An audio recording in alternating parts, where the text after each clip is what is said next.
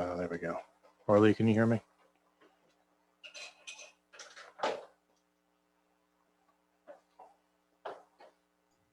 I can hear you. All right, thank you.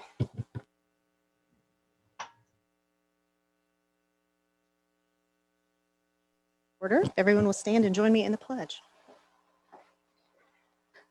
I pledge allegiance to the flag of the United States of America, to the republic for which it stands, one nation, under God, indivisible, with liberty and justice for all. Council has their agenda before them. Any changes or motion that we approve?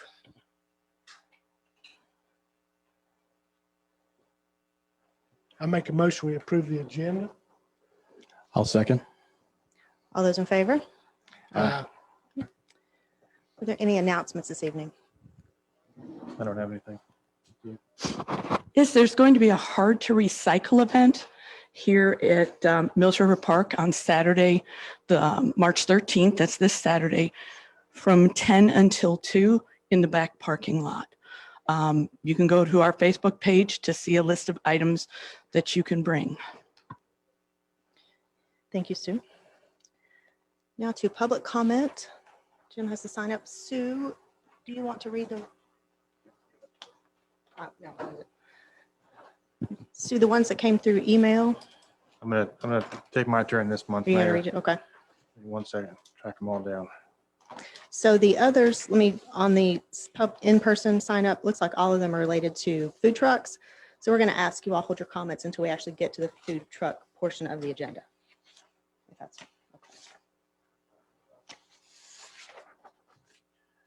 okay. Okay, our first emailed comment came in today. This is from William Vine, Henderson County. And he states, I do not understand why rotating food trucks and associated breweries and cideries might face new permitting with fees. Have there been problems with food trucks or breweries and cideries? Are not food trucks currently permitted by Henderson County? What other towns, townships in Henderson County have their own permits and fees associated with food trucks? I know of none that do. Seems no need since county permits and no other town, township in the county seems to think additional permits and fees are necessary. You can regulate without permits and fees. To add insult to injury, the amount of these fees is unknown, which makes the pending proposal more scary. I expect you realize that breweries, cideries, and food trucks have suffered greatly during the epidemic, and these fees will add to that. Those breweries and cideries with rotating food trucks will lose the benefit of food service if fees are high and not prorated for days the trucks are in Mills River. How many and which breweries and cideries will be affected? An economic truism is that if you want less of a service, tax it more. Want fewer jobs, tax it more. Why are these businesses being targeted by special permits and fees? Do you want to end rotating food trucks in Mills River? If sales tax and property tax, fee, and franchise tax revenue is not sufficient in Mills River, then raise taxes for all. Otherwise, don't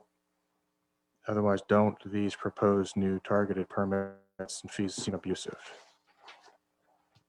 Next one from Quentin Nables on Saturday, March 6th. Subject line is suggestion, town council.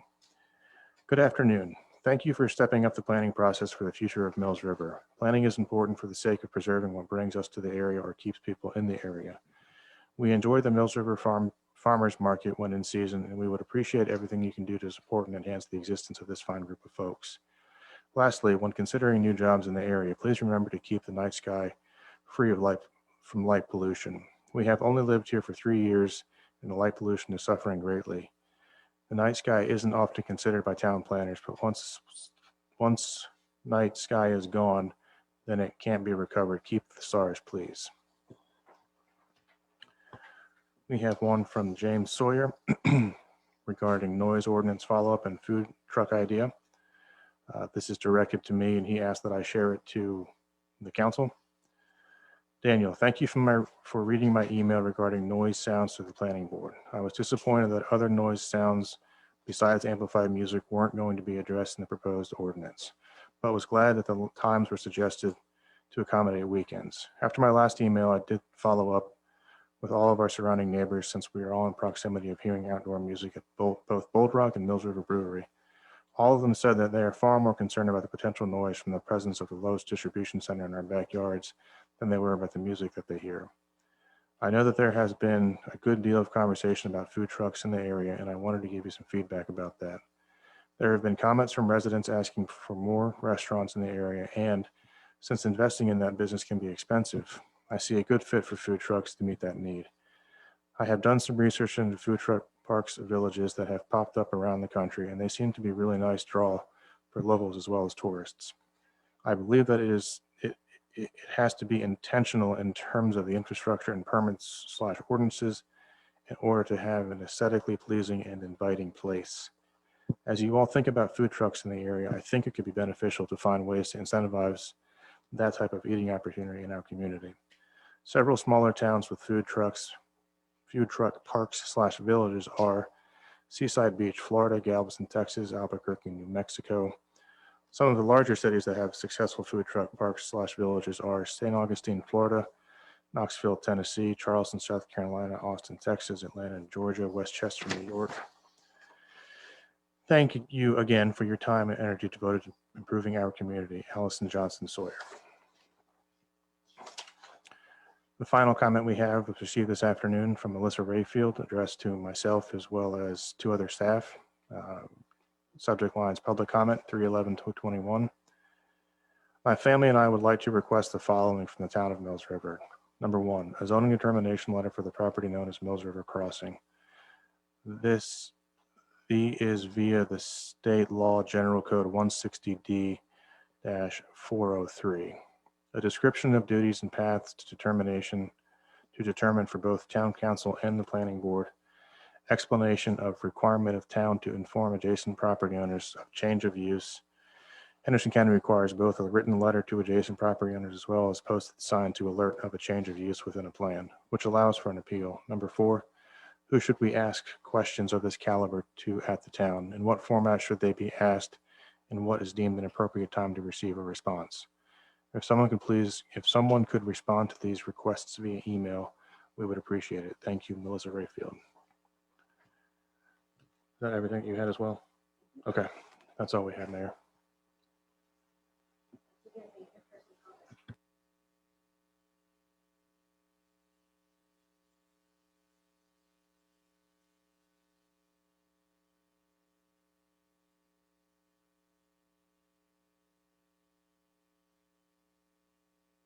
I'll make that motion. I'll second.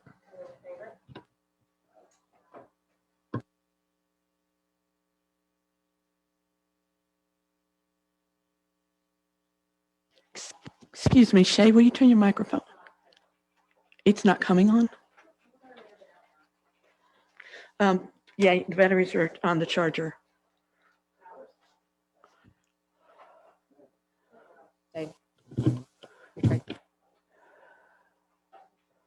Oh, you got the supervisor mode. It's working now.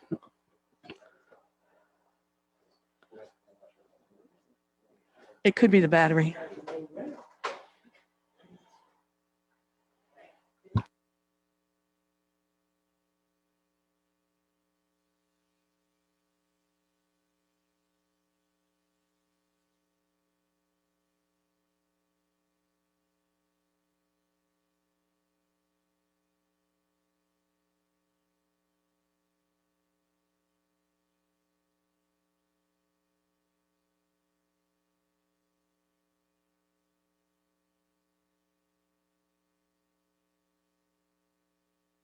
I don't know, you're doomed or something.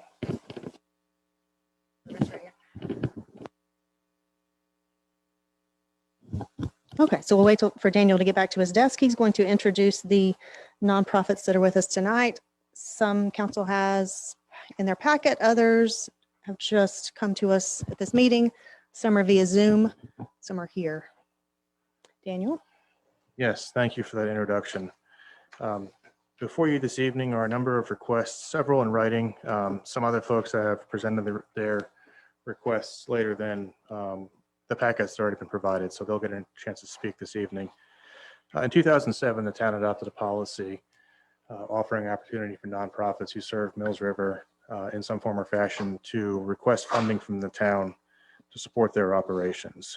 And so in order to apply, eligibility requirements include any of the following: uses a location within Mills River's corporate limits for its primary service place, has an office in Mills River, has a majority of Mills River residents in its service population, conducts a majority of its activities and programs in Mills River, or is a regional organization which focuses on a significant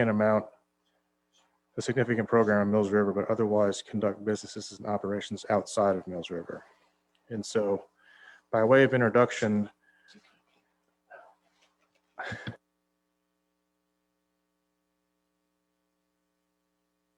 Difficulties. we are going to start off with the Henderson County Partnership for Economic Development. So give me 1 second to get Ms. Brittany Brady on the line.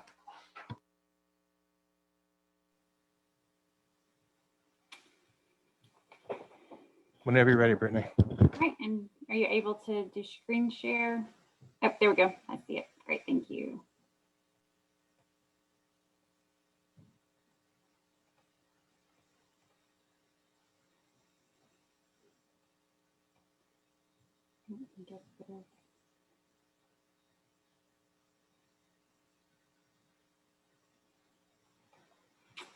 All right.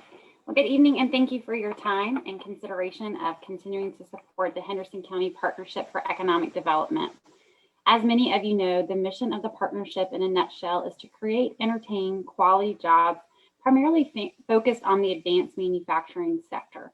And the reason we make that our focus is because of the strong wages and the strong investment that in turn comes back as tax dollars to the town that is associated with advanced manufacturing.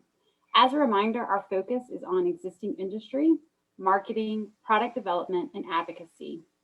When we look at these individual sectors, our existing industry is one of the most important parts of our organization, making sure that we actually retain the workforce that is in Mills River, as well as develop a workforce pipeline. So even though we are in a pandemic right now, and it seems as if our economy is unemployment is higher than it's been in a number of years, we actually have a number of employers who are hiring. And so our job is to make sure that we can continue to retain that workforce and get them the workers that they need for the future. So that is the quiet behind the scenes of what we always focus on. Marketing is what makes headlines. Marketing is where we recruit companies into the community, such as GF Linamar and Sierra Nevada, as well as your other corporate citizens there in Mills River. And we want to continue to do that. Product development is focused on sites and buildings. So I hear a lot, not only in Mills River, but throughout Henderson County, on the importance of keeping a vision and preserving Henderson County. And while we do believe in industrial growth, we believe in strategic industrial growth. So looking at your land comprehensive plan and focusing in on these industrial areas so we can continue the quality of place that we enjoy here in Henderson County. And then advocating. As mentioned, again, we are in a pandemic, and so advocating for industry and the resources that they need to overcome this hurdle and to be strong in the future, and any other legislative hurdles that there may be, we are here to advocate. We accomplish this mission with a staff of 4. So we have an existing industry person, a marketing person, an economic development coordinator, and myself. We're a 501c6 entity. We have a full board, 15 appointed directors, as well as ex officio, and Mills River has a seat on our board. So looking at where we are in regards to our program of work, obviously that is our scope of work. That has been our scope of work for over 25 years now. But where are we in 2021? We did a strategic plan in 2020 that we launched into, and working with the town of Mills River, as well as other public partners and partners throughout the community, we had a consultant come in and look at our community, look at our economic development program, and developed a SWOT analysis. Working off of the SWOT analysis, as well as some interviews, looking at some data, determined our target markets. So these are the markets that we go to recruit new industry, but these are also where our strengths are currently. And you can see some of those, healthcare, obviously companies like Ralmedic, food and beverage like Bold Rock and Sierra Nevada, machinery and materials. Obviously, there's quite a number of those folks. Professional and technical services. So even though manufacturers like UPM are making a product, they have those technical services. Outdoor recreational goods, and transportation components similar to GF Linamar. So all of these very much make up the town. And so that's our workforce. And we want to continue to grow with those companies. But as I mentioned to you in your visioning session, economic development changed overnight. So this looks really good on paper, but we've had to change the course of action. We've had to change how we do things with keeping in our mission. And so when we think about Mills River and we think about how did we get where we are today, you're seeing this very strategic location of both Ferncliff Industrial Park and Broad Point Park, where over half of the investment there in Henderson County is actually in the town of Mills River. And in the like, half of the jobs that have been created over the past decade are in the town of Mills River. And you're seeing that in your tax base. We want to keep this. We want to keep that strategic growth in the community. We want to make sure that you're continuing to see strong corporate citizens paying back into your community. We want to make sure that we're providing strong jobs for our citizens.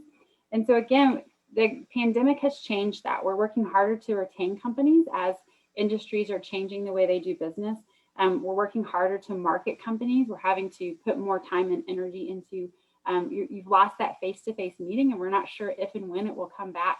And so that virtual marketing is having to be improved. And so our target market analysis, again, to keep the vision that you see here, to keep that growth that you've got in Mills River, looks a little different, and it's taking a little bit more weight and more resources to accomplish the mission, to make sure we continue to focus on this value of industrial development. I've shared this before, but I do want to continue to talk about the importance of economic development in regards to advanced manufacturing. When we look at two sectors of your economy, both in plastics and automotive manufacturing, they have about a 1.5 multiplier effect. So when GF Linamar, for instance, came to town, they weren't just hiring their people. Those folks are helping the contractors in the area. They're helping other restaurants in the area and the gas stations in the area and the grocery stores. And so you're seeing that multiplier effect in your community.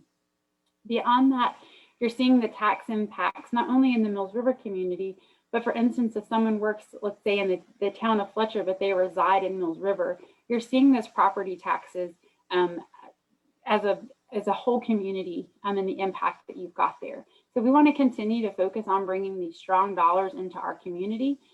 Just as an example, as I mentioned, manufacturing is a 1.5 multiplier effect. When you look at similar trades such as logistics or distribution, that's a 0.4 multiplier effect.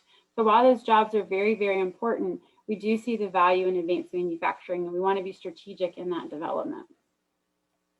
And finally, we've introduced the Economic Investment Fund in 2016. This is ultimately a pocketbook for our products, what we call sites and buildings in our community. And the importance is making sure that we can secure and mature industrial sites. I know it's a vision of Mills River as well as Henderson County to make sure that development is strategic, that we are focusing, looking at your land comprehensive plan and focusing on those industrial areas. But we have to have a strong plan in place, and we have to have strong resources in place to make sure that development happens where you want it to happen and how you want it to happen. And if you don't control the land, then you don't have that opportunity to do so. And so the Economic Investment Fund is an opportunity for us to partner with our public partners and to make that more strategic when we look at industrial development in our community, and to preserve the community and preserve the quality of place while creating jobs in those industrial sectors. So that is where the Economic Investment Fund comes into place. You should have our letter of request.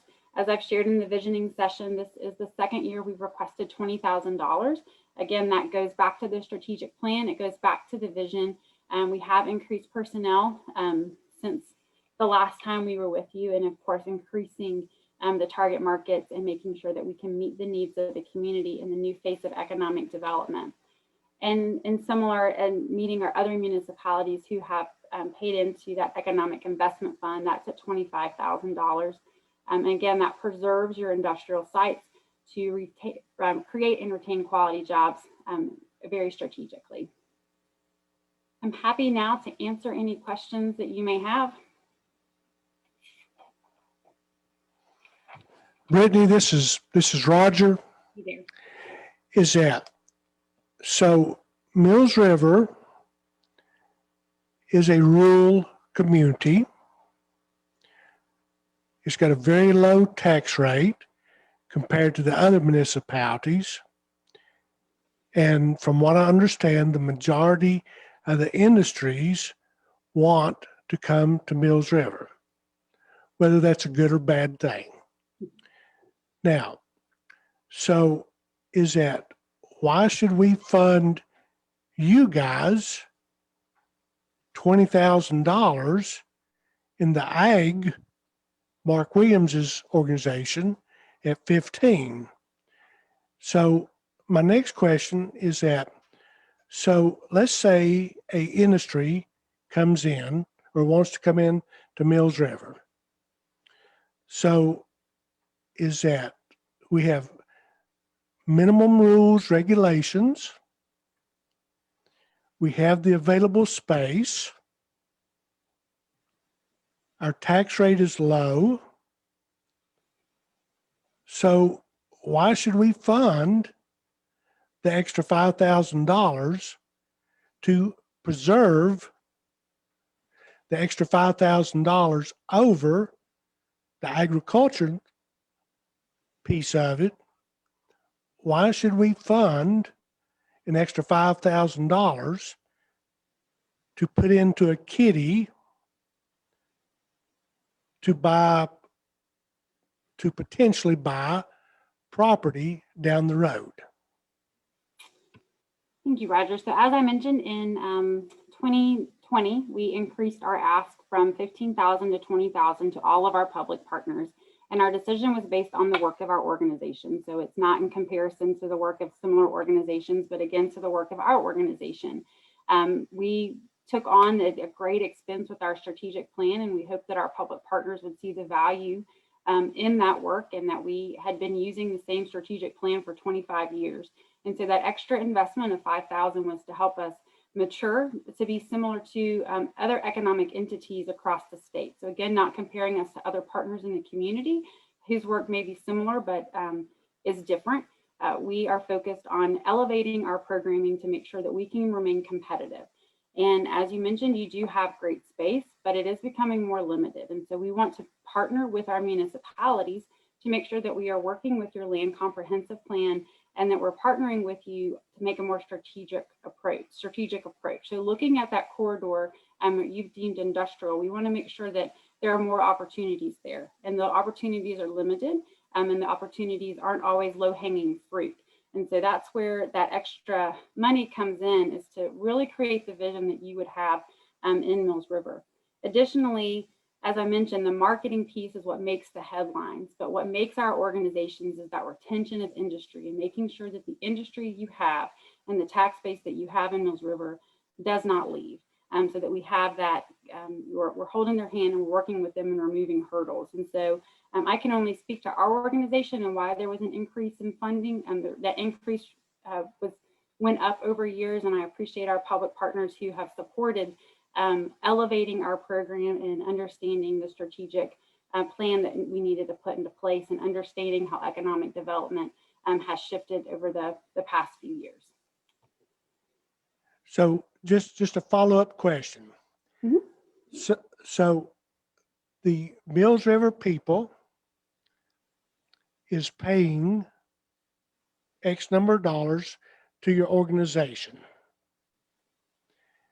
Then, whenever you identify a company, theoretically, we need to pay incentives to this company. And so, because of our low tax rate, is that this particular company, is that the Mills River citizens are paying for Company A 3 different ways. That's actually Lower tax rate, incentives, plus a membership to your organization. Is that fair? That is not incorrect. I want to make a clarification in a public comment here, or in public, that incentives are not paid by the public. Incentives are essentially a rebate of the tax dollars. So when a company ABC locates in Henderson County and they locate in the town of Mills River, they pay, let's call it $1 in taxes. And that dollar in taxes, if they meet their obligations for their job creation, for their investment, and for the wages, they pay their taxes, they prove that they met those thresholds, then they can get a percent of their taxes back over a period of 5 to 7 years, essentially to help with those startup costs. And it will, over time, you actually see that return on investment is much, much greater. And most of these companies invest much more. So I do want to make it known to the public that it is not their dollars, it is not the taxpayers' dollars that are going into incentives. Incentives are a rebate. Once a tax is paid, we do not abate taxes in the state of North Carolina, but once those tax dollars are paid, they get back. And as my understanding, AgHC is doing a similar work. So let's apples to apples, but incentives are not coming from the tax dollars. Our organization, again, is a public-private organization, and so the work of the tax dollars that come into the community, as I showed you, from the investment from economic development, continues that vitality. It continues to allow us to market in our community. It allows us to make sure that we're retaining those jobs in our community. So that again is hopefully you all see it the way our organization sees it, is it's coming from those tax dollars that we're bringing in from that industrial fund, that over, nearly $1 million that is coming in from your corporate citizens, and not necessarily from your private citizens. And I hope that is a fair clarification.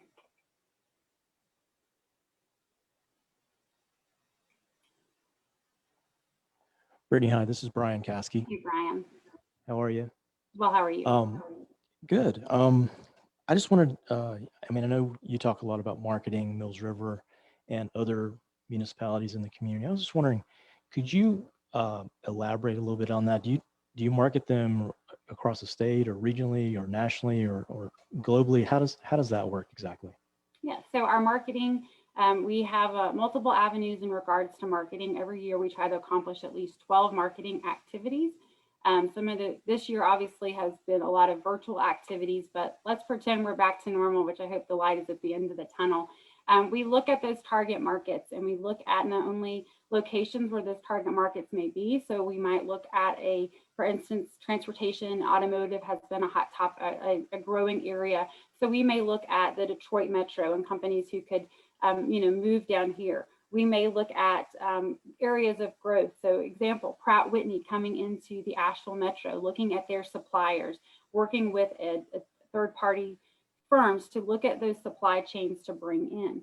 We work with site location consultants across the globe. We've not only here in the States, but internationally, that have leads that meet those target markets. And so it's really a variety. We do very little in regards to that trade publication. We do attend some trade shows to time. So it's a mix. And we do, again, we market the community. We share the sites that are available not only in Henderson County, but in Mills River. And often when we are working with clients, they do start getting down to, okay, we like this site in Mills River. What's the difference of locating maybe in Mills River to Fletcher? And so that again goes back to, making sure that you have those available sites for those clients when they do come to town. Did that answer your question, Brian? It does. Thank you. Thank you. Anyone else have questions? All right, thank you, Brittany. Thank you for your time. I appreciate it. Next on our list, thank you, Brittany. Next on our list is Agribusiness HC, as we all know as Ag HC. And is Mark out in the hallway? Has anyone seen Mark Williams out there? Is Mark Williams in the hallway anywhere? Okay. I don't think he's, Mark, if you're online, just raise your hand.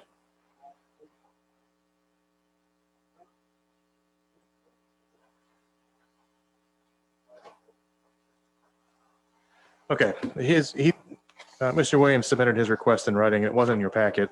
He was not able to join us tonight. I can go through this if you'd like. Basically, it's the same level of funding from last year, $15,000. And they've gone over some highlights from the last year. So unless there's a question, I'm going to leave it at that for now. Okay. All right. Now we're gonna move into some other folks. We have next on the list. Find my list. There it is. We have Smart Start Partnership for Children. We've got a couple of folks on Zoom, I believe, and we've got Kelly Hart, who is the program director with the organization here to give you some background and present this year's request. As you know, the town funded them last year to the tune of $3,000. So Kelly, with that, I'm going to turn it over to you. And if you would please step up to that podium and make sure you speak into that mic so the folks online can hear you.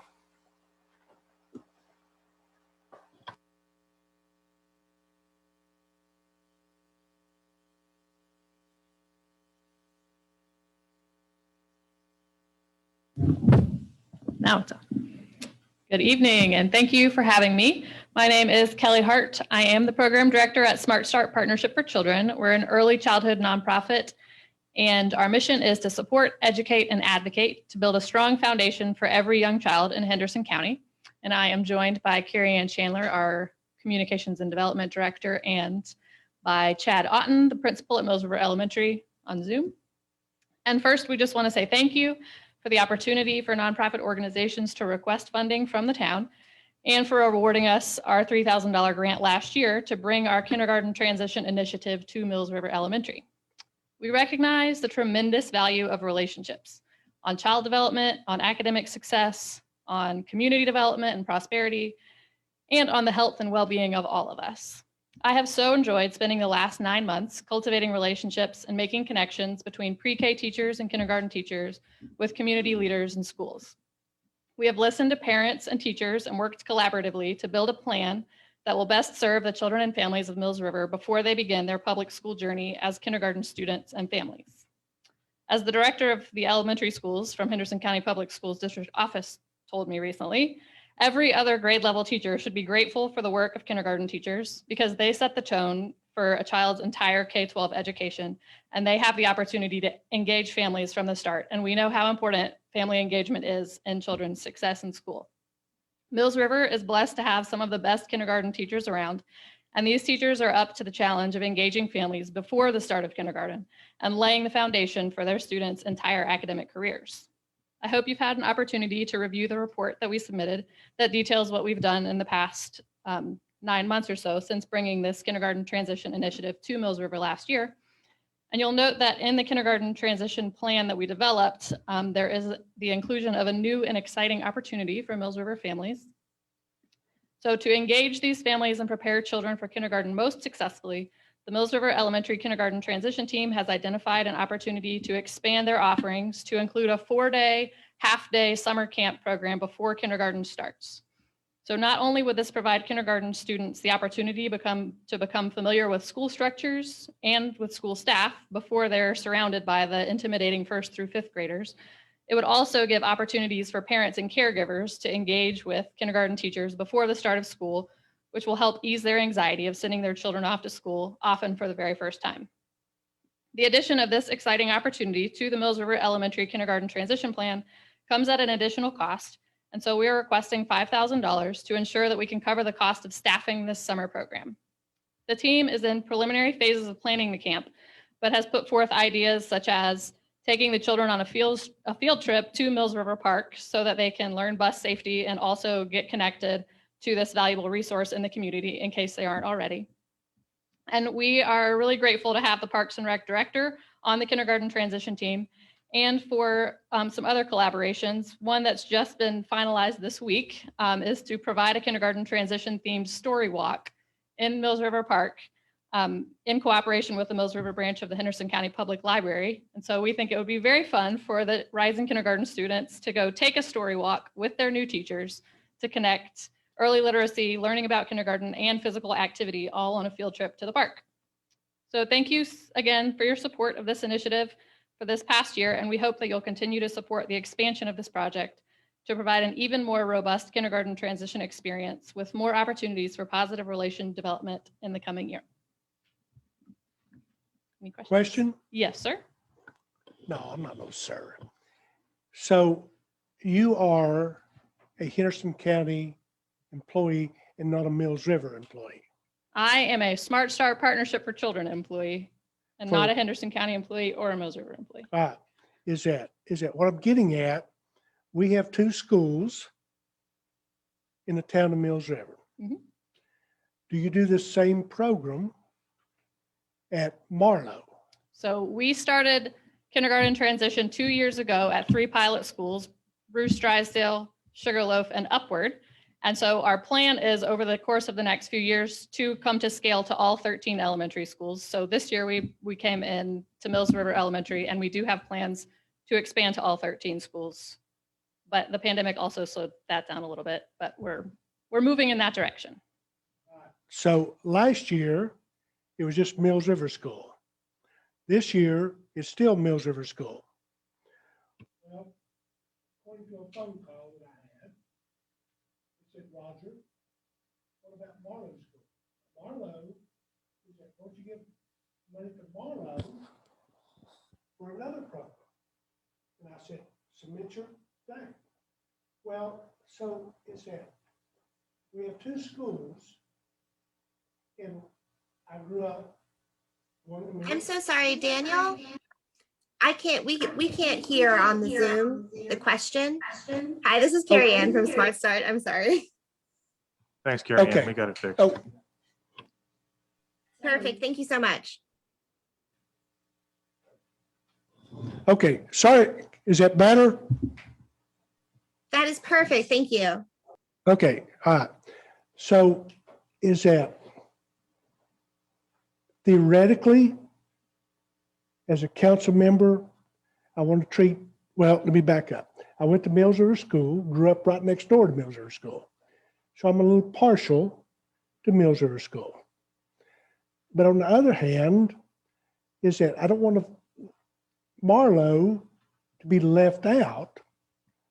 So so what I told this lady is that come up with a plan, submit it, and let us look at it. I haven't seen anything. I have not seen anything either. Okay, so I guess what I'm asking is that the town needs to treat both schools the same. So is that if we give you X number of dollars, then we need to give Marlowe X number of dollars for maybe not the same exact program. And I understand is that it's a work in progress. So you see what I'm saying? Absolutely. No, I totally understand. And we would love to have money for both for programs at both schools. Yeah, But, absolutely. Hey, I'm sure that you would. Yeah. So in our strategic expansion, ultimately we will also go to Marlowe down the road. And this Mills River Elementary plan, we received $3,000 last year to kind of help develop this plan. And then what came out of the plan was the request for this summer program. So we have no idea what Marlowe's plan would look like. But we are looking forward to expanding to all 13 elementary schools. Thank you. And I don't know if Carrie Ann had something to add. Just, I would say absolutely and echo your thoughts. And, we are a very collaborative organization and we would be happy to partner, like Kelly said, with all the elementary schools. It's not often we see Roger Snyder paint himself into a corner like that, because I think you just doubled their ask. Hey, a good I- politician never gets backed into a corner. I just wanted to point out, my wife and I, we're in the business of education. We own a tutoring center. And so there's a huge soft spot in my heart for pre-K and early literacy services. And I just want to point out to council that children who have been exposed to pre-kindergarten and early literacy services, they outperform their peers by 3rd grade and every grade going forward. So it is hugely influential to these children. They tend to graduate high school at a higher rate. They tend to go to college and graduate at a higher rate, and tend to live meaningful, productive, and better lives. And also, if you want to go back to things like just keeping children on the right track and keeping them out of jail, pre-K and early literacy is absolutely the way to go. So I want to thank you for what you're doing. And I know that this is helping our kids in this community. And so thank you very much. Thank you very much. I'm going to go one step further. All right. Is that I agree that starting kids out whenever they're little. Now, my wife taught at the community college level for 40 years. So she saw the difference. Is that the right word? And so the homeschooling, the early college, is that she's all for that. Well, so her being a teacher, she saw helping, I'm gonna call them kids, out at a younger level. So I'm for this. I just want to make sure that it's fair to the other school. So I'm 100% for you guys. Thank you. Do you have a time frame for when you're going to expand to Glen Marlow? Is that We do not know exactly when we're going to expand to any of our schools. The plan is to kind of the tentative plan is to take the 4 that we have and then expand to 8, kind of a train the trainer model that they will go out to the next 2 and then the following year to the final ones. We need to talk to Glen Marlow and see what they're currently doing and what they want. And I don't see why we couldn't put them in the first phase of that. I know the kids from Yeah. my district go to Glen Marlow, so I'm sure that our parents would love to see that available to them there. Absolutely. So, thank you. You're welcome. Thanks, Kelly. I don't know if Chad has anything to add. Do you have anything to add, Chad? I'd just say thank you. It's obviously, like you guys have stated, the importance of getting these kids started early is huge. And to speak for Marlow, I think they would probably love to add something on too. It's just, starting slow and expanding. But thank you so much, because the partnership that the town of the community of Mills River gives to us is huge for us and Marlow, I will say. And we're blessed to come to work in this community, and just thank you guys for your partnership with us. Thank you. Thank you, Kelly and Mr. Rodden and Carrie Ann. Next on our list, I passed out the written request for this before the meeting this evening. It too came in after the packets went out, but we have a request from the Housing Assistance Corporation. We have Ashlyn McCoy, who is the Community and Government Relations Officer, and David Stoneman, who is the Director of Housing Rehabilitation and Home Repair with the corporation, and they are both on the Zoom call. So Ashlyn, whenever you're ready to go, the floor is yours. Thank you, Daniel. Good evening. Thank you all for considering our request. Again, I'm Ashlyn McCoy, the Community Government Relations Officer for the Housing Assistance Corporation. We are a private nonprofit organization here in Henderson County. We are committed to providing safe and affordable housing to persons of low and moderate income, not only in Henderson County, but the surrounding areas as well.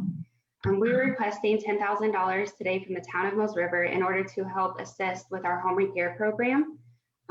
This repair program has been in existence for over 33 years. We're very successful, and we've helped thousands of people, including clients in Mills River. So this request is specifically geared toward your program, or excuse me, your area for projects in this program. So this would be helping at least 7 households. We already have these people working with our home repair coordinator and David. So they are already on our list. Some of them have started to go through the process of getting their repairs done. Our repairs address only health and safety issues. So these look like roof repairs, floors, mold, ramps, anything like that. And David can answer more specific questions about what he's seeing in Mills River area. But we are the only home repair provider that is using the Home Preservation Grant Urgent Repair Funds in essential single family rehab in the Henderson County area. So we really feel like this request will help, your residents achieve a healthier and safer home and community as a whole. And that's kind of a quick gist, and I'm happy to answer any question, and David can too.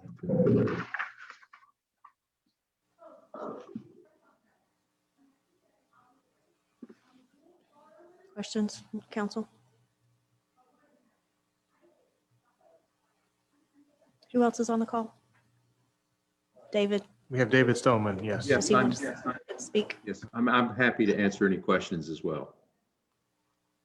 Have any?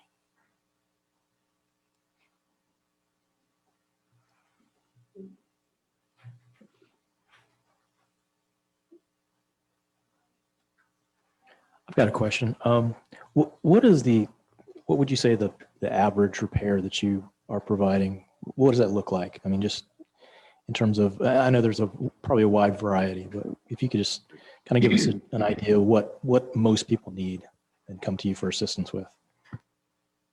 Okay, yes, and thank you for this opportunity. I appreciate it very much. We see mostly security and fall prevention needs. And security, I don't just mean locks on the doors, although that's a big part of what we do, but it's fall prevention as well, which are rotten floors, uneven floors. We do a great deal of work in stick-built and mobile homes. We also find, especially recently, we've done quite a few roof repairs because we find structural degradation in a situation where there's been chronic leaking, obviously. And if we can fix that first, then we can deal with the rest of the structure. So primarily, I would say it's fall prevention, uneven floors, rotten floors, leaking roofs. We do some smaller projects such as ramp construction or grab bars. Sometimes all somebody needs is a grab bar. And then we also do larger, we kind of move out of what we call home repair into rehabilitation, where there are multiple components of the home that need work. And we do that as well. So I take it that most of your clients tend to be elderly, perhaps low income. That is correct. And definitely with the low income, and yes, with the elderly, and we also focus on homes where perhaps they're young children as well. And with the elderly, we're not only trying to make their home safe and secure, but as a part of that, and a lot of times that's all it takes, but as part of that, our efforts are to keep them in their homes as long as they can stay in their homes. Because what's next, be it independent living, assisted living, skilled living, is so much more expensive that many of them can't even imagine that that's what's next. So sometimes we do go in and do work in a property that in the free market, in the real world, you might not invest money in that, but it does keep that individual in their home for either an extended period of time or hopefully the rest of their lives. I'll get a little. Those are admirable goals. I'll just just want get to a say little those are more specific for you really quick. Last year, we served 78% of our clients were elderly and disabled, and they were 100% below 50% of the area median income and below. So that's looking about $25,000 and below where their incomes for the year. That's terrific. Thank you very much. I have a question. How do you get referrals for clients? Is that something like our deputy, like Jim's doing a check and he could refer a concern, or yes, how does that work? We will take referrals from anyone. We specifically work with the Department of Social Services frequently. We work with our municipalities as far as like code enforcement and zoning issues. We do get referrals from there, hospitals, our local nonprofit partners. So if you guys see a need, please send them our way. Absolutely. Yeah, we Council on Aging, Safe Light, the list goes on and on. The health department will occasionally contact us when they have somebody with a septic problem. We have a couple specific grants we can deal with that with for people that it's a public health nuisance. They just don't have the money. So it really is a referral and a partnership, and we refer to each other. Thank you.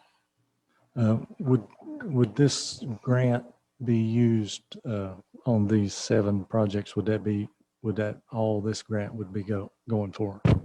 Yes, Yes. so specifically, it would be for staff assistance. So that would look like application intakes, inspections, the work write-ups, and the reporting for the other grant sources that pay for the materials for the repairs. In the Mills River area, that's correct. And Specifically in the Mills River area, yes. we have at least seven clients in Mills River right now. And I mean, that will be different tomorrow or the next day. We have constant intake. Questions? No? All right. Thank you for being with us tonight. Thank you. Thank you for your time. Appreciate it very much. Thank you, Ashley and David. Next on our list, I believe she's going to be online, is the Children and Family Resource Center, Paula Roberts, who is the Director of Development. Paula, are you available?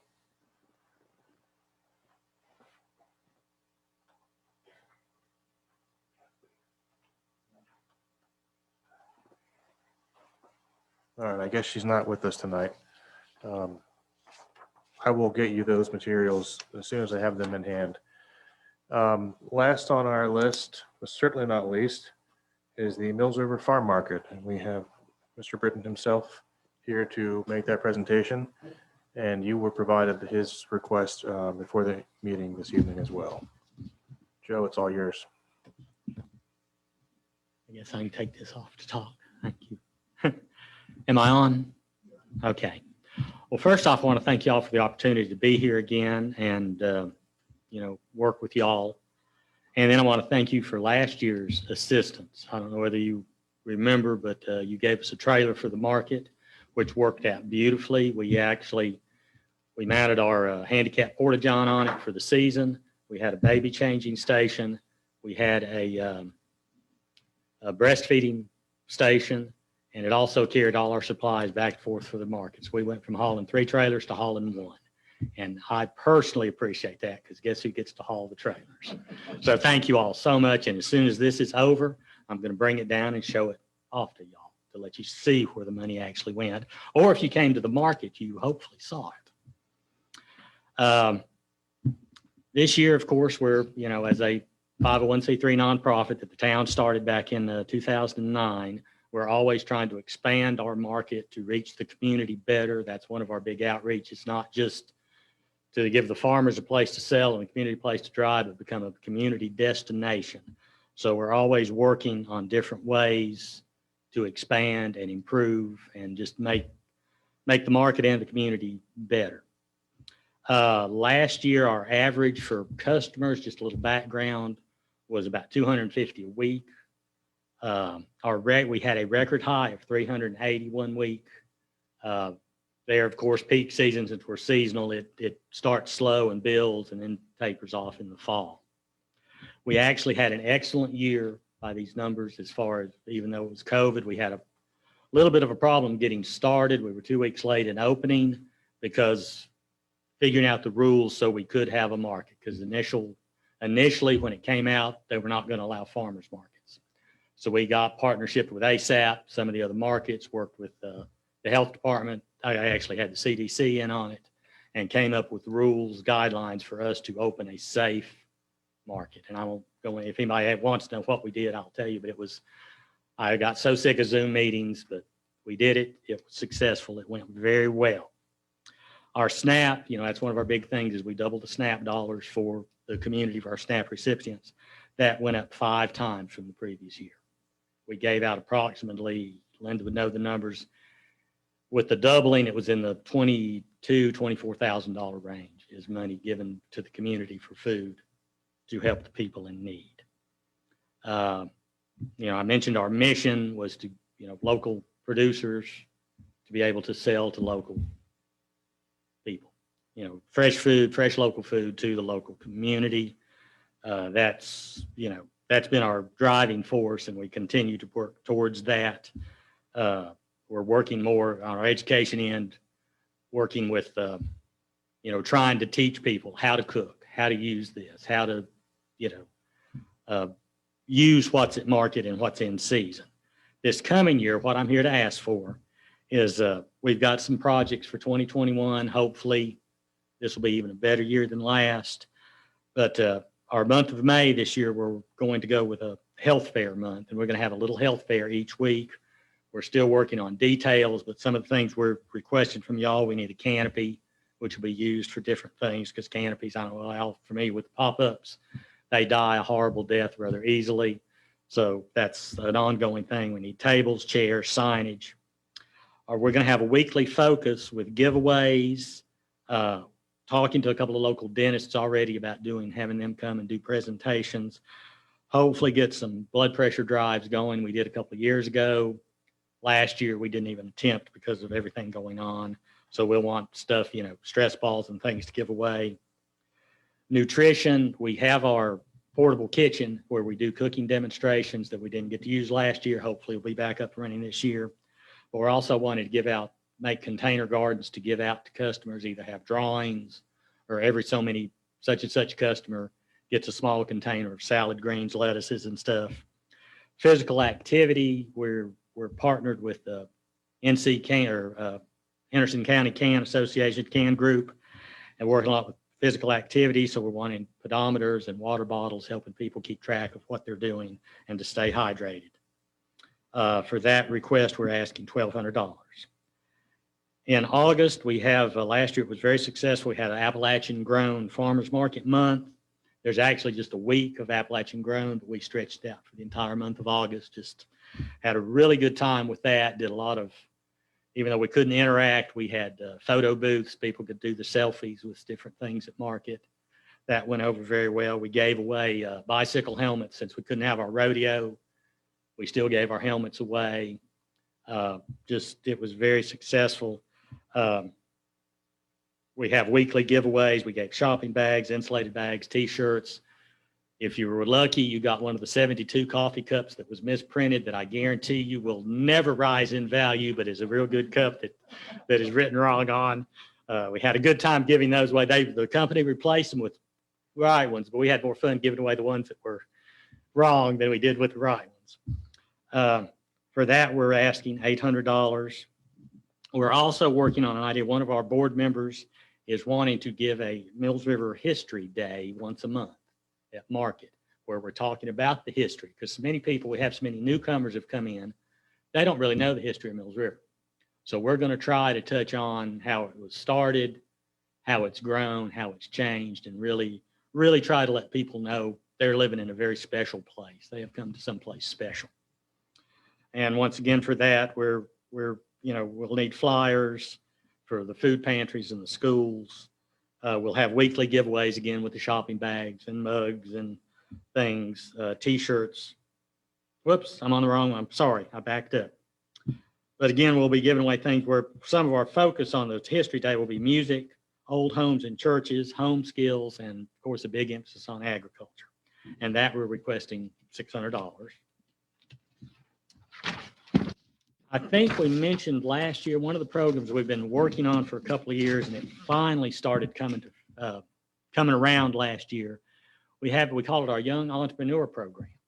And that's where the market gives a young person that wants either to farm or do a value-added product or even crafts.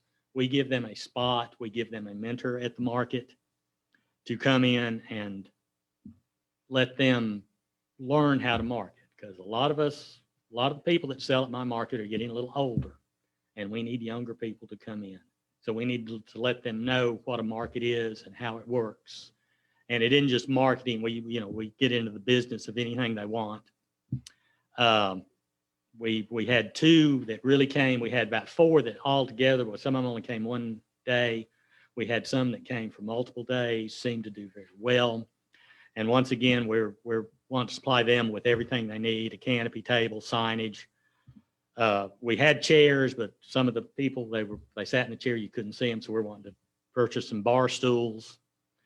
pricing material so they know to price. You know, they can price their things. That's one of the requirements at the market. Your prices must be posted. And so that's one of the requests. And we're asking 500 for that. And the total request was for this year project is 3,100. A little blurb I want to add in, just plant a little seed in your minds about future market needs. You know, last year we had to leave the elementary school to go to GB Energy, which we were so thankful for GB letting us use their facility. After being there for the season, like I said, it was a very successful season. After being there for another season, I remember why we wanted to go to the school, the noise from the road. We were actually filled to capacity on more than one occasion, quite a few days in a row. We had people running all the way down the side of the building to the parking lot to keep, because that was one of the things we had to do to have the market with spacing. And even if we hadn't had to have the spacing, we would have still been full to capacity. And then it's, you know, I don't know how many of y'all have spent time on the side of 280, but it is very noisy. Between the masks and the traffic, we were literally screaming at the customers a lot of times. So we're thankful we're going to be back at the school at this point. But one of the things we wanted to talk to the town about is a permanent location. We know about the property over on Banner Farm. We think that front section would make a very good location for the market. That way we wouldn't have to worry about the next pandemic, the schools being shut down and us having to scramble to find a place. I think it would add to the community having a place where the market is, you know, a consistent place that we could continue to grow and serve the community. And one of the things, and I know I've bent Daniel's ear way too many times, and I think Sue's been ready to run away from me screaming, is, as y'all know, the market is strictly volunteers. We have a couple of interns, we pay a stipend, and but everybody else, me as executive director, it's all volunteer work. Well, the market has grown to a point we really need in the next short time to hire a manager. And as y'all know, the market, we're the most reasonable market that's organized market in probably Western North Carolina for our fees. We don't want to raise the fees on our vendors. You know, that's as being a farmer and struggling, your margins aren't a lot, you don't make a lot, you work real hard for what little you make. And I know I've said this before, but the purpose of a farmer's market is for the grower producer to have a place to sell and the community to have a place to buy. We don't need a third person out here taking a big chunk of the money, but a paid manager is, you reach a point where it starts to be a necessity. And that's something we have talked to Daniel again about maybe a part-time, partnering with the town with a part-time position to help us with that in the near future. I think that's it. Any questions? Mr. Britton, I'd just like to thank you. I mean, it would have been very easy last summer for you guys to fold up your tent and say, we'll see you next year. But speaking personally, I was able to bring my mother, who lives here locally. She's 81 years old. Yeah. And my mother-in-law. Both visited the market several times, and they really appreciated the fact that you guys took safety into account, and they felt very safe and comfortable shopping out there. And I think you guys did it exactly right. And I know that, you know, them even being from out of town, they loved getting the local produce. And my mother-in-law's from out of town, but my mother lives here. But you guys did it right, and I just want to congratulate you. And that trailer was beautiful. Thank you. Yeah, you got very nice. We had a lot of good comments on that. A lot of people were very, especially the Porta-John, they were very thankful for that. Daniel, did you say we're going to take action on this one tonight? We can. You may take action if you'd like. The intention was to present this information for your consideration and thought. And We know their market starts before our budget is fully adopted, so they're more time sensitive. Yeah. Anybody else have any thoughts on that? Make a motion. I'll make a motion. We approve the request of the Mills River Farmers Market for funding for 2021. I'll second. All those in favor of? Nope. Can we confer with the finance director to see? Well, you did say this fiscal year. We'll find it. Okay. All right, all those in favor of awarding the Mills River Farmers Market request, say aye. Aye. No opposed. All right, thanks, Joe. Thank you all so much. And come see us. Market opens May 1st. For your information, council, the rest of these requests will be presented to Those you are at on your budget, budget yeah. workshop in April. I have a request. I just found out about the soccer camp yesterday. Okay. So I'm not on the list. Do you have time for one more? We're good, Daniel? It's up to you. Yeah, go ahead. Okay, thank you. If you'll introduce yourself. So Sue has that. I'm Ruth Williams, and I represent the Mills River Life Enrichment Center, also known as MRLAC for short. We focus on senior adults who are aging at home in the community. We offer we're our own 501c3. This 2021 starts our 13th year. We meet in the fellowship hall of the Mills River Methodist Church every Thursday, with the exception of this past year. We were forced to shut down. Actually, Daniel gave one of our last programs, and he was so good, he closed the place down for a year. So thanks, Daniel. Sorry. Yeah, no, he can come back. But what we're doing now is we're doing a drive-through lunch. The senior adults drive through, they pick up a prepared lunch that we've done for them.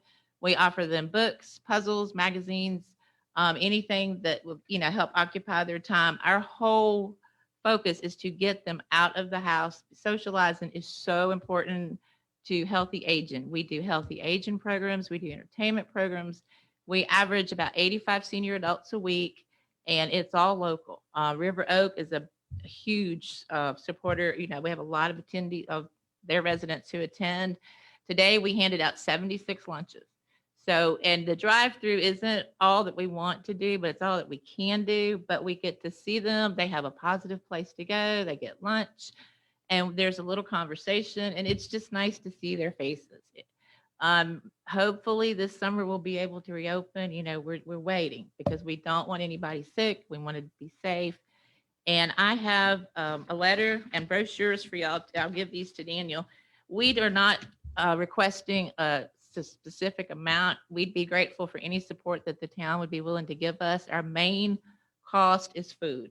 There's one paid employee, that's myself, and I have a staff of 27 volunteers who are amazing. A little over half of those volunteers have been with me for 13 years. And that says a lot about them. They're so dedicated. It's a great program, and it has been very successful. And we just would hope that y'all would embrace helping us continue to do it. And I'll be happy to answer any questions. Can I make a motion? Is that I've known Ruth for how long? Since Ashley was in kindergarten. Okay. That was when I was at the other end of the spectrum in my career. So is that, I'm not a Methodist, but that's okay. I'm not either, Roger. Okay. So is that, I think that this is a good organization. I'm glad that you taking it over years ago. So is that, I'd like to make a motion pending on your application for $500 from the town to go, and I don't know what the name is, but Ruth's Cause. MRLAC is what we call it for Okay. short. So I'd like to make that motion Is that for this fiscal year? out of this year's budget. I'll second that.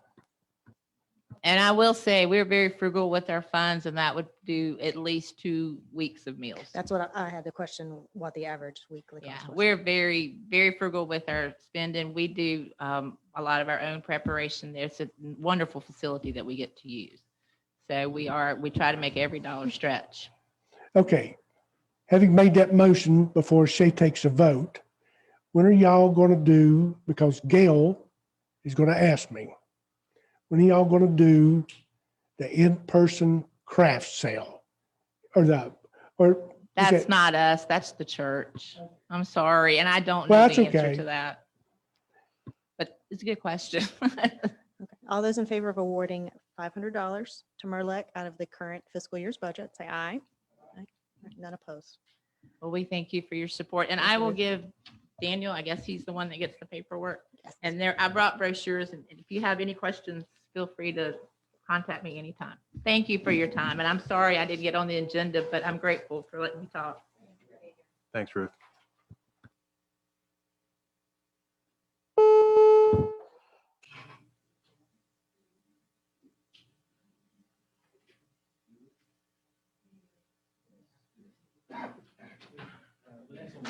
Okay, we need a brief intermission.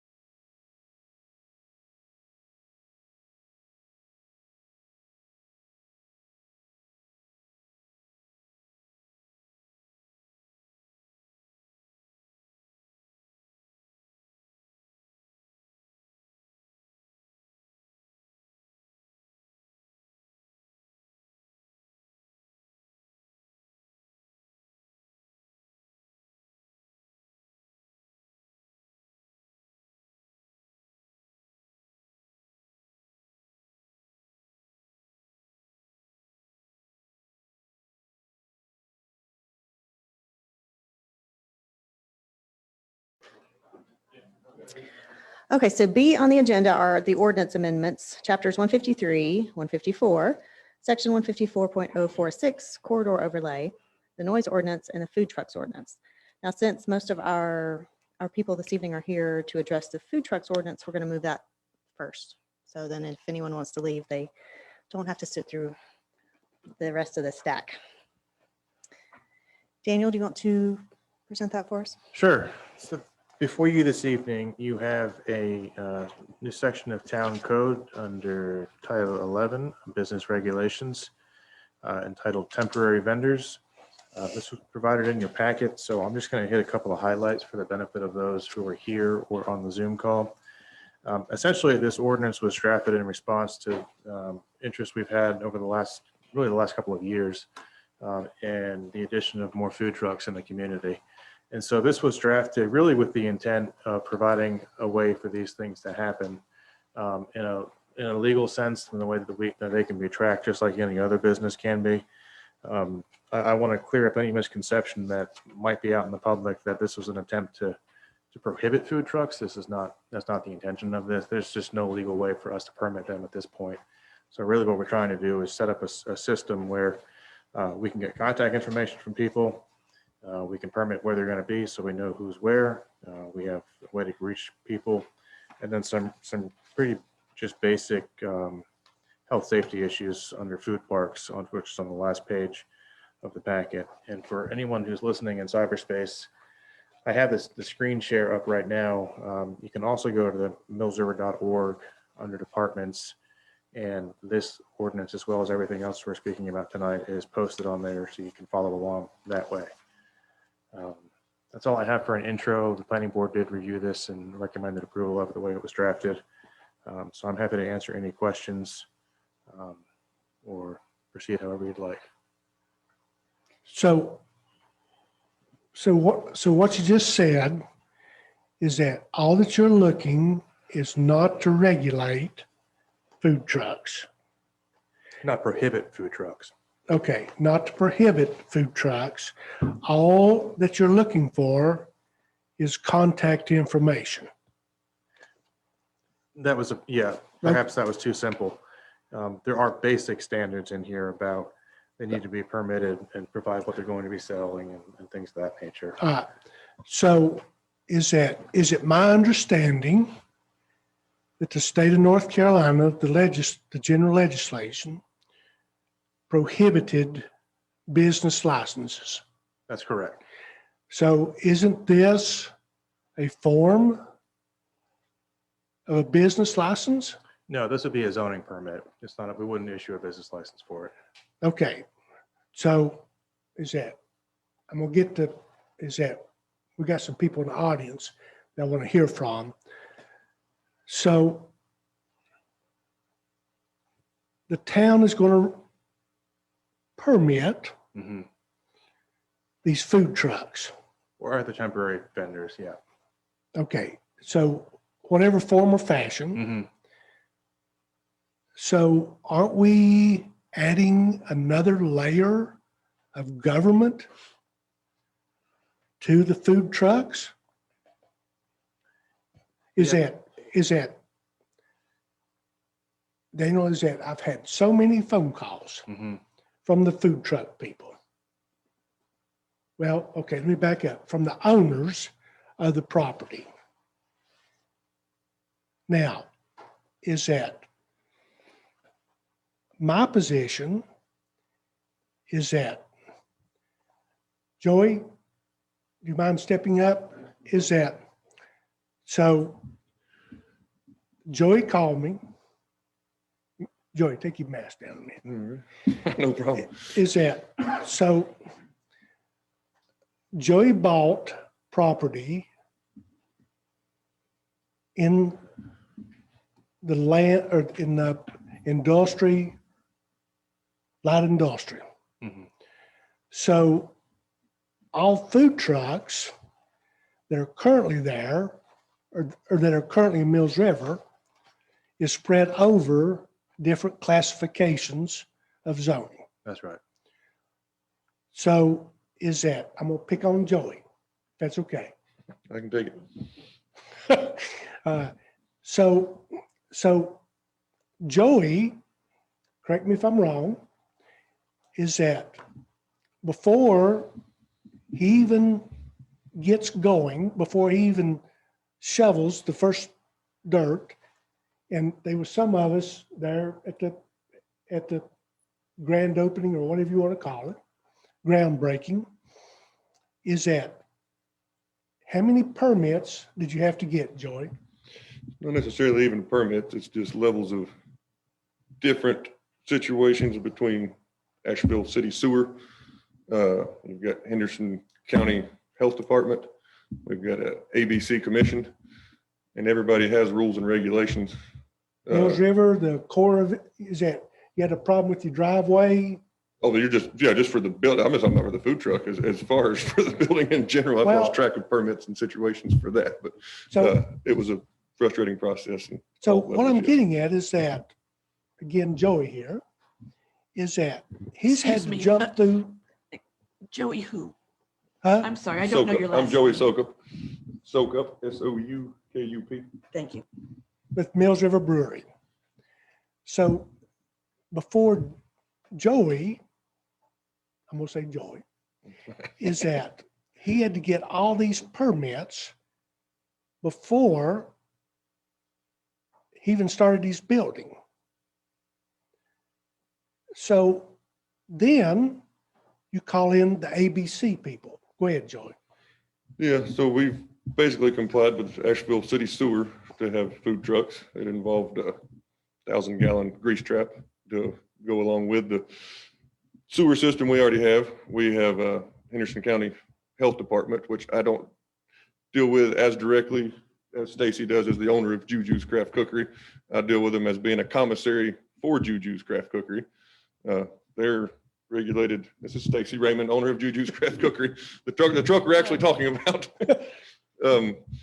So we are regulated that way already, and we walk a fine line right now between the regulations and meeting what we need to do for Henderson County Health Department and what we need to do for the North Carolina ABC Commission to meet both of their demands and regulations. My fear with what the content of is in the food truck ordinance you guys have now is there'll be another layer of something to comply with that'll give us issues. For instance, the 10 o'clock shut off.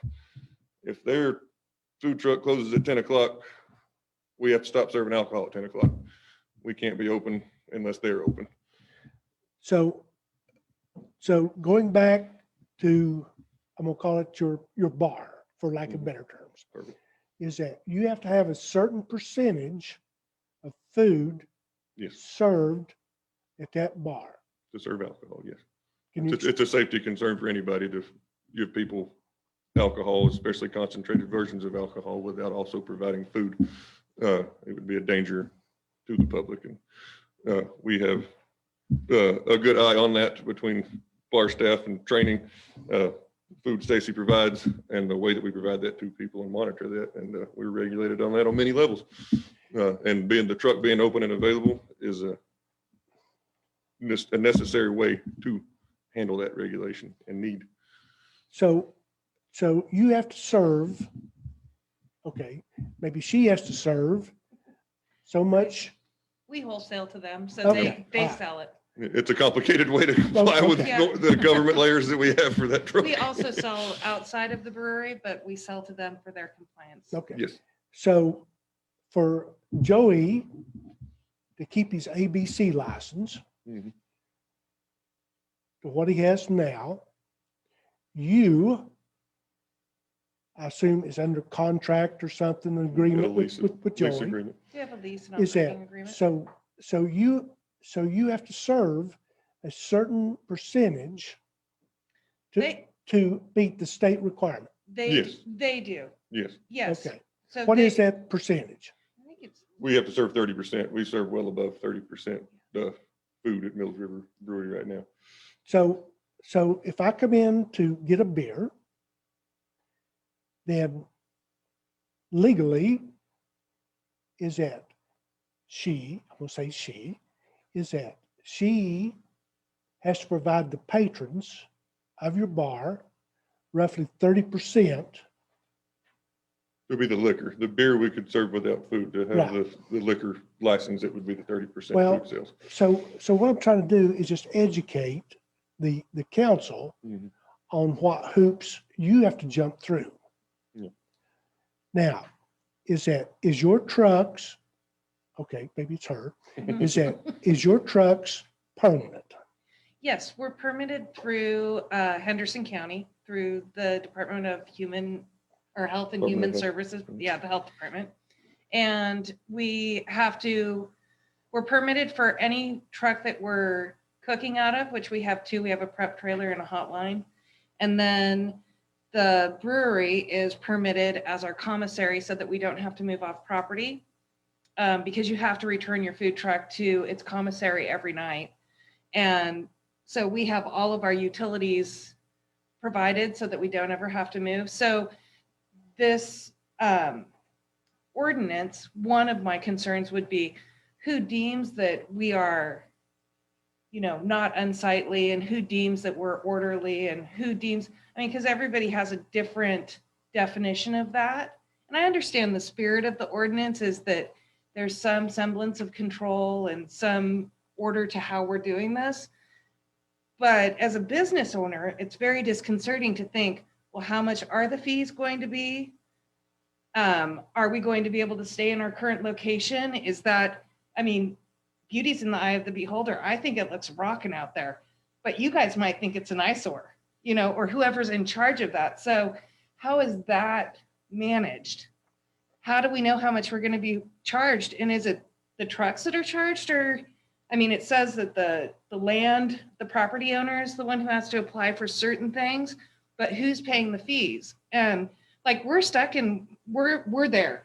She's tested. We aren't going anywhere. And so hopefully we don't have to move or go anywhere. But what about the other food trucks who are coming and going from other breweries? How, as a food truck, you have such a nominal, percentage of income after everything, profitability and everything. So to have to then get another permit through the city, or is it just would Burning Blush have one permit that covers all of their trucks that come and go? And do they provide you with the information for all the trucks? Or I think many of the people who have that situation would prefer that there was no ordinance at all. Yeah. If the trucks that are, for instance, I'm speaking for WIT, that shouldn't be, but the trucks that are in Mills River already, they're already regulated by the health department in Henderson County, and any truck that's not shouldn't be doing what they're doing anyway. So it's kind of enforce the situation you have instead of making new rules and regulations is my view on some of the stuff. But I understand, like you said. And we also have to set up our businesses just like anybody else. We have to, form a structure. We apply to the state for our information. We pay taxes like everybody else. It's the same deal. It's like running, it's like any brick and mortar restaurant. It just happens to be on wheels. And it's a little more frustrating to make it happen through permits and regulations. If it was a brick building, it's actually easier, obviously more expensive. And as of right now, trying to get funded to open a restaurant in Mills River, I can imagine will be rather expensive, and there's not going to be a loan available. So there's probably going to be more food trucks in the area and a need for them. Stacy does a great job at what she does, and there's times that we get overwhelmed there, and she does a great job of handling it, but there's plenty of need for restaurants and food in Mills River. Especially with all of this industry that we see coming in. What a great influx of people, and to not regulate it and allow the businesses to flourish and build the base of income in this community based on that, is really a plus. It kind of, the more you regulate, the more people are hesitant to go in. I've skipped doing businesses in certain areas because I don't want to deal with it. It's like, you know what? I want to go where people have some common sense, and I love this area for that. And when I had the opportunity to partner with Mills River and these guys, I was like, count me in. It was like this. We don't have to drive around every weekend looking for a place for food. But the fear I would have with the food trucks, not hers necessarily, because we've got a home for Juju's, but people driving right by Mills River and going to Brevard, going somewhere else, because like she's saying, it's easier. We can just pull up, serve food. We've already got permits through whatever county, and I don't necessarily know if you're permitted in Henderson County, if you can go to Asheville, Transylvania. I'm not exactly sure, but if you already are getting permitted in those counties, and then you have to go to each town in that county and start getting more permits and regulations, I guess as a person who has to deal with a lot of different government agencies making and selling alcohol, my fear when I look at this document is too much regulation and too much things. I understand being like, we don't want any random person selling hot dogs on the corner and not being regulated, but I think there already is regulations there. Do you, is that, I see Whit standing behind you. Mhm. Is that, can I Yes. summon? Wait just a second. Oh, I need, Oh, Sorry. oh, so just a couple of questions. Yes. So you said that you had to stop serving alcohol if they're not providing food. Is that what you Yes, said? ABC Commission. That's for the your ABC permit, right? ABC permit for me to sell alcohol, I have to be serving food. Is that, I just clarify, is that beer or is that liquor? Alcohol, that's liquor. Just liquor. That's So liquor. you So you could continue to sell beer. serve beer. Yes, And but liquor revenue is just as much as an alcohol revenue. So if you cut off an hour of my revenue every night, it would, what are your hours? we would be closing 11 anyway. 11. Yes, so we're not gonna, Mills River is not a nightclub fill anyway. There's not, that customer base is not here, in my opinion. 11 o'clock, we've got things winding down anyway, but if you close at 10, things start winding down at 9. If you close at 9, nobody wants to be the last one in a place. So the late night crowd is not something, I think we stay open later than everybody around here. And we're still not crowded at that time, but again, just being regulated to the point where you can't be open at 11, that would, if you go to a Ruby Tuesdays or somewhere else, they're not being forced to close at 11. So that's the position it would put us in without the food. does that help you, Randy? All right, Whit, is that, I'm gonna put you on the spot. Yes, sir. And I'm Melody Yes, my Lanning. mom. Okay, Will you both please identify yourself for the record? Yeah, Whit Lanning. And Melody Lanning. We run and operate Burning Blush Brewery. so Whit, okay, okay. Yeah, it's fine. All right, so Whit, is that your food trucks are a little different than Joey's? Right. So is that, So we have a kind of like a variety kind of thing going on. So, we have a kind of a variety kind of thing going on. So, super symbiotic with the other food trucks. But we worry, I guess, mostly if everything gets permitted, it's going to hurt, I guess, the variety. Because like she was saying, it's like common sense.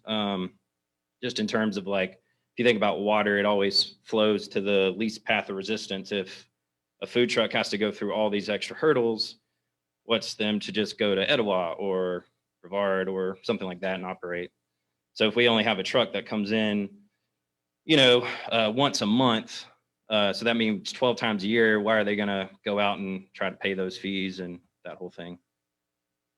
well, so is that, Gil likes the lobster truck. Right. Okay, A lot of people do. so is that person is there maybe one time a month? Yep.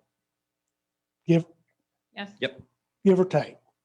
So how would the town,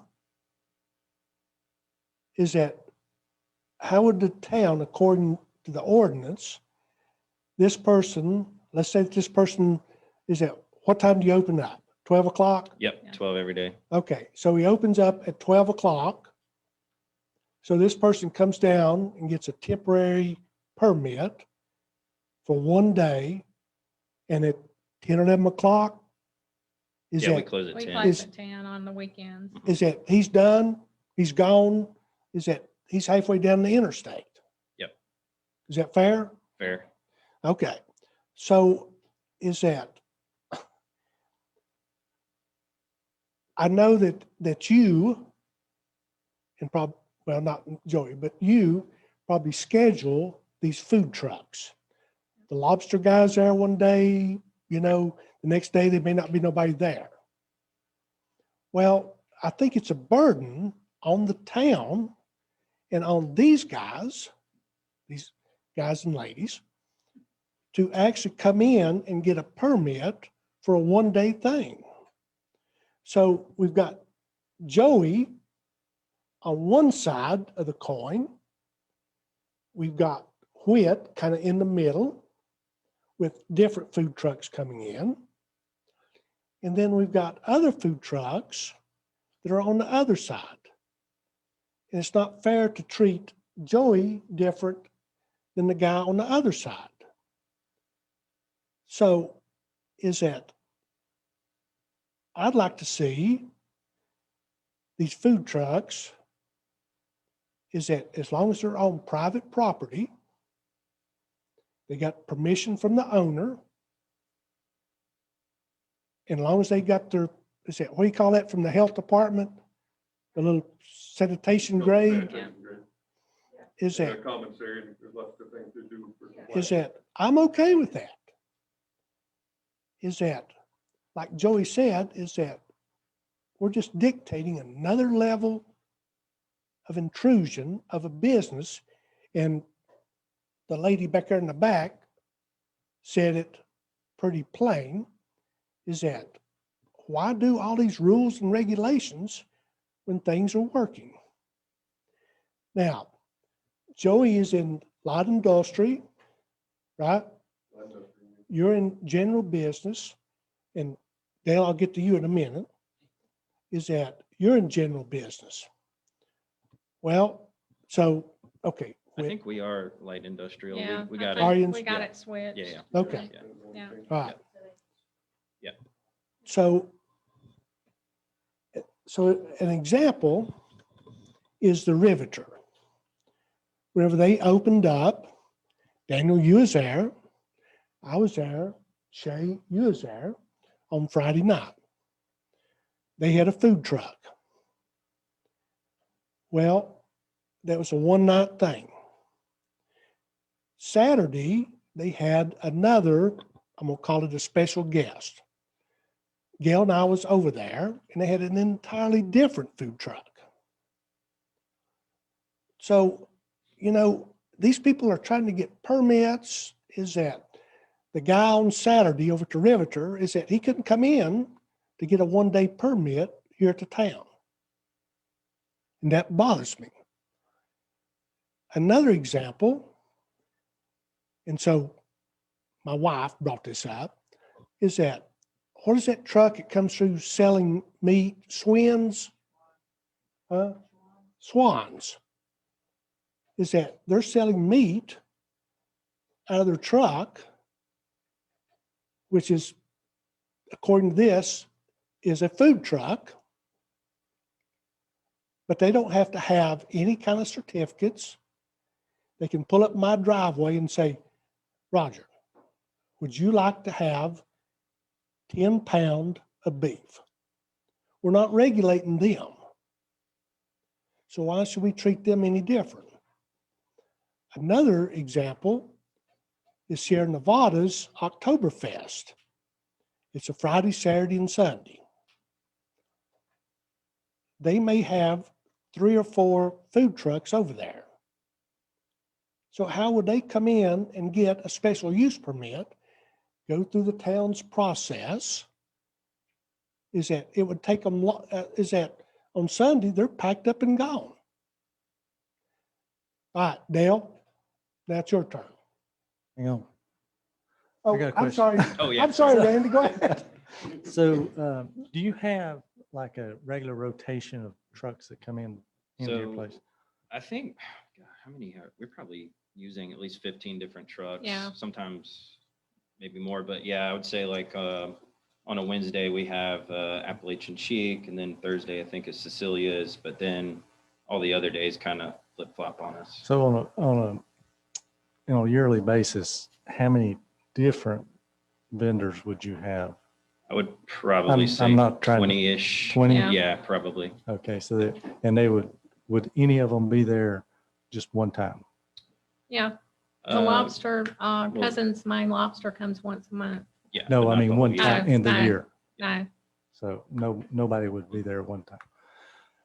Daniel, your experience in planning, how would us permitting food trucks work? How would the food truck come to get permitted for Mills River?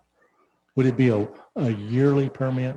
That's what's in the ordinance. Okay, so they would come, if they wanted to go to the Burning Blush Brewery, they would come once a year and get a permit. Okay. But why would they come if they can go to all the other counties without paying a fee? I feel like we would probably lose half of our food trucks. And I mean, I set them up with my daughter and we struggle a lot of times getting a food truck, especially in the wintertime. And some of them have jobs that they're coming from. You know, they're trying to get there for dinner. And I mean, I know I'm going to lose business and I know I'll lose half of the food trucks. And I meant I can't tell you how many calls every morning we have. What's your food truck today? I mean, the community likes it and other people from followers come, you know, for these food trucks. I understand. And Daniel, talking about any other municipality around the area, what does their permit system look like for food trucks? The only one I can speak to with any real knowledge is Brevard. I helped write the food truck ordinance when I was working there. And it is much more robust than what you have in front of you. At the time they were going through that, it was fairly new to the industry that it was a regular occurrence. And so there was some concern amongst the council that they were just kind of sort of getting out of hand with it, and they were showing up without any notice. They were parking in rights of ways, and they just weren't a good fit. And so we spoke with the city of Asheville and extensively about how they do it. And they have, this was 7 or 8 years ago at the time, they had designated food parks, like downtown. There's a couple of spots you can go, and there's different vendors that are set up there. And the way that it would work, and this is the way that would work in Brevard as well, is the property owner would have a permit with the city of Asheville or Brevard to turn their property into a food truck's place. I think a park. Like they call it a space. Right. And then each vendor would then get a permit, and then the vendor is free to operate at that food truck site, at another business, anywhere else they want to within the town. That's a permitted vendor spot. And that's basically the model we have here. Is each property owner, if they wanted to, could designate their property as a vendor location in their vendor site. They would permit that, and then each individual food truck vendor or other temporary vendor for that matter would secure a permit from the town for a year long and could jump to any one of those permitted spots throughout the year. So I will say that this is, in my opinion, this is a very bare bones approach, but it's enough to provide the information that the town needs to, should the need ever arise, to address any complaints or any code enforcement issues. So, Can I ask a question? Is there some reason why that information can't be obtained from Henderson County? I mean, all of the food trucks are permitted. I'm just asking, I mean, if it's that we need to address or track somebody down, we're all permitted and licensed through the state and through the county. And we're already a commissary, so we already pay a fee to have a food truck. So we would there be a criteria where you need to pay a fee or have a permit to have food trucks? If you already are a commissary, you don't need this permit. I don't see why I would need to double down. I can see why somebody else would need to, for a place of business to have to, businesses have regulations, they have rules. You can't have no rules. I get that, but like I said, my whole concern with this is there's times you got to close. There's other regulations being thrown in besides we need to know who's at your place. Now it's when you can do it.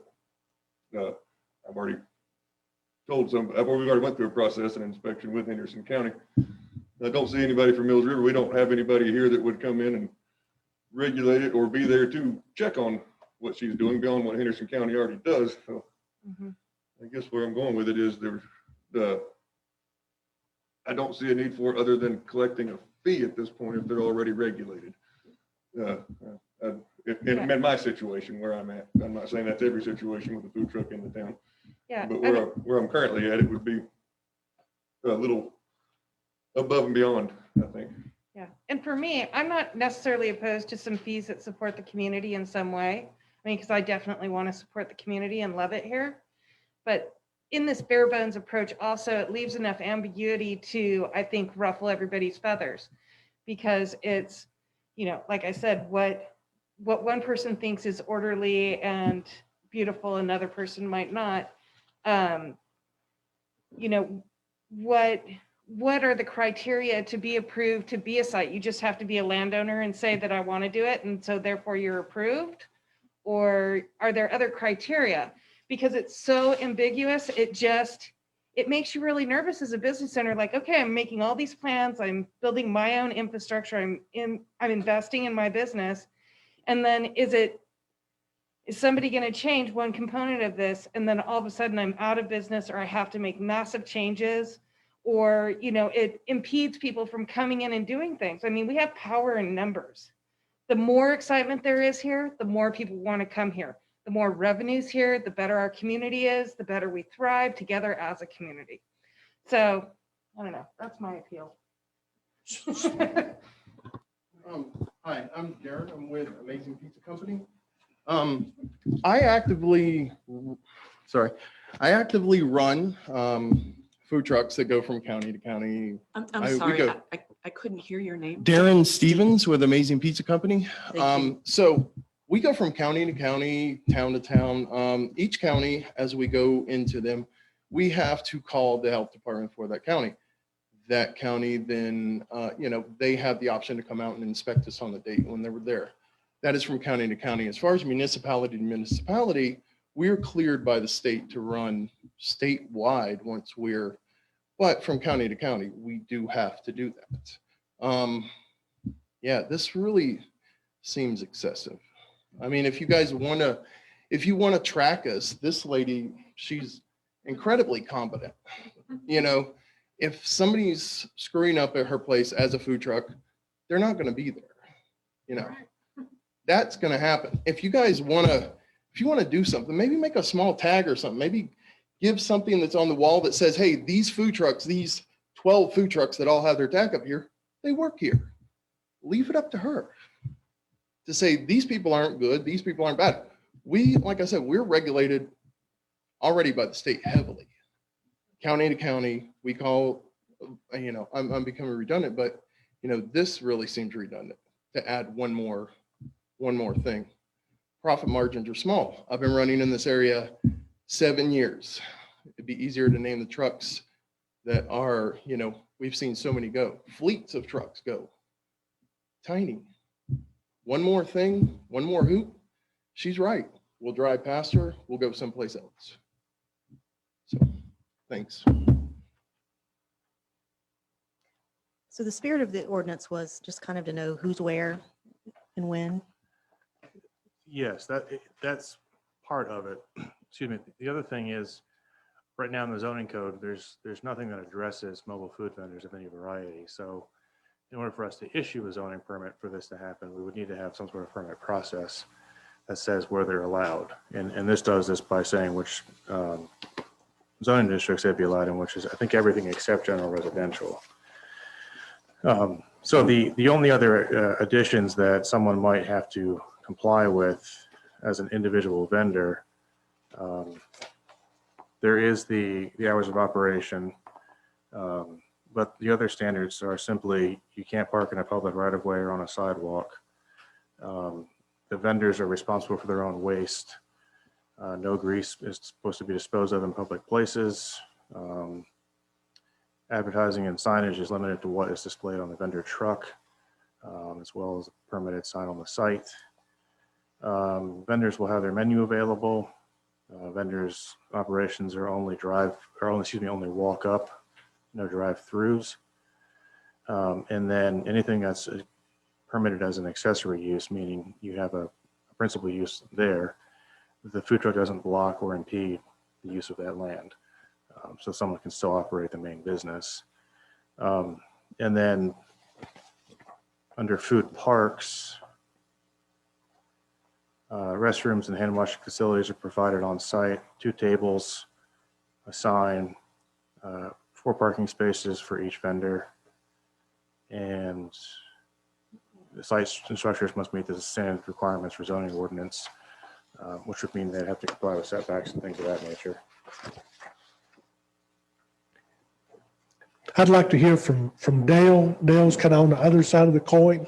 So Dale, is that if you would come up, well, while he's coming up, is that I've got a question.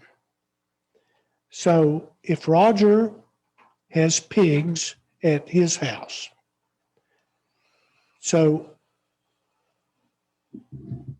after I've processed the meat, is that I go down to the farmer's market. I pay my fee to the farmer's market people. Is that, would I have to come and get a permit? No, Why? because you're participating in the farmer's market, which is an allowable use. It's ag, so it's exempt. But, so is that if the town regulates me, on the other side of the coin, is that I'm not in a public space. Mhm. No, is that I'm not on private property. I'm on public property. Correct? If I'm at the school, If you're at the school, yes, it's public in the sense that it's owned by the public, but it would be considered private property for purposes of this ordinance, which basically means you're not parking in the street. You're off the road on private property. so is that what I'm seeing is that we got a range from the left all the way to the right Mhm. of things. And now, the lady there at the doorway, no, that's fine, is that I agree what she said, is that if you're going to regulate the property owners. Make them come in and I'm going to say a $10 permit. Then that way you get your contact information, and so then if the lady at Juju's, is that right? So if Joey decides to kick her off 2 weeks from now, then Joey is responsible. The permit for the food truck is in his name and not in her name because she may go to Buncombe County and set up shop. All right, Dale, go ahead. Well, my name is Dale Reese, but I didn't sign up for anything other than just, I guess, answering questions you might have. I mean, we have a place down the road, 20 acres, and with Darren at APC and Mike was wanting to set up a barbecue trailer, and they have a place for people to come, no drive-through, just order ahead, come and get it, leave, no sit down, anything, no alcohol sales, just come and get it and leave. They just want a place to start their business, and if it does really, really well, then maybe one of these days they both could go into a brick and mortar, but who knows? Whenever what's that restaurant there at Bradley's? Connoisseur? Latin Fusion. Well, so all that they needed to open up was a health department permit. Is that fair? Yes. And Well, they have an he'll- ABC permit too. Oh, They have an ABC permit as well. They do now.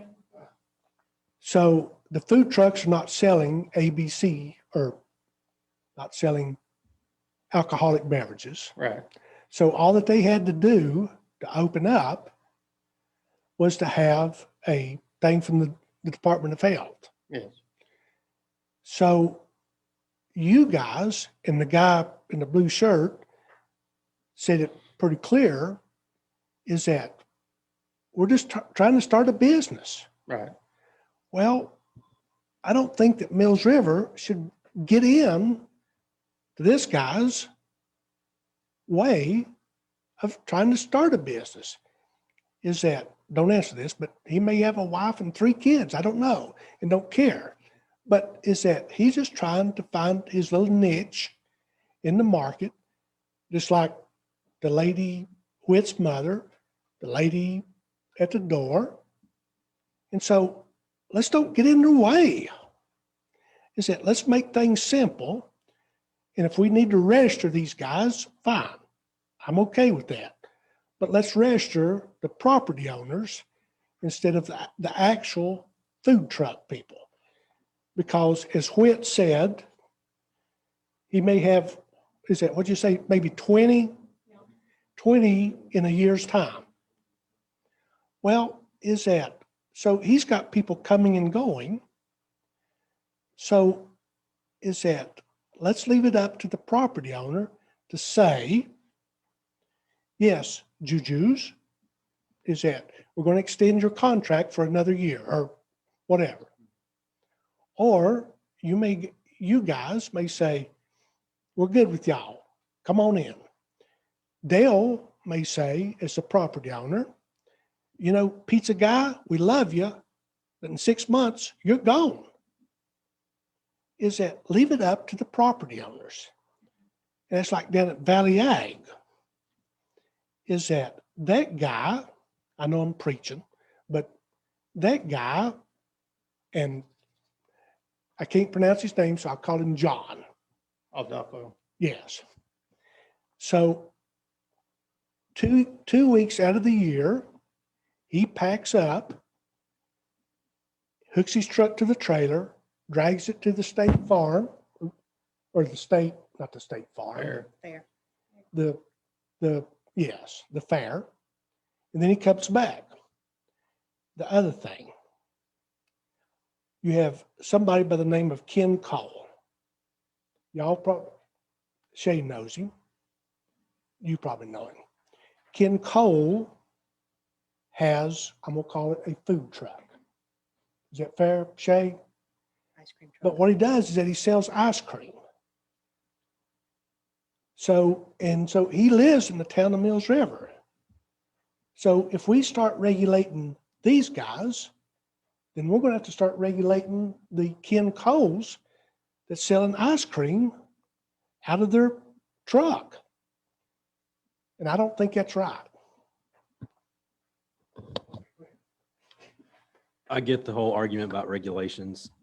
I look at it and say that we're not picking on these people, okay? And it goes both ways.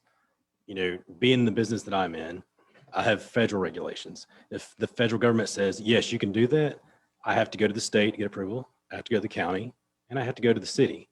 If I put an antenna or a tower up in Mills River, I have to come pay Daniel a permit.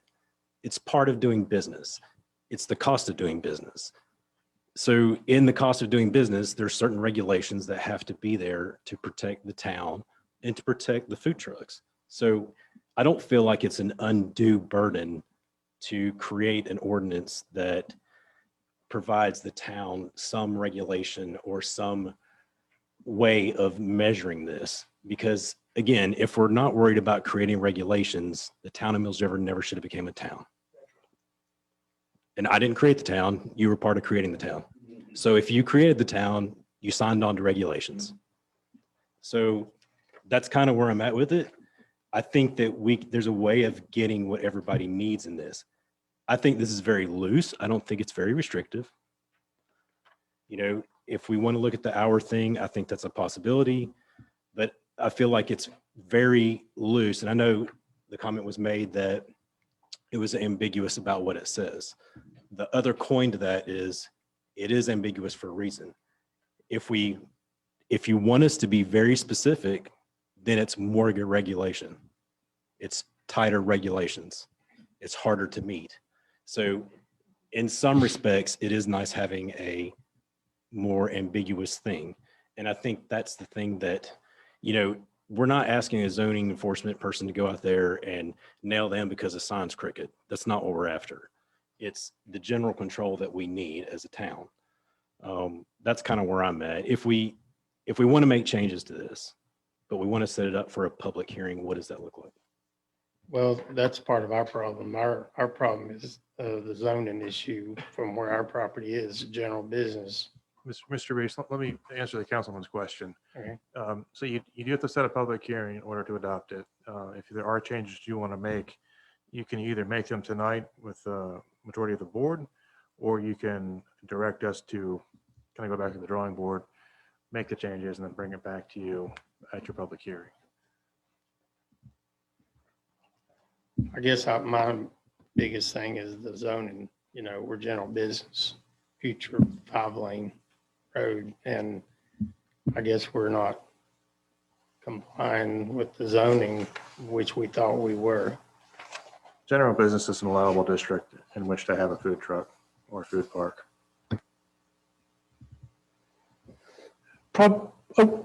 Sorry, Brian. Go ahead. No, thank you. I want to just thank all of y'all for coming in tonight and advocating for yourselves and explaining to us your perspective. I think it's really important that we understand your challenges.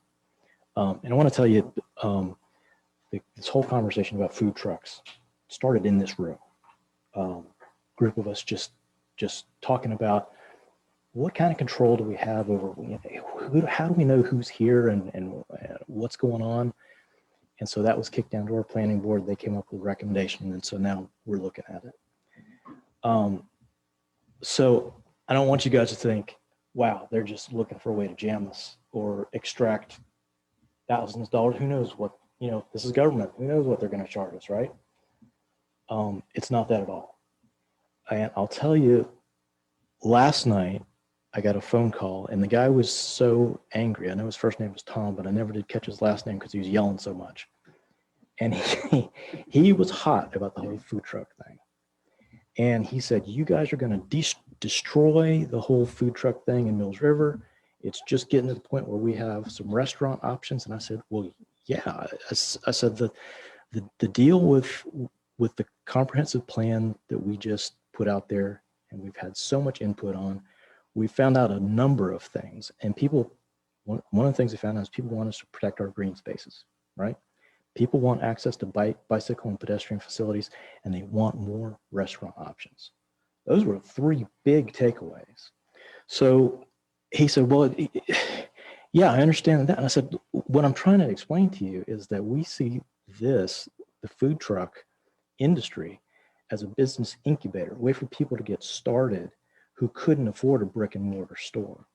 I said, but for us on the council, we just want to know where these people are and where they're operating in the town. And I said, more to the point, since I live over in High Vista, which is kind of up in the corner of Mills River, I don't always know which food trucks are where. I said, what if we are looking to establish just something with a very low registration fee? We're not going to try to compel somebody to pay a whole lot of money. I said, what if the fee is $50? And he said, what if it's $10? And I said, what if I don't care how much it is?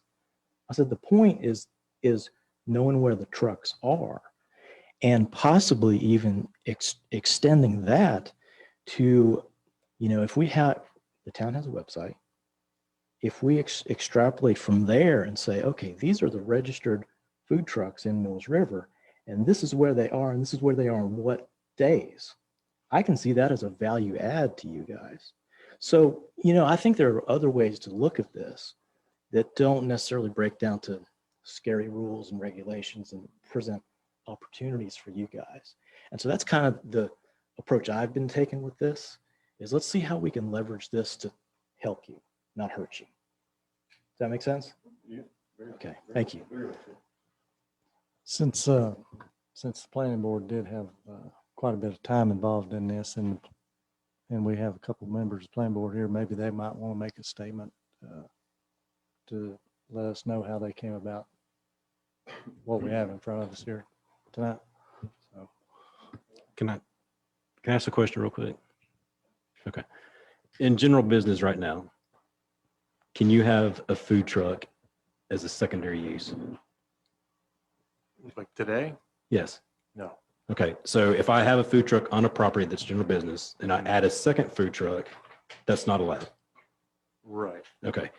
With this regulation, it would be allowed. Right. That's right. So we're helping the food truck industry by creating this, correct? Right. Okay. Thank you.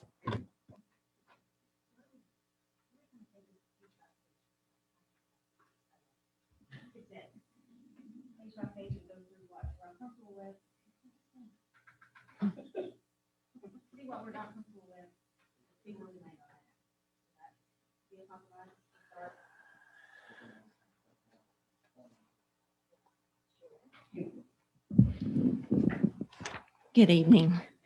I don't have a whole lot to say about this, but what I do want to remind you of is that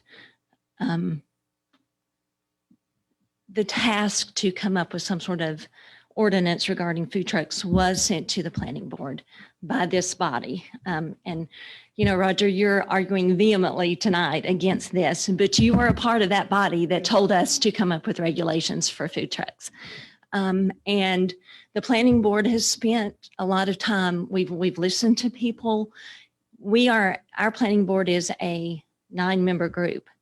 And what we've put before you tonight is pretty loose, as Daniel said, but it was a 9-member unanimous vote to send it to you for approval, including a property owner who has a food truck. So we welcome food trucks. There have been a lot of food trucks here. I visit food trucks. It's a great option for my family sometimes. We are not trying to discourage that. We are just wanting to make sure that the decisions that we make today, that it doesn't just affect this day, it doesn't just affect this year. I mean, this is a crazy year. It's been a crazy year, but we have to look at a broader perspective and see how it's going to affect the landscape of Mills River moving forward, 5 years, 10 years, 20 years. And that's all that we're asking you guys to do tonight. I think that that's fair. And I appreciate you getting up. Is that you're exactly right, what you said, is that I'm a pro-business person. And I just want to make sure, scratch up the food trucks, is that I just want to make sure that the town, and Brian Kimball made a good comment, is that one of our founding statements was undue government intrusion whenever we started this town. Now, having said that, are we going to make rules and regulations down the road? Yes, we are. Now, the other point that I want to make is this. We have limited staff here. We're adding another burden to that staff to where some of the rules and regulations that we've done a year ago, 2 years ago, are not being enforced. So now we're adding another rule for the staff to enforce. And so we're going to talk about the noise ordinance here maybe in 30 minutes or less, but is that I don't want to put more burden on the staff that they already have now. And I agree with you on that, but I think as council, that's our decision not to put more burden on them. That's our decision to fix that burden. You know, Daniel can't create a position to hire somebody. That's our approval to create the position, then he can hire who he needs to. So if we do this, then yes, we as council need to give them the tools along with it to make it effective. Can I make one more statement? Just, I don't think that we're opposed to most of the stuff like blocking sidewalks and not dumping grease and not dumping grease. All of those listed things, they're also in the Henderson County Health Department ordinance. So much of that is already covered. So, I mean, make those ordinances, and you don't necessarily have to have somebody out enforcing it, but it gives a business owner who a truck pulls up onto their sidewalk, blocking their business, it gives them a leg to stand on to get that person who isn't complying out of their way. So I totally get that. And we need to protect the businesses that are here already, and that, you know, not just have some renegade truck who's going to block a business. So I think all of those things, there is value to what has been brought to the table. I think I had sent an email And I think there were only 3 lines in the entire ordinance that I was like, yeah, I just have more questions about that. Because those were the ones where it's like, well, if it were a little more clearly defined, it would be easier to stomach. So, but also I do value the fact that it is pretty wide open and that it just doesn't, I don't want all of a sudden, if it is going to be more clearly defined, that then we have another hearing about what that additional definition is, if that makes sense. So, I mean, to me, the only things in here are the time constraints, what are the permit fees and who's being permitted and how many trucks or whatever does that include? And then I can't remember what the other one was. Oh yeah, how do you regulate, order and beauty? Those are my 3 things. So the rest of it, I don't think anybody probably has any issues with. I don't think anybody wants a food truck. I know a food truck owner in this town doesn't want this area to get a bad reputation because there's a bad food truck. We don't want salmonella served out of food trucks anywhere in Mills River because nobody's going to come to Mills River again. So having a safe, enjoyable situation for food to be served, we're not against that at all. And just like having restrooms and parking spaces, if you don't have any place for anybody to park, how's anybody going to come do business with you? I mean, so if you are setting up a truck that doesn't have any parking spaces, shame on you, you're going to fail. So, I mean, some of it is kind of self-dictating as well. I don't know. That's what I have to say from a logic standpoint. I mean, the fact I appreciate those comments. And the fact is, we don't have a chamber of commerce here in Mills River. And so I think it's part of our job is to promote you guys as to the greatest extent possible. And I think, part of what I see this doing is giving us a way to do that because we'll now know who's where and when. And to me, that's really important. It's also important that we give the citizens of Mills River what they want, which is more restaurant options, and let people know where they are and when. And really, I don't see the restaurant landscape changing much in Mills River for the next few years. It's going to be awfully hard. I think you mentioned it a minute ago. It's going to be very hard for people to get loans from banks to open brick and mortar restaurants. So I am all about the food trucks. I think that that's the way for Mills River to move forward. And I think that having places like parks for food trucks is a terrific idea. I think having standalone operations next to breweries, I think that's a fantastic idea. And I think that that's something that we can just kind of put our stamp. In Mills River, you can get great food because there are so many different options. Every type of ethnic food you could think of is available in Mills River. And as we go forward with, more and more tourism and agritourism and things like that, we're gonna have more people coming here for day trips, and they're gonna want to utilize those food trucks. So more is more. More is more and more is better. So, I mean, I'd like to move forward with this. I think there are things we could tweak, and maybe we could even do it tonight. Mayor Davis had a recommendation that we go through and we just look at some of the hours and things like that. Yes. So why don't we do that?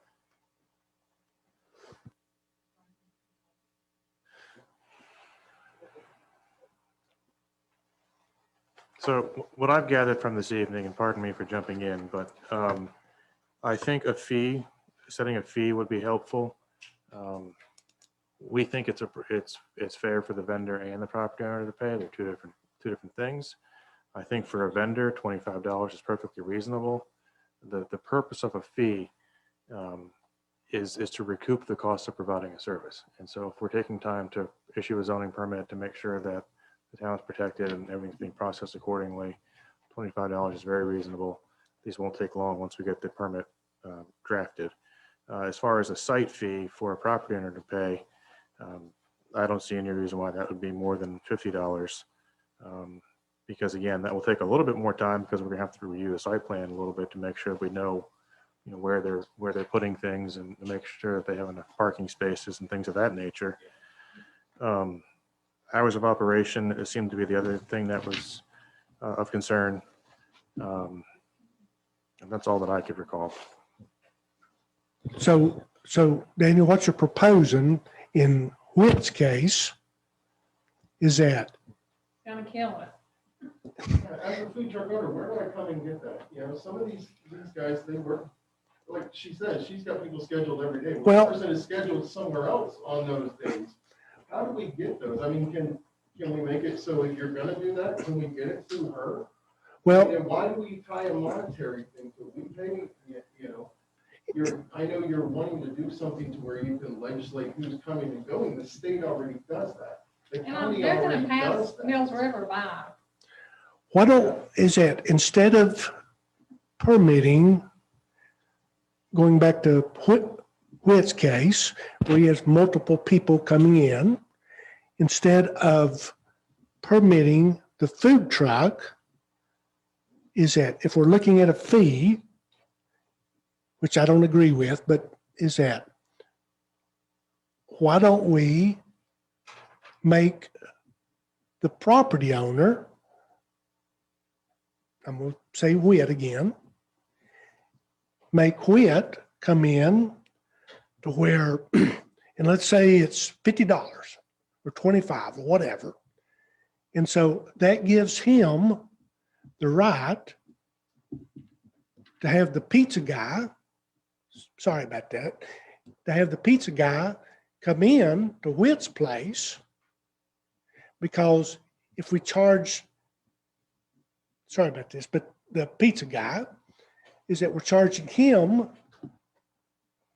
for over at his place. If he does business at Whit's, then we're charging him again, because Whit's got he's got to register two different places. So why don't we register Whit? Is it a year permit for me as a food truck to be in the city? $25 for, I'm sorry, let me remember. $25 annually, correct? That's Yeah. right. So that covers the entire town of Mills River, wherever you park. No. Just $25. This place or this place or this place or this place. Well, we already go through the county and the state, which allows us to go, once my truck is said, okay, by the food inspector, I can go anywhere. Sorry, I can go anywhere in the state and work. And, you know, like I said, we're required to just let the county know that we're coming to work in your county. It is on the county whether they even want to come and inspect us. 99.9% do not. Where do I go to get this? So I come here as a small business owner. I'm working, let's say I'm working at your place. Obviously you're always there, but I'm working there, I'm working here, I'm working there. And, you know, you had a good point that, you know, we do need to have those kind of things, but just adding one more thing in, when the state already does that, the county already does that, you are saying, you know, that we put these things just in case we have a problem. Have we had an issue? Have we had something that we're making this for? So you're saying we need to make it monetary because we need to solve a problem that we don't have. You know, I'd understand if we have me or someone else that's, you know, you're getting calls about. You're not. And I understand it's getting more and more popular, but let this lady do her job. She's gonna, I mean, I've those invested people. a lot of money in Mills River, and we've invested a lot of money in Mills River, and we love Mills River. And from day one, everybody knew that we were going to have rotating food trucks. And to go through opening up in December and being closed down in March, I feel like, oh my gosh, we're at 50% capacity. It's springtime, things are going to be really great. And then you throw this at us. I feel like it's going to ruin our business.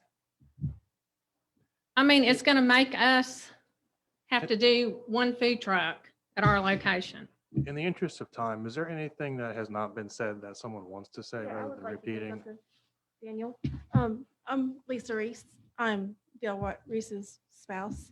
I would like to ask you guys, when they come for a permit, are you guys going to be actually looking at the food trailer? So if anybody comes to get the permit and they want for their food trailer? Are you going to make sure that they've had the Henderson County approval, or is it anybody that can come and get a food truck? So that's just another step that you're going to have to take to make sure that this is a valid food truck. There's, You could take I mean- a truck that's not approved. Yeah, exactly. Anybody. I'll say one quick thing, and I'll drop it. And from my perspective, if I had multiple food trucks, which I don't, when we had to do our set of plans for the building of our facility, we had to lay out where a food truck would be. We had to have where the water supply is. We had to have all the hookups. So I'm sure Whit has a set of plans with all of that on it. So we've already went through this, and I agree with you. It'd be great to have a website. There's where all the food trucks are. It would be a little more difficult with their situation. It could change that morning for that matter. But my point being here real quick. Don't say it in front of him. My point here is, as a business owner, if I had rotating food trucks, I wouldn't be against being like, I'm going to have 20 food trucks this year. What's it going to cost to have 20 food trucks? What's that permit? And there's no reason, in my opinion, for you guys to make an absorbent fee, but to acknowledge this is what I'm going to do and this is how I handle my food trucks, to have a plan. I have a sludge spill plan with the city of Asheville in case I spill something in my brewery. I have to present that to them and say, this is what I'm going to do about it.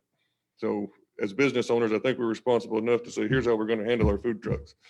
And yes, they are permitted through Henderson County. I don't see any business owner here that's going to get some random guy selling street tacos that doesn't have a permit at his place, because it would be pretty bad for business.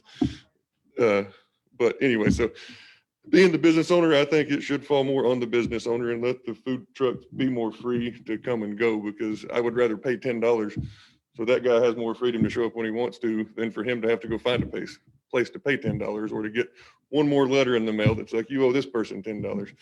But that's what I have to say about it, I guess.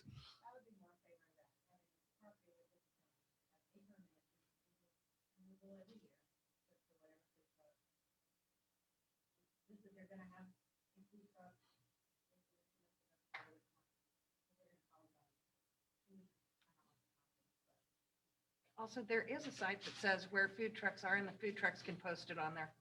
Yeah. Yeah. are there any other questions from council that we need to address?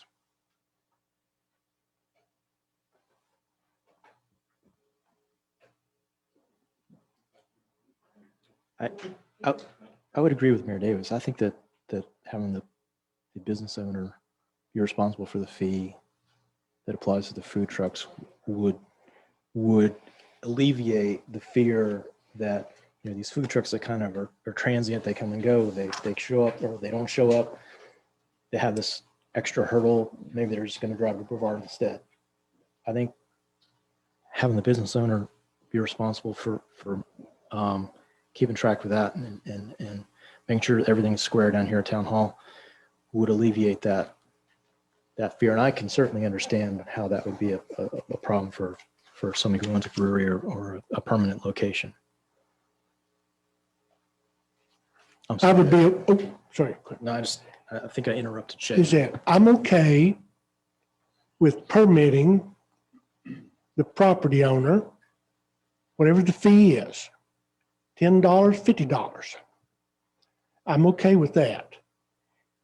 Just let the property owner dictate whether it's you or the pizza guy, whoever, is that let them dictate who comes on their property, because at the end of the day, it boils down to private property rights. That's what it boils down to.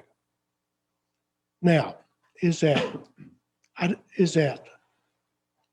don't think that we need to charge individual food trucks, but I'm okay with charging the property owner.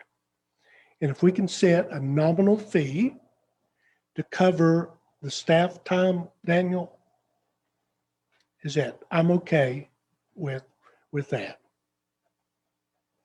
And I'm talking about nominal fee, maybe the $20 to $25, something. So do you want to strike section 111.004, which is temporary vendor permits? Okay. Done. Fee is $25. hours. I say, you know, top end 11 o'clock is fair. I think, what if someone comes over with a local coffee, whatever, you know, 7 o'clock may be later. Yeah, that's, I mean, whatever you, I do. You do have third shift workers and different things, but you're also looking, you haven't got the noise ordinance yet, but what, you do have permitted times for things to go beyond that, say a 4th of July situation, if something did go to a midnight or something. I'm not saying that I would, I think 11 o'clock's pretty comfortable for us anyway, but putting a cap on a time, there may not be me, but there may be somebody that would come around and be like, hey, that new Lowe's distribution center closes at 1 in the morning and they want breakfast or something. So strike the hours of operation requirement. I would rather not. I would be comfortable with 11, but I think we ought to put some sort of time limit on it. What about in the mornings? If anybody wants, 6 o'clock, I'd be fine with 6 o'clock. So We can't serve beer until what, 10 o'clock? Well, I'm not worried. And I'm not even saying necessarily for me. I'm just saying, for instance, I know you got South. Oh, okay. I'm sorry. Yeah, I forgot about South Grill's that, sorry. Notorious for serving shots and breakfast because. All right, so we'll set the hours of they have operation third between shift 6 workers coming a.m. and through, 11 they have p.m. breakfast.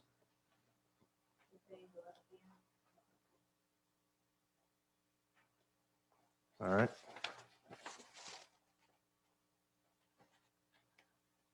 Anything else? Permitting.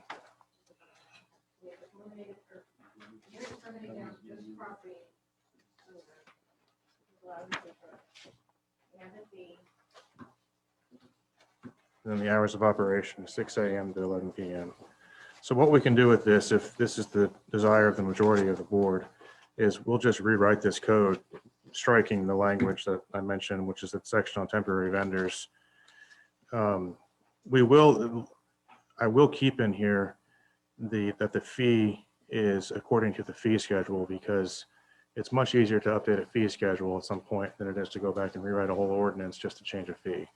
So I can bring back to you whenever this public hearing is scheduled, we can bring back the fee schedule to you, and then we can set up the fee at that point. That way, it's just a lot of extra work to change an ordinance just to adjust the fee in 5 years. Yep.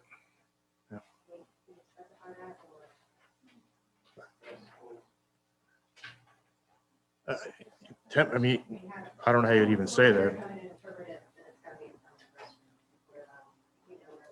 I don't think it doesn't say that it has to be permanent. So as long as it's a restroom and a hand washing facility on it.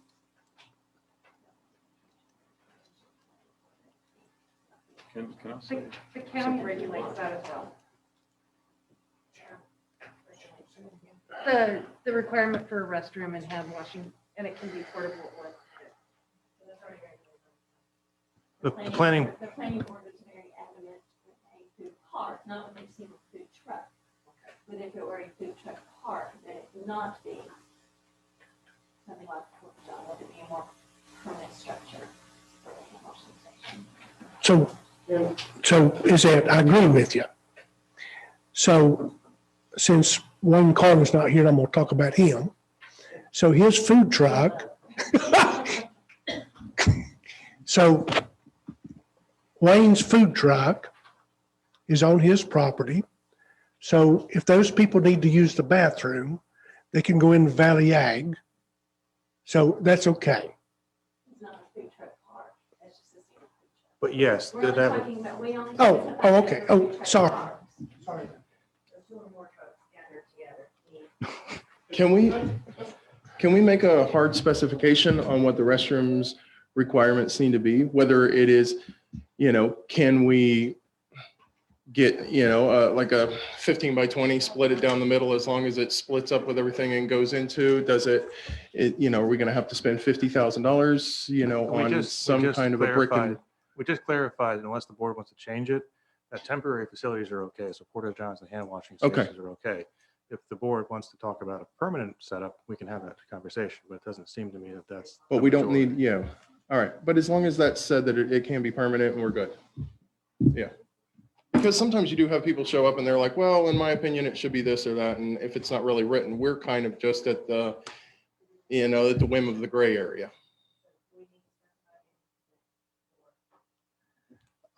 I don't see need to specify, but if it would move the conversation along, I say that restrooms and hand washing facilities shall be provided on site. These may be of a temporary nature. Leave it at that. It's 111007, that's line 94. So my only condition to that is because somebody's gonna do it, is they're gonna stick 15 porta johns out there because somebody will do it because they can. Are you okay with driving by and seeing 15 porta johns sitting out on the side of the road? That's my only question. I feel pretty strongly, I know the planning board kicked this around a lot, that if we are going to permit a food park for these food trucks, that it needs to be a permanent structure. Mm-hmm.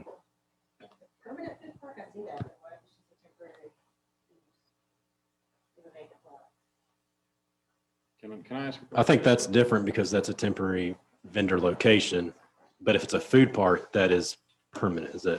Would you? Right. That was the intent with the food park, is Right. that it would be a developed piece of land. And by developed, I mean, it'll have a driveway and it'll have parking delineated with curb stops or timbers or whatever, and have designated parking spaces, but not necessarily something that you would just pop up in the middle of a field, for example. That could be done under a special use permit. Certainly, that can happen in the instance of Sierra Nevada. That's how they could do that. So yeah, what the intention was with the food park to be a little bit more of an established facility. Is that, I agree, is that if you have two or more, then you need to have some type of permanent restrooms. Now, is that, I'm gonna ask you a question. Can we say, okay, is that you've got 4 food trucks. We really don't want 4 porta johns out there with each one paying, their own porta john. Can we say, okay, within 6 months or 3 months or something? Because for the property owner that's housing the food trucks, they need to see, and excuse me, if the pizza guy's going to make it or not. So can we would y'all be okay? Hey. Okay. Hey, you have good pizza. Thank you. So I just don't want them. So as soon as the second or third food truck gets there, automatically they have to start building a restroom. So can we put a time frame that they have to have a fully function, or what are y'all thinking? I would prefer not to, just from the standpoint that we don't do that with other businesses. If somebody wants to open Ingles, I don't say, well, we're going to wait to see if you make it, so you don't have to follow the sign ordinance until we see if you make it.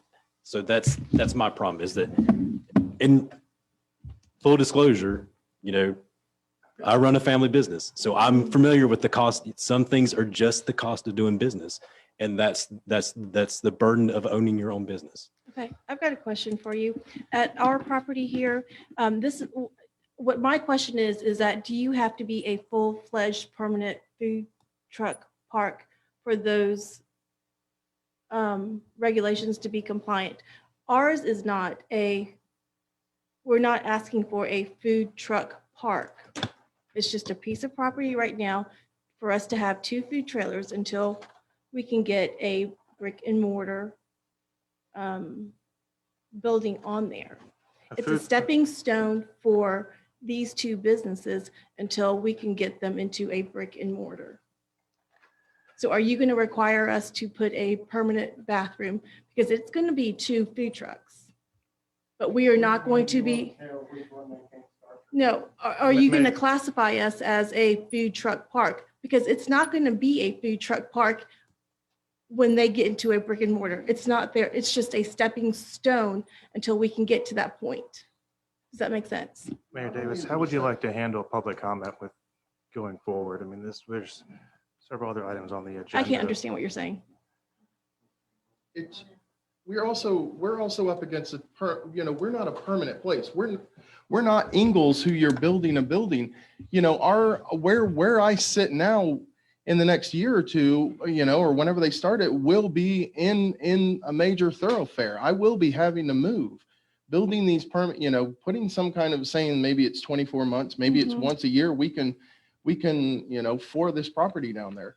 But if we're required to build because we want to put 2 food trucks on one piece of property, if we're required to build a permanent bathroom there that has to be torn down in the next 24 months because there's a road coming through, that's kind of where we're at with it. We're not opening more than 2. I have one there. I was asking to do a drive-through. The city said that they really didn't want to do that, so we went in a different direction. We're not opening a second truck there. It is a, because of COVID, we did want to do a drive-through there. We do encourage people to get and go.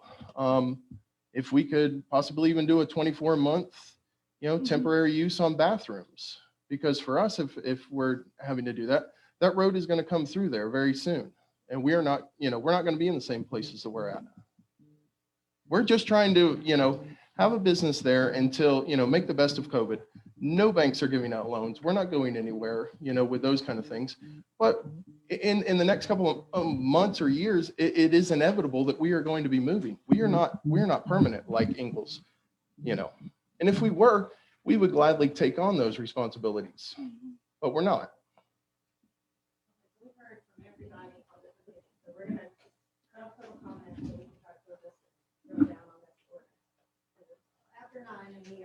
Yeah. Well, can I get an answer to my question? Would you like me?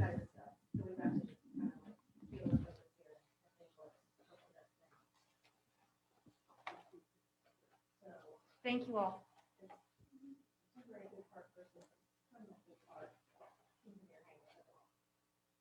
Well, there's the food park is a food park.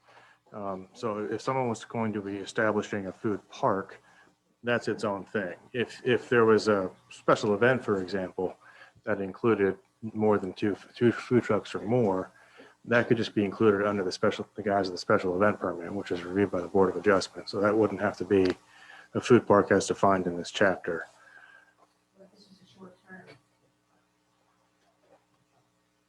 But what if, I think the example that we're getting, what if Sierra Nevada wants to have Oktoberfest and they want to bring 15 food trucks out to Sierra Nevada? What does that look like in this ordinance?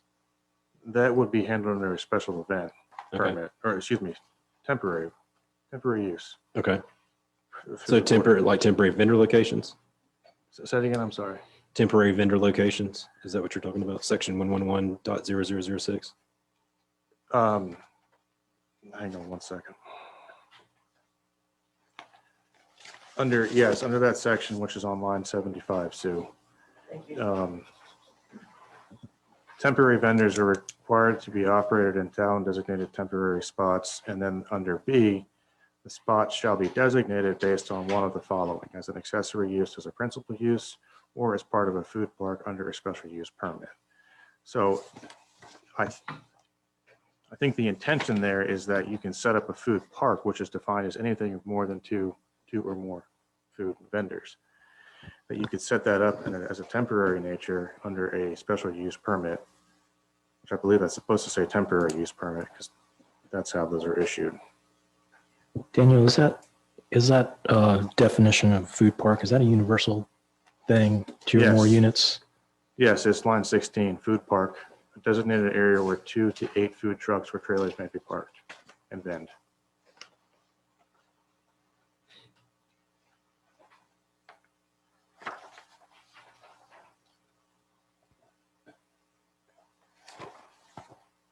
Just for argument's sake, what if it was 3 or more? It's still Did you say 8 or more? Well, he means the definition. If the definition has changed.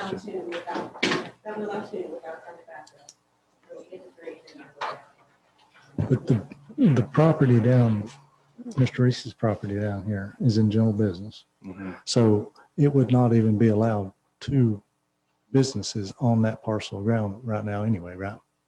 No, would not be allowed to have 2 principal businesses, but we're looking at food trucks as a standalone use of land, temporary food vendor rather.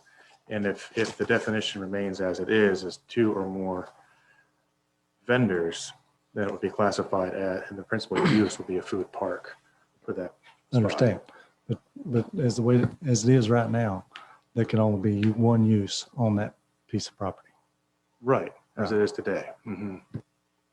There'd only be 1 truck there unless we do adopt an ordinance that says a food park. Right, that is correct.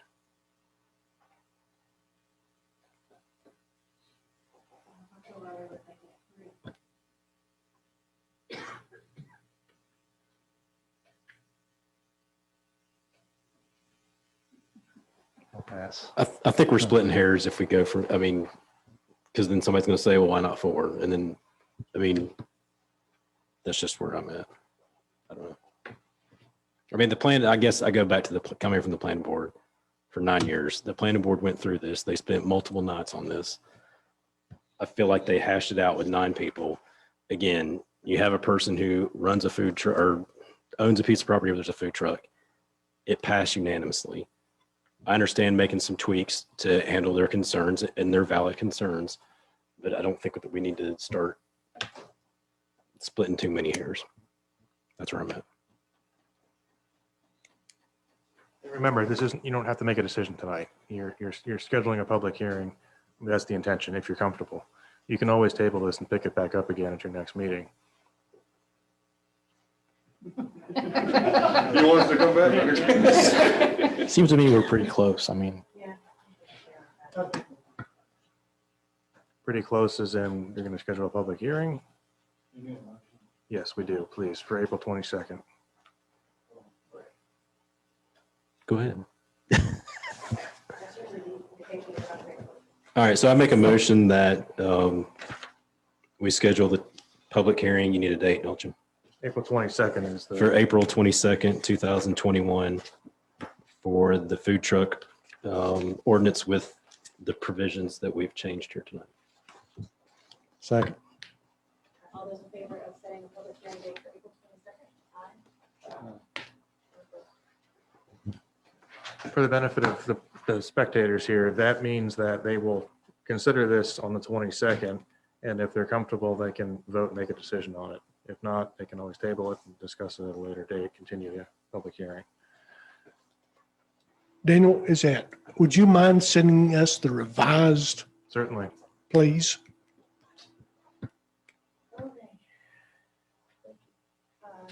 Thank you all.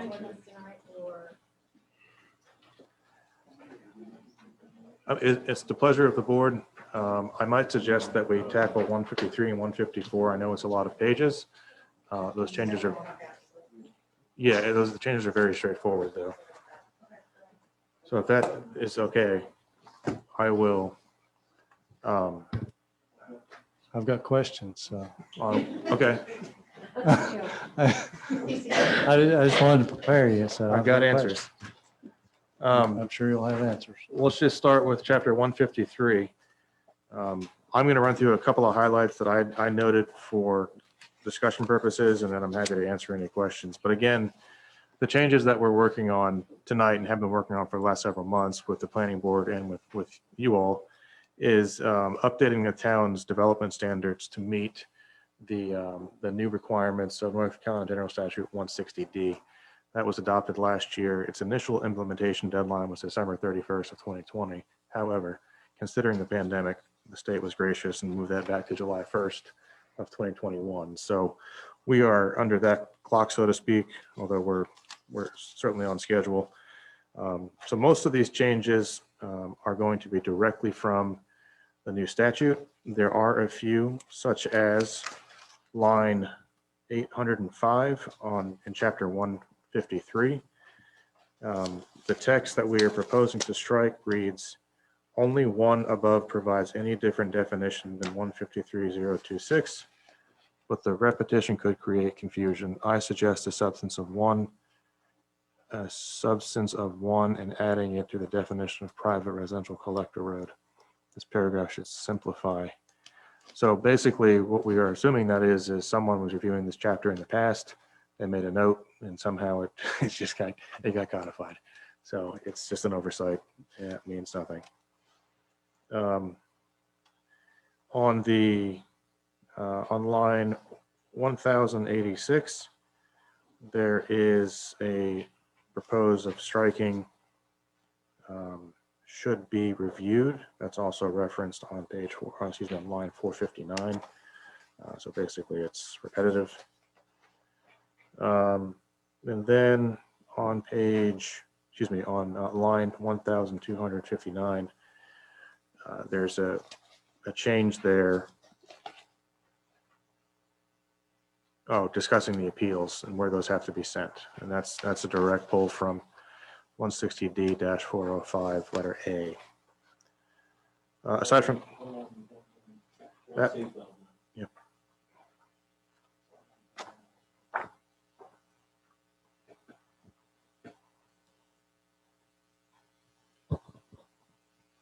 So I had a question about. Was one of mine, so. Yeah, that go was my ahead. question. No, you go ahead. So explain that a little further.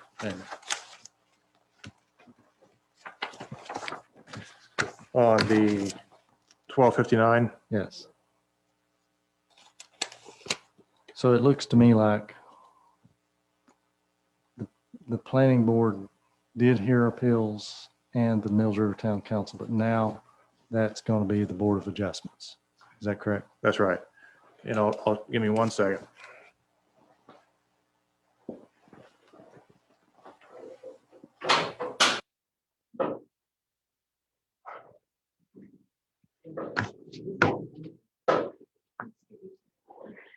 Shay, while he's doing, I've been getting comments, people can't hear you. Well, I was going to suggest we give her the other one at the podium. No.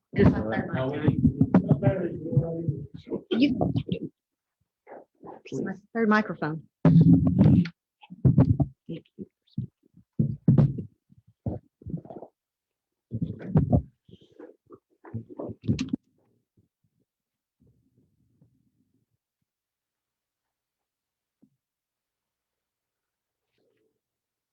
If you look.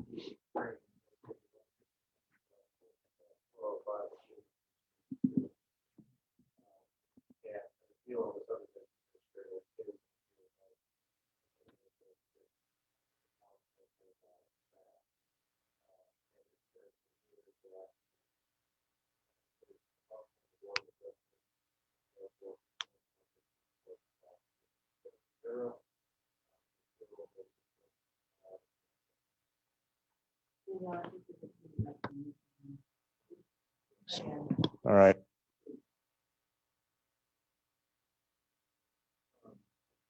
Right. So under this section, appeals of an administrative decision, which is what the subdivision administrator does, they are reviewed. Excuse me. The appeal is made to the Board of Adjustment. So, and I heard Brian Kimball say this one time, if we have something that I'm going to take heat over, then I would like to make the decision on it. You know what I'm saying? So instead of having an appointed board, like the Board of Adjustments, making a big decision on an appeal, I would rather, if I'm going to take heat for it, I would rather it be us make a decision. Yeah. If you want to speak with your state legislature and have them change the state law. So then you're saying that is state law that is the state law on the screen. But kind of following up on Randy's comment, is that can't the council be the Board of Adjustment? It could. Now, I brought this up I think at the last meeting. That is correct. Their council could serve as the Board of Adjustment. And Is that what the you're- concern that was expressed last time was if you do that, you have the same body who's making the rules, Yeah. interpreting the rules. And that can just be a little bit It's challenging. getting too muddy, I think. Is that what you? I understand that's the law, but, and I just have a hard time having an appointed board that's appointed by this body, but we're elected by the people of Mills River. So I think But then people can't say as elected officials, we owed something, that they put us in this, then we somehow owe them. This Board of Adjustment's a generic, Yeah, not but it- running for office again in the fall, To they've got me- nothing to lose. But almost to me, it's almost like butt cover for us to make the tough No, decisions. it's neutral. They're neutral. They're not looking to win the next election. They're not going to get calls from people in the town. Could I raise a point of They have no personal skin in the preference? It is hotter than 40 devils in here. Could we crack a window open, or anybody mind?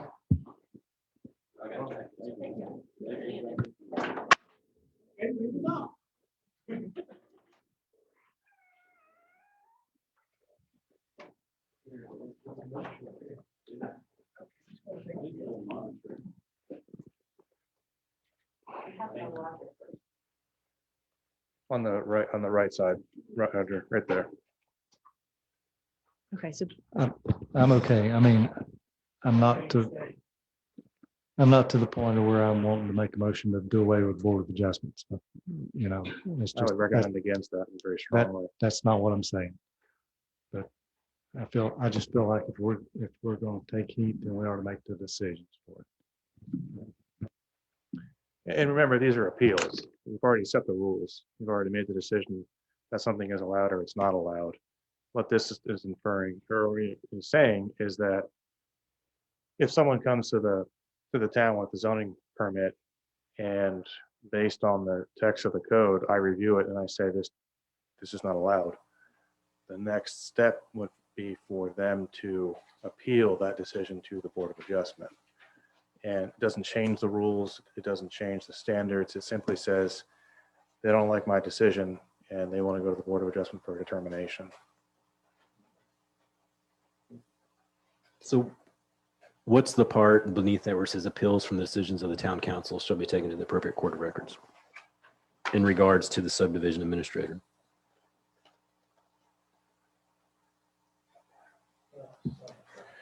The appeals from the town council. So if the council makes a decision that someone's not happy with, the next step would be taken to the appropriate court. With the I guess where I'm getting, because you got the subdivision administrator. No, it's the first clause is appeals of the subdivision administrator, break appeals from decisions of the town council. So you've got two different standards there roped into one thing. Okay. the semicolon makes all the difference.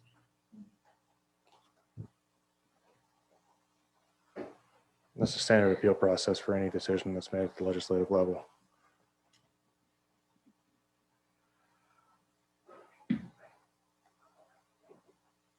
Next. That's all I had for a summary and interview or overview, excuse me. What were your other questions, Randy?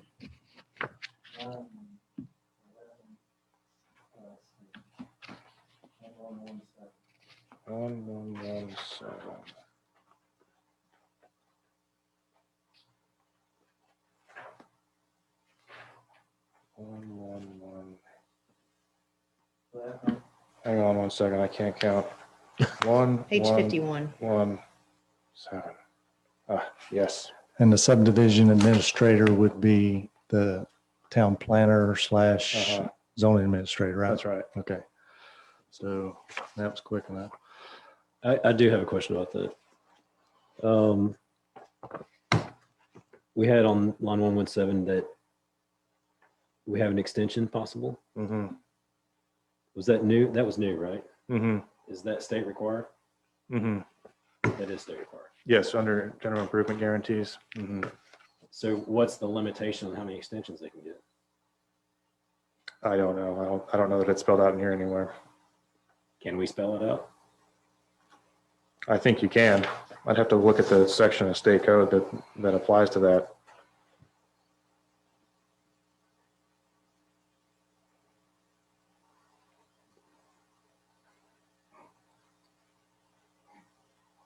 On the same page, 1127. So that's getting into the bonds somebody has to put up to finish out a development. Is that 125%? Is that mandated number by the state? It is. Because over here, like in Etowah at Seven Falls, they had to put a security bond up, and it didn't even come close to whenever they finally had to get to it. It didn't even come close to finishing out the roads and everything else that the people that bought lots in there were promised. So is that 125% a minimum that they have to put up, or is that, No, it's is the it maximum. just that, It's that number? It's that amount.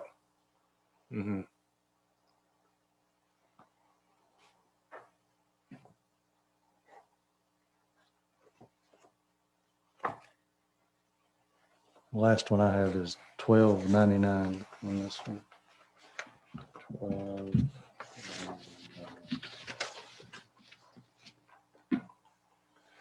Okay. This comes back to our penalties things. Whenever somebody's out of compliance or doing something that they know they're out of compliance about, and they've been warned, a $50 fee is not enough. We need to make that something that will bring somebody that's out of compliance in compliance with our rules and regulations. Can we change that to say, can we make that as part of our fee schedule? Can we reference the fee schedule? or That's do the we have best way to handle it. Okay. So again, it changes, you don't have to change the ordinance if you change the fee. So can we change that to subject to civil penalty reference fee schedule instead of $50?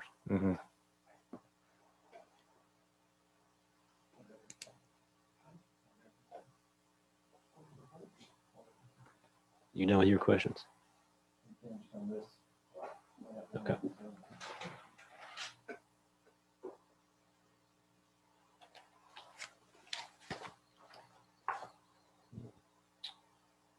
Someone else have questions? All right, Brian Kimball. I'm waiting on Daniel to finish writing, so I don't want to. Oh, thank you. Yep. You ready? I'm ready. Page 6, line 50 or 61.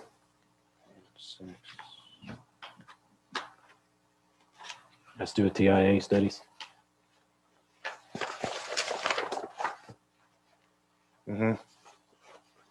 What, I may have missed it, and if it's in there, you'll probably shoot me. What's the definition of a major road? It's in the, I don't know, it's in here. They're listed. I don't know. Talked about Is it like specific roads? Yes. Okay. I know this comes up because it's, of where major subdivisions to go, they may not necessarily be on a defined major road, but they may have a huge impact on the road. But if it's not a major road, then we don't require a TIA study, correct? Or do we? No, the requirement for the traffic impact analysis, if it's a major subdivision, which is 11 or more lots, or any commercial subdivision, but they're only triggered for residential developments. Ron, is that when you talk about the traffic engineer, is that I would prefer the traffic engineer to be able to stamp his report to us, just like somebody else. Is that I don't agree with, I think it was a line in there, is it, you said a certified traffic engineer or someone with Or experienced. well, is it I'd like to strike Yeah. the experienced traffic engineer. And just leave it as a certified traffic engineer. Yes. Anybody else? I'm fine with that. I know the planning board went round and round about that, didn't they? They did. Remember when we had the 191 discussion, everybody and their brother suddenly knew all about traffic engineering. Right. You know, they were some kind of other engineer, but suddenly it was all traffic. So my version of experience than their version might be different.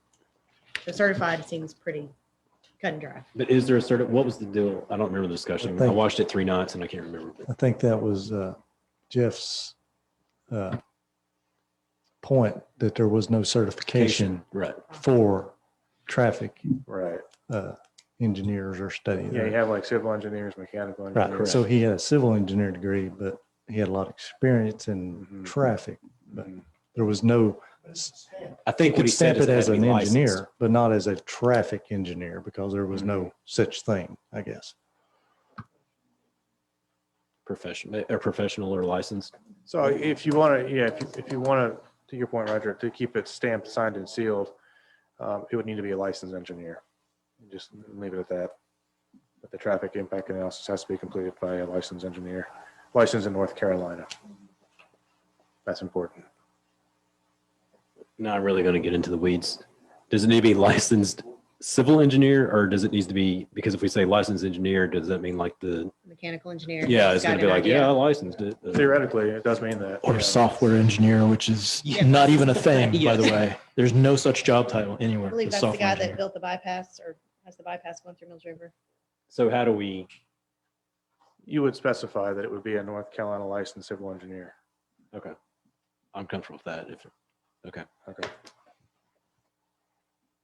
I'm just looking for the stamp at the bottom. Yeah. That's all I'm looking for. Yeah. And that's the important part. This is going to be a nitpicky thing. Line 243. Oh, go ahead. Sorry. 243, you said? Yes.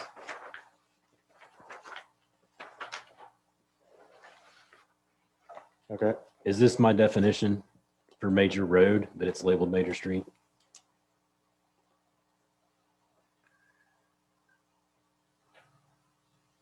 I don't know. I'd have to look.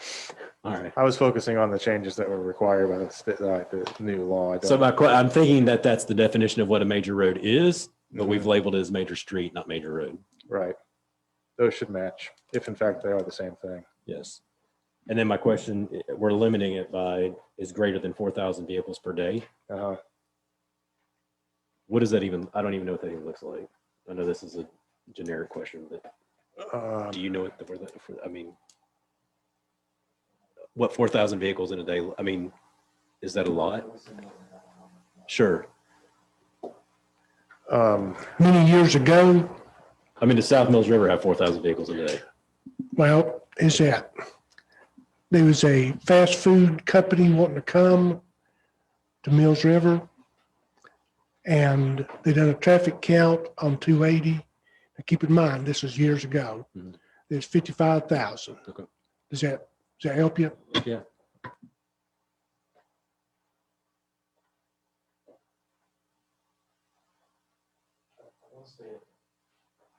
I want to say at the Banner Farm intersection down here, it's about 25,000 a day. Okay. On 191. And half of that's between 7:30 and 8 o'clock. Yeah, so there's.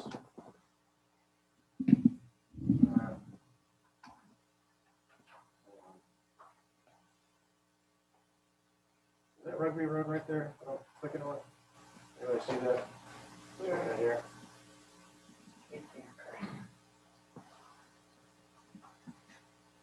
And that's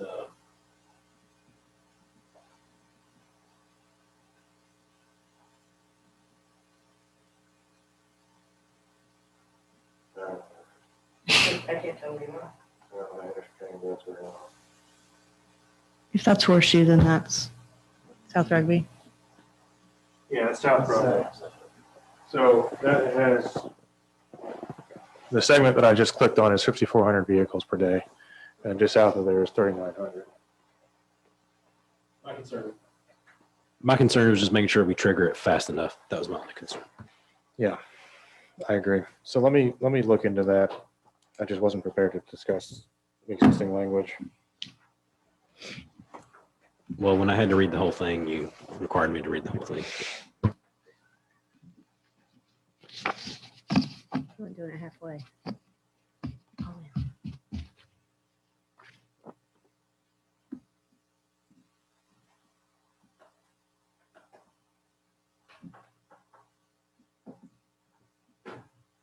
Anything else? Anybody else? Okay. Sue, do you want to handle public hearing motions one at a time, or just when we finish up all the ordinance stuff? I think it'd be fair to do 153 and 154 together. Okay. Unless somebody can tell me now they're going to have a major objection to 154. Okay, then let's handle those two together. Okay.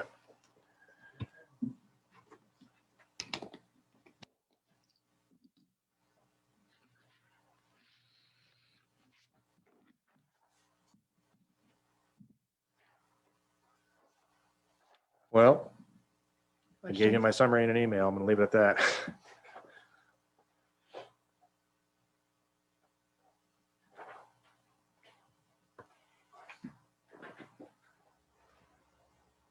So you need my questions on 154 now? Please. I'm sorry, people, but line 512.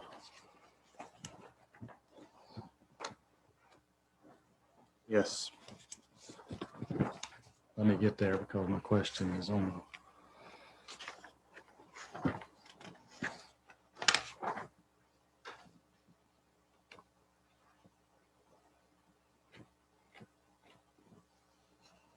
Oh, this is a lot depth. And, so you're striking all, you're just, now, is this something that Alan and yourself came up with to strike this out because it was what? Because it's exempting every property in Mills River mixed use from those different standards. Maybe that was the intent, but it doesn't make sense to us from a regulatory point of view.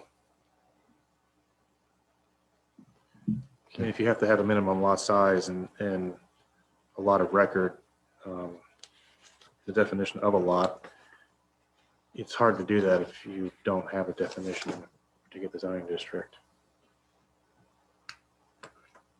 So like in the first one for the definition of a lot, a parcel of land occupied or capable of being occupied by a building or group of buildings as regulated by the Town of Mills River Code, together with the customary accessory uses, open spaces belonging to the same. This definition shall not be applicable to Mills River Mixed Use District. So how do you define a lot in Mills River Mixed Use?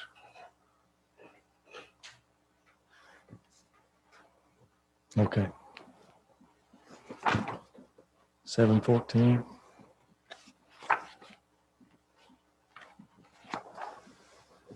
So this was a very confusing formula to me, Yes. even.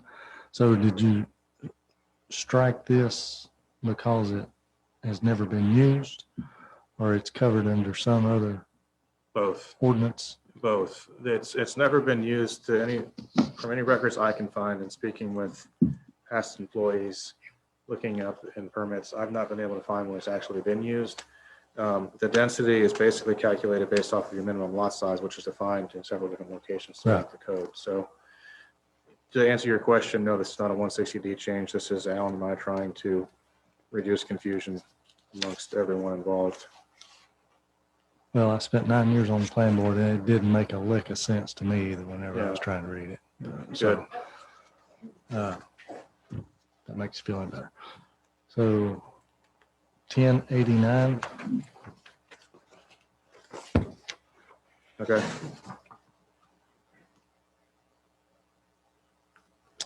Okay.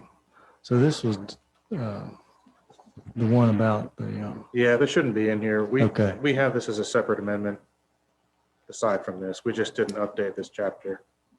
Is all that is. So you can ignore the text in here.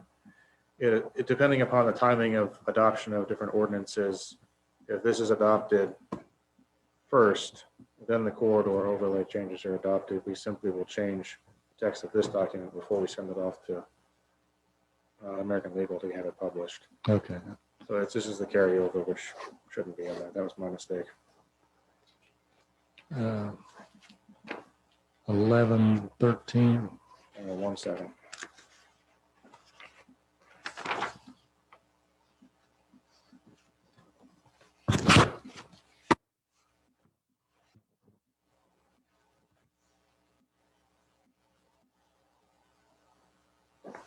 What was that line number? 11, 13. Okay. So that's kind of has to do with the other item on the agenda Yep, here. it does. Yeah, this is the same thing. This whole section should not be, it should be in here without any changes to it because no changes have been made to it yet. That's a separate item on the agenda. Okay. Are we going to get to that tonight? It's on the agenda. I'll leave it up to you guys. Huh? Okay. 1178.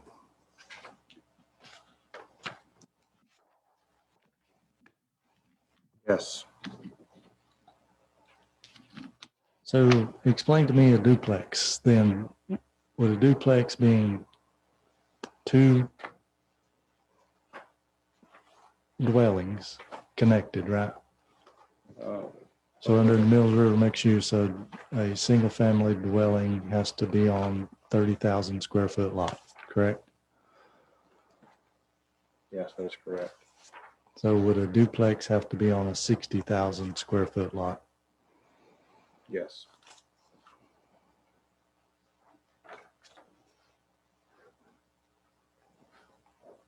But here it says the residential duplex is subject to meet the lot size dimension requirements of a single family dwelling. So that to me, if I'm reading that, then I'm saying, okay, I can put a duplex on a 30,000 square foot lot.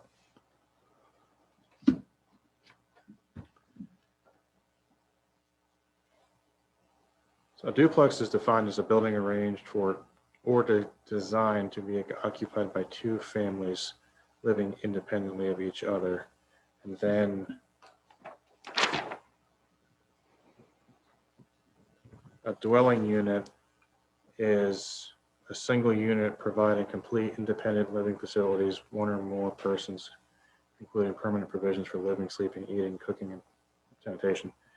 So a residential duplex is two dwelling units, and a dwelling unit requires 30,000 square feet in the code. So if you have two dwelling units, you have to have 60,000 square feet. Could we clarify that on here a little more clearly? To what, how would you like to clarify it? That a duplex is considered two dwelling units and it would have to be two separate dwelling units, and it would have to, each one would have to be on a 30,000 square foot lot. So, I mean, it would have to be a,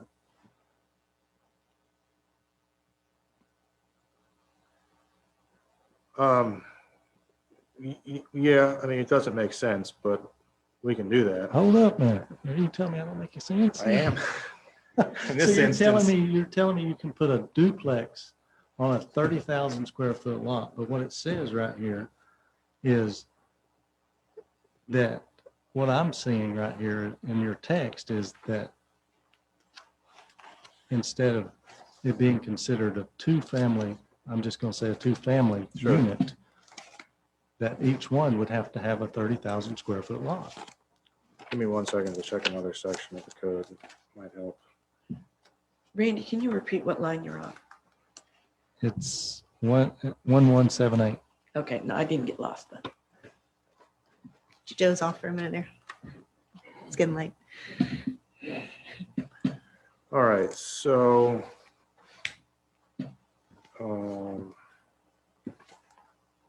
this is regarding those of a mixed or neighborhood commercial, but it's the same standard. So dimensional requirements for residential projects within the Mills River Neighborhood Commercial District is a minimum lot area of 30,000 square feet and a minimum lot area per dwelling of 30,000 square feet. So a duplex is 2 dwellings. You have to have 60,000 square feet. That's what I've been trying to, that, Right, the definition of a duplex says the same thing. A lot area is per dwelling, and a duplex is 2 dwellings. but the way it's written on this 1178 looks to me like if I was a developer, that I would come in here and I would argue my case that the way this is written, it looks to me like that I could put a duplex on a 30,000 square foot lot. All I'm asking for is clarification to make sure that nobody misinterprets this line.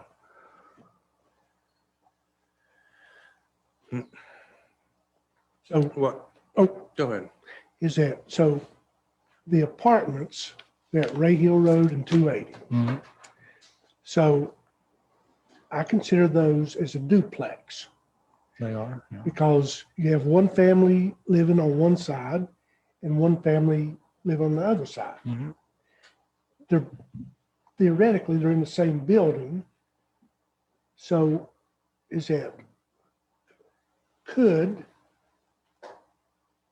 correct me if I'm wrong, could a developer put that type of building up with 2 different families on a 30,000 square foot lot? To me, that's what I'm seeing on 1178, that I would come in here and argue my case that I would be allowed to do that. Okay, is that, I agree with. And that if you allow that, then what you're doing, you're halving the density requirement that we have whenever we've got MR30. Now, let me go one step further, is that, let's say that you still have the apartments up at Ray Hill Road and 280. But you split them apart and put one 2-car garage in the middle. Is that what you're thinking on that? I'm thinking that that's still going to be considered a duplex because they're attached. Well, it's still a duplex because it's one structure with 2 families in it, Right. 2 separate dwelling units. Randy copied off my sheet of paper because I had the same line highlighted. So, and I mean, that's my question is too, when I read it first, the way it reads, because it says the lot size and dimensional requirements of a single family dwelling, which we defined as 30,000 square feet. So you read that line as saying, I can have a duplex on a 30,000 square foot, not 60,000. And I understand it may say something different somewhere else, but if we don't correct that in that line, then I feel like we are giving someone an argument, a case to make an argument. I don't know if anybody. I mean, can we not just say, can we not match it to to what the definition is in the duplex home? The definition of a duplex? No. And you pulled up your other thing just a minute ago and you said it would equal 60,000 because it was 2. Yeah, so the lot standards, how many pages am I mixed up here? Do you need a Snickers bar? Oh man, I'm good.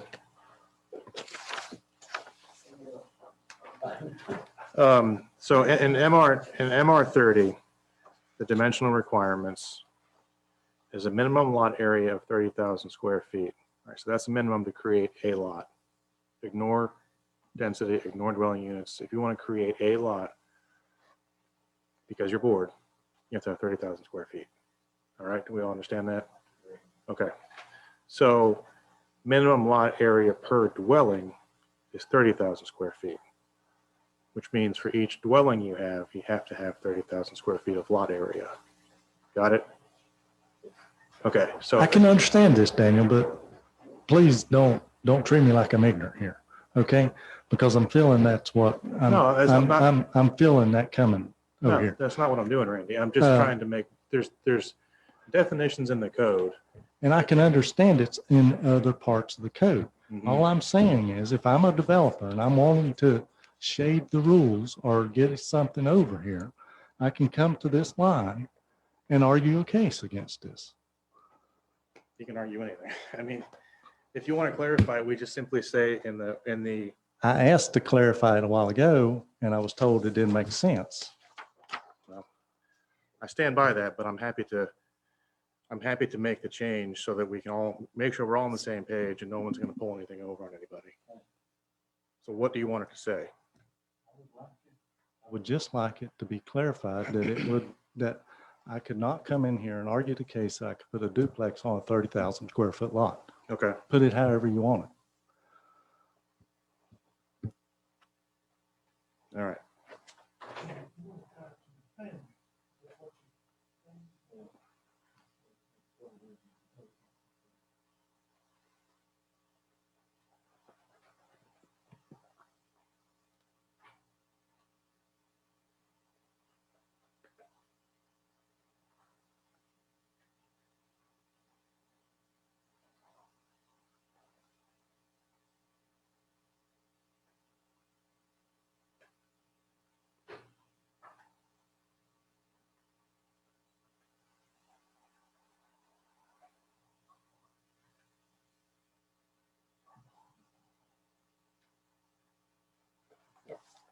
What's next? 2280, and it ties into 2288.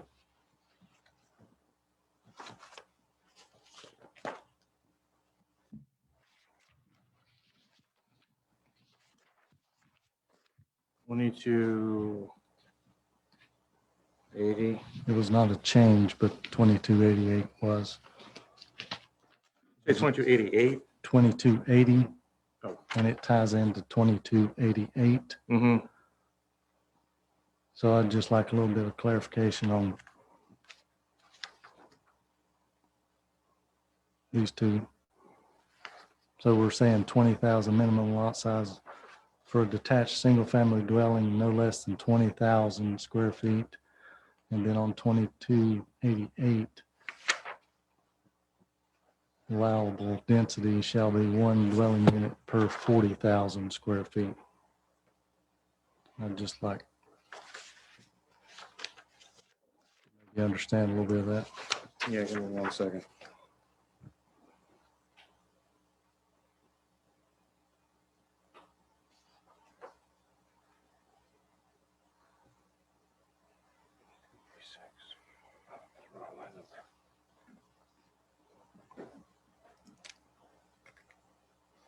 Okay. So under standards for planned residential development, which is a type of permitting process essentially, on line 2257, the minimum lot size for detached single-family dwelling is no less than 20,000 square feet. That's in the code right now. And then on the next section where you mentioned 40,000 square feet,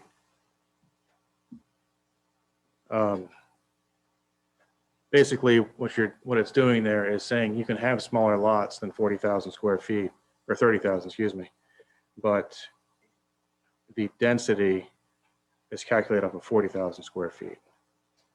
So it's kind of confusing, but basically if you have a lot that is say 10 acres,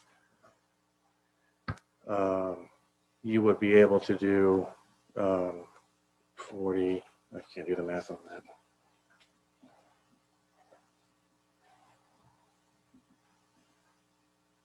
So that's 435,000 square feet.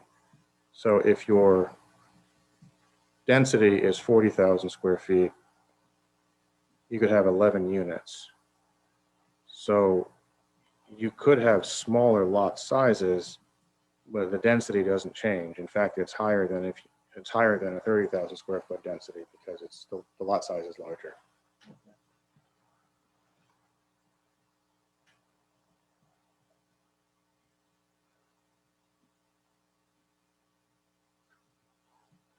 $51.24.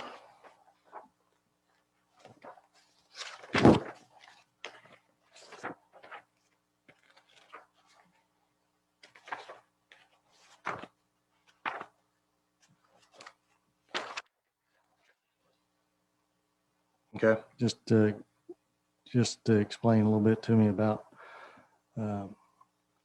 the amendment thing and how it goes here? Yeah, so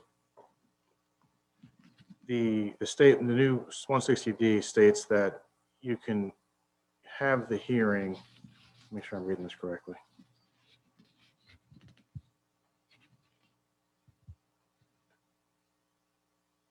So you can have the hearing and make a decision in the same night if you have a majority of a vote on the first reading. I believe that used to be a supermajority. You would need to do something on the first night that it's introduced. So in this case, it would be 4-1 as opposed to 3-2. But now it's only a majority vote. So you get 3-2 or whatever. And that's just for an amendment to a current ordinance.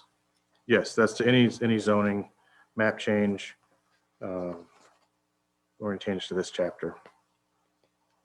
The last one is 5886. All right.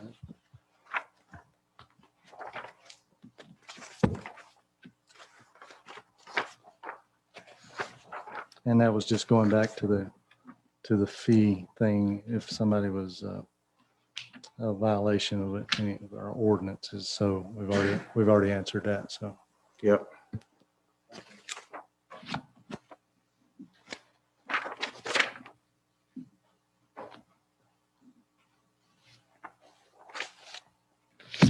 Brian Kimball, do you have a list?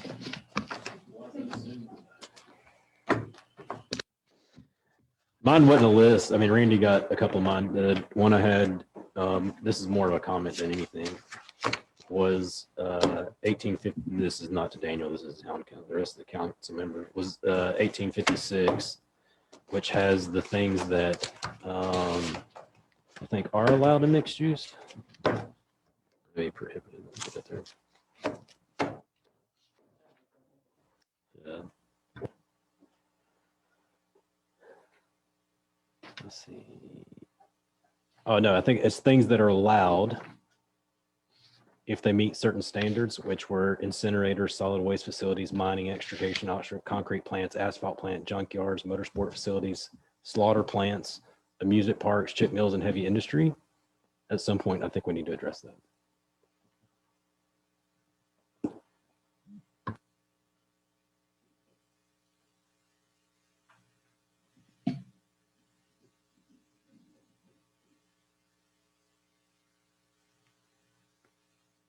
All right, is that your only other question? Yeah. Okay. We done with 154? If you would please set a hearing for the 22nd of April so we can move this along.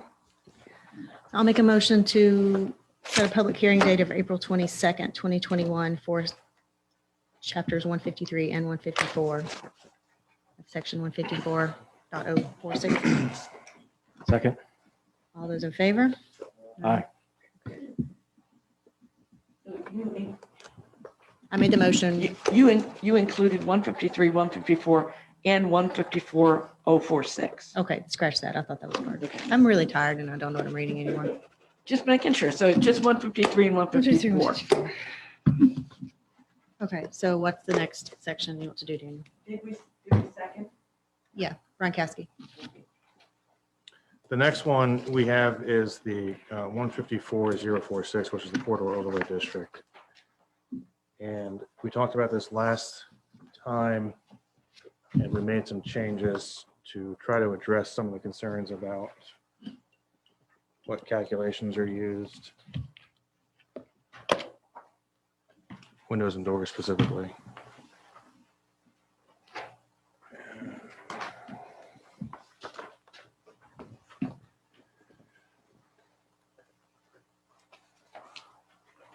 Daniel, I can be okay with this. Just me personally, I'm just 1 of 5, but if we could do something about there's no allowances on here for it, the size of doors. So it could be a bay of roll-up doors facing the highway, and then calling it the front of the building, and that allowance could make up if the windows and doors are included in this, then that could make up the entire amount that they would have to do under our ordinance here. So if you could put something in there, you made a suggestion one time I was speaking to you about for it to be a pedestrian door could be used instead of There it is. Doors instead for of just human passage. a bunch of roll-up doors or something. So do you want more explanation than what's in the, I mean, if you could just put something like, pedestrian doors being no more than 6 feet wide, okay. something like that, I would be okay. And the only other thing I had on this was there's still no, so if somebody builds an accessory building and it doesn't, and it meets these guidelines at 20% or less of the primary structure, and they later subdivide that off, there's no provision to, if that building is sold for another use, or if they start renting that building, if it's no longer used for their primary business that it was built for, then there's no clause in here that that building has to be brought up to current standards. I'd like to see something along those lines.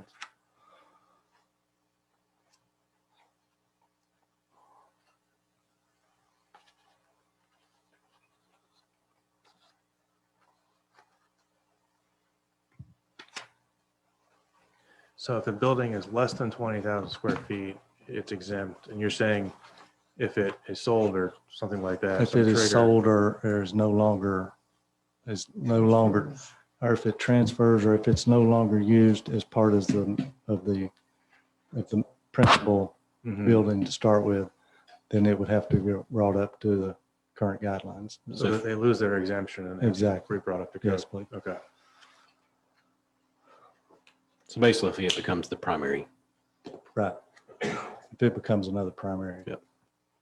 So what about if it's transferred? So if my father dies and I inherit the building, would that still fall in place? And you want to rent the building to another business to run out of it, then it would have to be brought up to the current guidelines. Or You if I change it. gave that to my daughter? If she changes the use If of she it. changes the use of it and sells it or rents it to another entity, then it would have to be brought up to the current guidelines. That's just.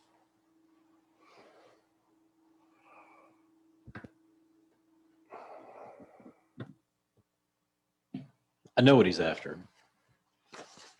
What's to keep me from, if I want to build two buildings, I build one that matches it and I build the second one that doesn't, because that's what gets me cheaper. around. It's cheaper. And then after I get it done, I subdivide the land and say, well, here you go. Here's a building. Sell that. So subdividing the land, does that also mean that, so is that if I got 10 acres and I've got a primary business on the front part, so I build a structure, let's say on the same parcel of my 10 acres. So my father dies, I inherit the whole 10 acres in the buildings, but I don't need the secondary building. So is that if I have the 10 acres divided to give my kids 5 acres and this building is on it, would that building revert to a primary structure? I would say yes. In my opinion, yes. Yes. Yes. So I would not have to bring it up to code. Yes. Yes. That's what I'm saying. Okay. I'm trying to think about, we've already had an applicant that's done everything they can to get around the around this ordinance.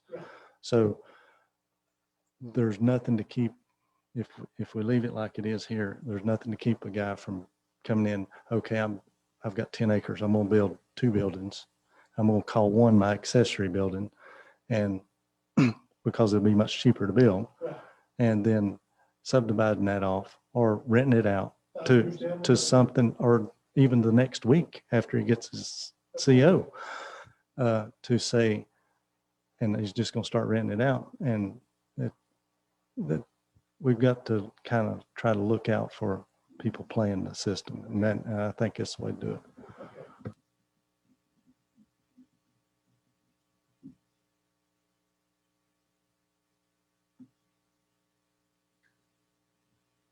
Anything else?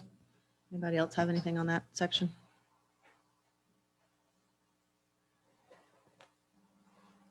Or set a public hearing date? Yep, that would be the next step, please. What's the date? The 22nd? April 22nd. So make a motion that we set a public hearing on the 22nd of April 2021 for section 154.046 with the changes mentioned by council. All those in favor? Aye. None opposed. Okay. Can I suggest we skip noise ordinance and knock out some of these easier ones in case we decide to table noise ordinance, or just be here all night? I'm comfortable with that. Does that work? Until Well, next let's meeting. let's knock these next 3 out, see how long that takes us, and then see if we feel like tackling the noise ordinance tonight, because it's late. My stomach's growling. We talked about food trucks, and yet there was no food. I did not eat. All right, the next couple items on your agenda, I'm going to turn over to Sue to give you some background on, but basically we have to make some changes to comply with some accounting standards that have changed. So Sue, the floor is yours.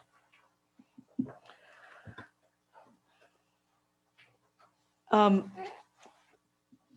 few years ago, we adopted audit contracts or approved audit contracts for the next several years with Carl Shaw.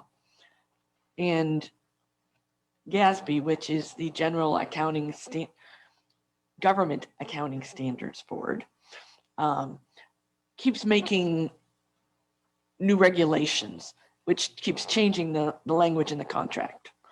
And this year they changed a regulation that required a change to the North Carolina Administrative Law Code, which made a change to the contract. So basically we have to reapprove that contract if you still want to have it with Carl Shaw. You ready, Sue? Yes. I make a motion that we authorize the mayor to do what Sue said. All those in favor? Aye. All right. See, we're knocking stuff out now. Now, Sue, do you need another motion to approve Carl Shaw's contract? Or did we just do that?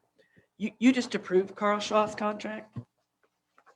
The next item is that one of the changes that GASB made and the state treasurer's office incorporated into the contract a few years ago is that we have to have, they call it SKE. It's basically somebody with special skills qualified to review the financial report after it's been prepared by our auditor, because they recognize that smaller towns that don't have a large financial staff rely on their CPAs and their auditors for questions during the year. So they want somebody else to come along and look at it and make sure. They don't redo the audit. They just want to make sure the report is right. It's an audit of the auditor. Right, basically auditing the auditor. Last year, we used Brian Broom on the recommendation of our auditor. And he is a Mills River resident and has many years of qualifications, and staff was very happy with what he did. So if council so pleases, we could adopt his contract. I make that motion, what Sue said. I'll second. All those in favor of hiring Brian Broom? Aye. Aye. Wish Shay to sign? I've already signed it Thank you. in the file. Okay. Now ordinance 2021-02 budget amendment. That's me too. Sorry, Sue. You've had all this time. That's okay. If I can remember. When you approved the partnership with North Carolina Department of Transportation for the safety project on Butler Bridge Road to install a guardrail, we told you we would have to bring back a budget amendment in order to move funds to an appropriate line where we could spend them. We're moving from a capital project. I can't remember which one at the moment. It's, anyway, we're moving from one of the capital projects that you did not approve into streets and highways and creating a line for street maintenance. I make a motion that we do that, what Sue said. All those in You're favor? approving an ordinance, but all right. All right. Anyone Thank you. opposed? No, okay. All right, now we'll circle back to the noise ordinance. Is that something we want to take on tonight? Do we want to table that for a future meeting? I think we have people here that are still here just for this noise ordinance, so I'm okay to stay in this. All right, intermission again. Can I make one suggestion? You still have a staff member waiting to do a staff report. Can we do that first? Maybe if you could we do do that tax? and she could go Yeah. home. Can we do tax before you go?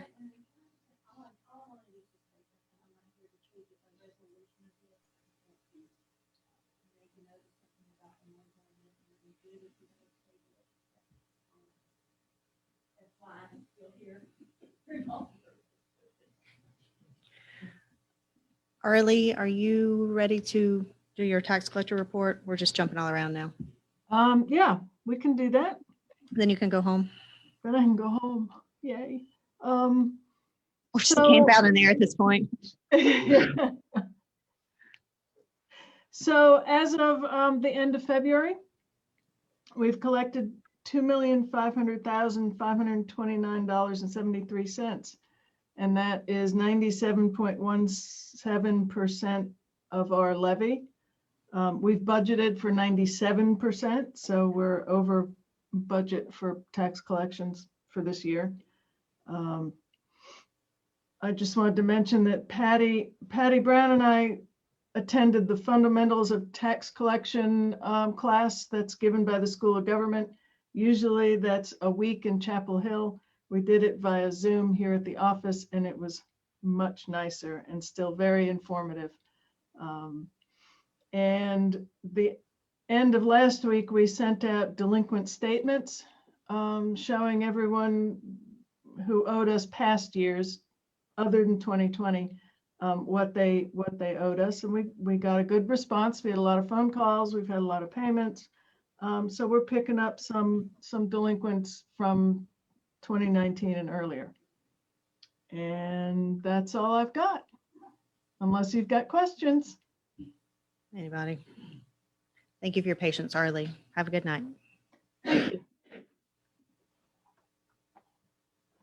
right, now some people need a break.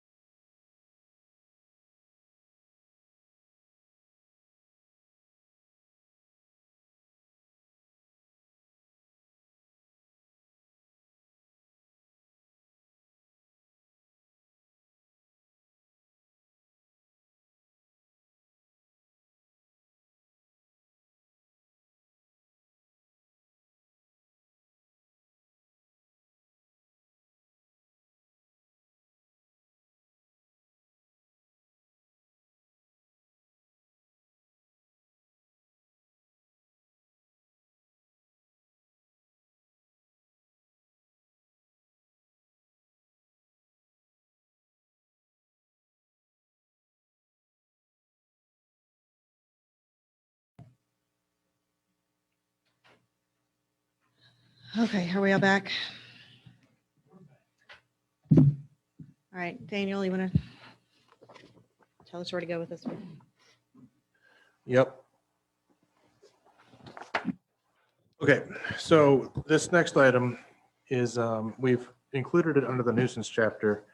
Several months ago, there was discussion about a noise ordinance and developing one for the town to help protect the community from unwanted noise, essentially. We met with the planning board over the course of a couple of months and came up with a broader approach that would include things like construction noise and power equipment late at night and those sorts of things. And then we got some direction from council, some feedback early in February that basically pared it back down to really just amplified sound. And so what you have in front of you, which is, again, it's chapter 152, the nuisances, you'll see a bunch of blue text right in the beginning of the middle of the page there. That's all new text. And then of course, we just shifted numbers beyond that to make them make sense, put them in order. And so I'll just run through kind of quickly the highlights of it. You'll see some new definitions that are in here on page 3, defining what is amplified noise, amplified sound, ambient noise level, and so on and so forth. And then the sort of meat of the substance, if you will, begins on line 158, which is the establishment of a noise ordinance. And again, this is really geared towards amplified sound. So we removed anything that wasn't specifically targeted at amplified sound, such as loud cars, again, Jackhammers. Yes, there we go. Drill's not a very good example. You get what I'm trying to say. So anyway, the substance of the ordinance itself begins on line 158 on page 8. And there are some standards, sort of qualifying standards as well as quantitative standards. And by that, I mean that there are some things that are left up to either the administrator or the law enforcement personnel who shows up on site to say something is loud or excessive. You can also you can get a permit to exceed the noise limits, and that would be handled essentially like a zoning permit, but it would be something different. So that could be like if it's like a holiday and there's a special event, and you know your sound's going to go later than the. Yep, like a New Year's Eve party or something to that So we would effect. issue a special permit. So a question on number 11, On number 11. or I'm sorry, page 11 Okay. is that. So if the sheriff's department is going to enforce this, so I come in on Friday evening and get a permit to exceed limits. Mm-hmm. How will the deputy know Saturday evening that I can do this? Sure. I'm glad you asked, because the permit software that we've been talking about the last couple of months, we can, when we issue a permit for something like this, we can have it automatically sent to anyone we want it sent to. So it could be law enforcement, it could be ALE, it could be the state DOT if there's going to be something going on in the roadway or whatever.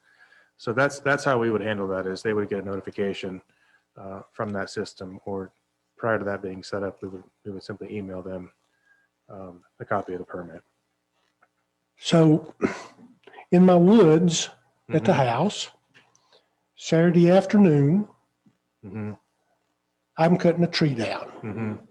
So I'm running my chainsaw. Right. So my neighbor is working graveyard. So my neighbor is asleep.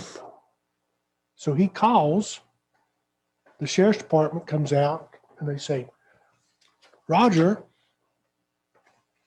so am I going to have to cut my chainsaw off? This ordinance, as it's written right now, doesn't deal with power equipment or anything like that. It's really just amplified sound.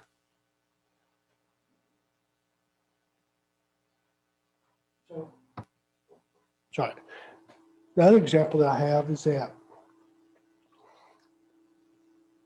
let's say that you're over there next to Sierra Nevada, and a new company comes in. And so they're out there building away.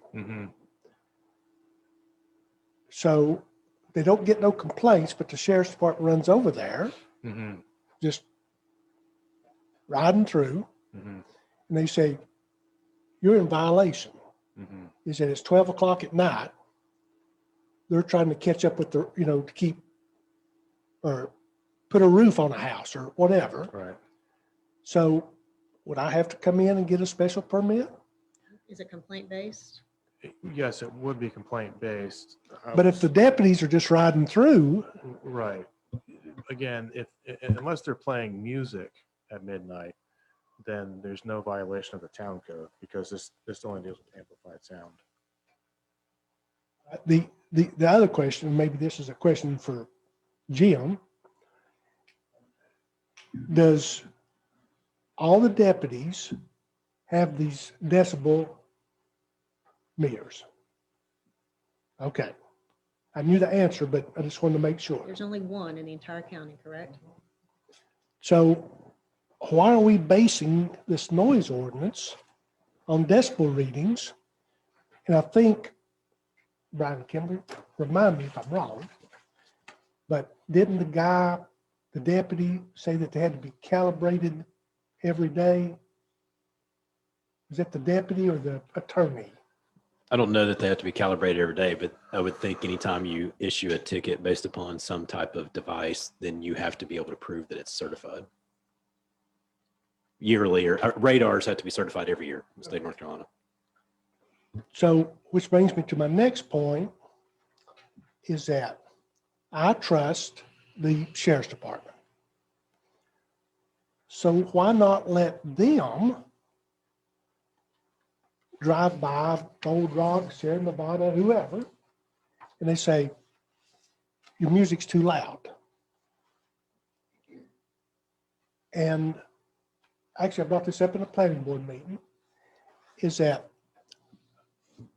let the sheriff's department, they're the ones that are enforcing it, let them decide whether it's an access or not.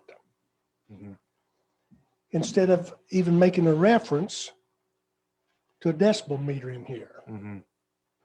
So two answers to that. One, just to answer your question about decibels, the reason we included that at the beginning was to have a measurable quantity. So that provides a little bit more objectivity to a situation, as opposed to me going out and saying, oh, I don't think that's disturbing, but then you going out and saying, I do think it is disturbing. That's part of the reason the decibel reading was in there. To your other question about the county enforcing a noise ordinance, that's certainly an option. We discussed that early on, that we would work with the sheriff's office and they would enforce what they normally enforce anyway, which is the county noise ordinance. We were directed to draft an ordinance for the town specifically, so that's what we have done. But if you want to do nothing and just ask the county to enforce theirs, that's certainly an option. Personally, is that I'd like to see some type of noise ordinance going forward. And if we had it on the books today, I think it'd be too late. Now, something else is that there needs to be someone, I'm going to use Jim as an example since he's sitting here. There needs to be someone that filters out the riffraff. So Roger's not calling on Bold Rock or Sierra Nevada every day of the week. You're right. Someone has to be able to determine what's a legitimate complaint and what's not. So what's the complaint process? They were calling 911? Because it's 10 o'clock at night or 9:30 at night. No one's here. So where does their complaint start after hours?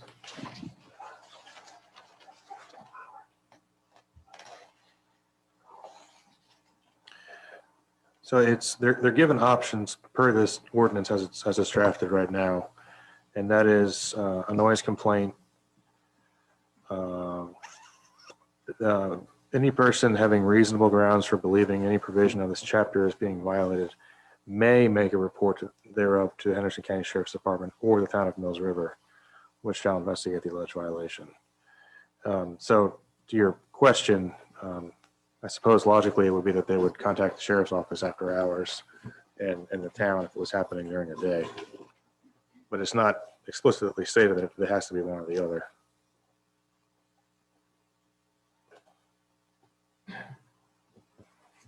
I think the way I look at this is there's two sides of the noise ordinance. There's commercial and then there's residential. And we as a town are not suited to enforce a residential noise ordinance. That's better left in the hands of law enforcement, because we don't need Daniel going to someone's house to tell them to turn the music down. Right. That's not his job. And he doesn't have the authority or the power to do that. Right. Jim's much more intimidating, and he carries a gun. And he carries a gun. And in today's day and time, that's the way it needs to be. So the sheriff's department is better at handling those scenarios. When it comes to commercial entities who are operating and have amplified sound, I feel like we as a town are better handled to handle those situations, because the sheriff's department has a hierarchy of calls that they respond to. If Bold Rock, and I'm using an example, I shouldn't say that, if Company X is having a late night band and they're there till 10 and it started raining, so they shut down, and then they didn't get to play all their songs, so they decide at 11:30 they're going to crank it back up. By the time you call the sheriff's department on a Saturday night and get them to come to enforce it, it's going to be Everyone's home in 1, bed. 2 o'clock in the morning before they get there. So yes, depending on the calls. So it's not a responsive thing to the citizens to get the sheriff's department to respond to that side of it. We are better suited to that. And I think if we're going to do this, which I think that we should, then the town needs to put the human resource factor behind it to make sure that we're supporting what we're passing. And that's where I need that, Daniel, you need to tell us what you need, or if you have a plan for how you would handle it.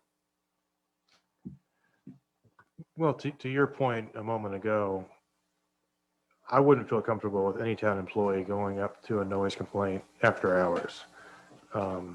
It's a safety component, really, what it boils down to for me. I just wouldn't want to put someone in that position. I would feel much more comfortable if it was law enforcement. Daytime code enforcement, I could see it with a little bit less fear of safety because it's daylight hours, obviously. But yes, it would take a person to do that work, depending upon the caliber of the zoning administrator we hope to hire soon. It's possible they could do that work if it was just regular business hours. If you're looking at after hours, I really think your best bet is to work with law enforcement. We could have personnel to do that work, but again, going back to the safety factor, I would not recommend that we do anything after hours. So for me, the commercial side is real simple. And I maybe, if you pulled up at Company X and they have amplified music on at 10:30 and we say it has to cut off at 10, that person doesn't even need to get out of the car. They pulled in the parking lot like a normal patron. Yeah, it's on. That's a ticket. That's real easy. I mean, to me, there's no involvement with anybody going inside saying, hey, we caught you. They're representing the town. They have the authority to issue the fine. So I don't think that that's necessarily outside of I don't think if we're going to rely solely on law enforcement, the sheriff's department has better things to do.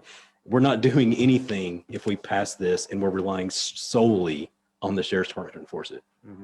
Nobody cares about, I don't think we've had anybody come complain about the music being too loud at 3 o'clock in the afternoon. That's not what we're doing this for. We're doing it for after hours. We've got to put a solution behind it.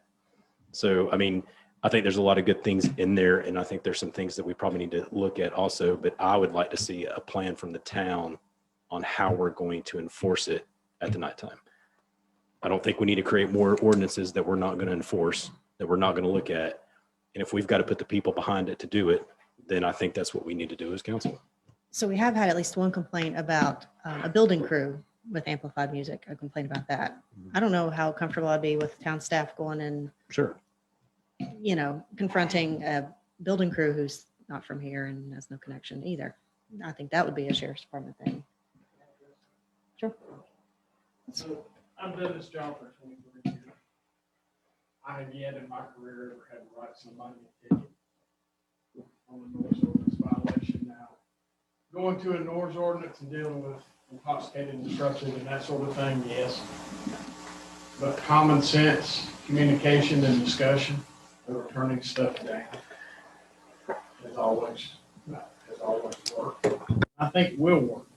And if it doesn't, and it's a daytime commercial or something related to commercial, then myself or somebody from the Mills River team can come back and speak to Daniel or whoever's in that position and say, this is what we have. There's CAD notes, there's CAD calls that can back up the response and what was done. And then if it doesn't stop, and then we can move to the next level where they do a written warning or the citation. But you guys aren't, and I don't want to put you in a position where you're answering questions, but you timely, the sheriff's department cannot be at Bold Rock at 10:05 or Company X to make sure that the music's shut on Saturday. That's not a feasible thing for you guys to do. In a perfect world where there's no 911 calls, Correct. and no other stuff happening, yes, we could. But guarantee that every night and every day. Right. Yeah, but somebody's breaking into my house and wants you there. Exactly. No, and it's Just like I legit. said in that planning board meeting, dispatch prioritizes Yes. calls on life and safety. That's not a life and safety issue. So life and safety is going to trump a noise ordinance complaint until all that other stuff is checked off the call list. Then somebody will use that way. And that's why I think we need to have a plan for this stuff. And I think it's, if you respond, if the sheriff's department responds now to someone's house at 1 o'clock in the morning or whatever for loud music, I know that we've had citizens who have said that the sheriff's department has indicated that the town of Mills River does not have a noise ordinance. This, I look at the county's ordinance in some ways solves some of that because it gives the officer a tool to be able to go to the property owner and say, hey, turn it down. He can have the conversation for the resident. And I think that's important, and I think that's an important component that we should look at in this. That's why I like what's here, but I still think there's some tweaks that we need to do. I don't know that we can get there tonight. That's kind of where I'm at. I don't know if other people have feelings about it. It's a lot, I think, to still discuss, and I think we're all kind of spent. We have Myself. we have some members of the planning board here. Would council entertain the notion of allowing them to speak just for a minute or two? Sure, since I I would waited out like all to this hear time. what they have to say. They came up with this paper, so let's.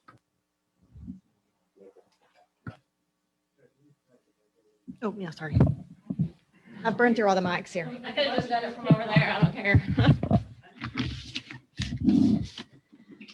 So I had this nice little thing typed out, and had I known it was a sleepover, I would have worn my pajamas and brought a box of popcorn, but I didn't realize that's what it was going to be. But here we are. So I'm just going to read this, and some of it's redundant, but I just wanted to say to you that as you prepare to consider this ordinance that was sent to you from the planning board, there are several things I wanted to make note of. First, for those of you who might be listening, this is not an attempt to shut down amplified music in Mills River. That's never been a goal or desire of the planning board nor town council. We realize the benefits of businesses in Mills River who offer amplified music. What it is an effort to mitigate the effects of amplified music on pre-existing residential areas, folks who were here first, and to offer reasonable protections for their quality of life. I'm 52 years old. Sometimes I like loud music and sometimes I like to go to bed. Second, most ordinances don't please 100% of the people 100% of the time, as we all know. There are several members of the planning board, myself included, who feel this proposal doesn't go far enough. However, at your direction, what we felt like was your direction, we tried to look at it from a broader perspective, knowing that now is the time to get something on the books as spring concert season is upon us. And so we again voted unanimously as a 9-member board to send the text that you have to you. Finally, and most importantly, we implore you as a council to not only adopt either this ordinance or some version of it that you might see fit, but to seriously put in place a plan for enforcement. That's what you're talking about. Like so many ordinances in our code book, this one will be rendered to words on a page, a mere moot point, if council cannot provide very clear details on enforcement moving forward. And to the point that you're making, Brian, that law enforcement can show up and tell them to turn it off. What about when they're within the time frame that it's too loud?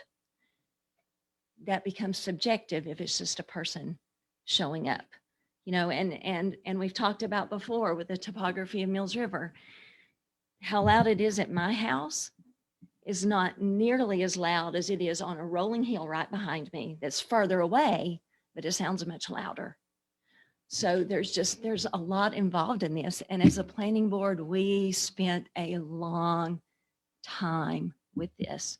So I wish it were simple. I wish we were giving you something simple, but you guys can only do what we as a planning board felt like we were doing. And that is trying to do the very best for our residents of Mills River. And so that's what we're asking you to do. And again, law enforcement, that's great. You know, I'm a law enforcement family, but they clearly said handling noise complaints will be at the bottom of the priority list. Everything else was probably going to come first. And we know that noise complaints, they're usually going to be at the most inconvenient hours of the day. So that's just some things that you're going to have to think about moving forward. So thank you.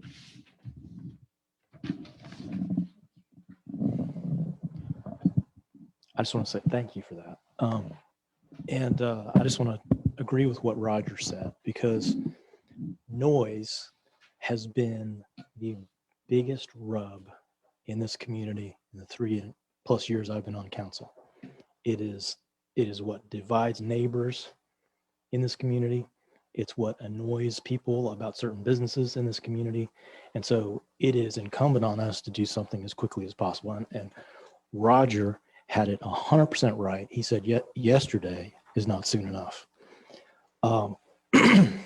Now, when we had that joint session with the planning board, we talked about a number of different things. And I was disappointed because I did not feel, just as Sherry said a moment ago, I did not feel like an ordinance that only addresses amplified noise goes far enough. And I told the planning board a story because when I used to live in Asheville years ago, I lived next to a guy who was a serial lawnmower. And I mean, what I mean by that is he would mow his yard at 6 in the morning. He would mow his yard at 10 at night. He would run his leaf blower sometimes for 3 hours while I'm trying to put my kid to bed. And I'd go over to him and say, Al, what are you doing? You know, you're killing me over here. I'm trying to work in my office. I'm trying to, I'm taking my laptop out on the front porch so I can write something. I mean, and he's like, well, that's just my jam. That's what I do. And I said, well, Al, if I lived in your house with your wife, I wouldn't want to be in there either. But the fact is, this ordinance doesn't do anything that would have helped me in that situation. And we had one, I'm sorry, it wasn't you guys. We had one member of the planning board who said he was disappointed in me, that I would have been annoyed with that neighbor. But when I look at this ordinance, and it's a good ordinance, and I look at the Henderson County ordinance, which revolves around annoyances. Amplified noise is addressed.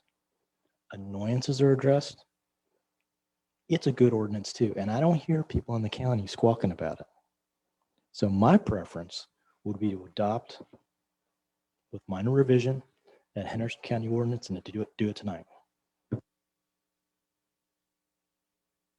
On page 11, line 234, is that, Ryan, I appreciate what you said. Is that the permits to exceed limits? I think that all should be struck out. What if there's a special event? What What if there's a special event for a holiday? is that? After 9 o'clock at night or whatever the magic thing is, it's done. I don't care if you're Bon Jovi, or whatever the hell his name is, Bon Jovi, or You're gonna Sierra have, Nevada. you're gonna have businesses wanting to have like New Year's parties, countdowns, 4th of July, stuff like that.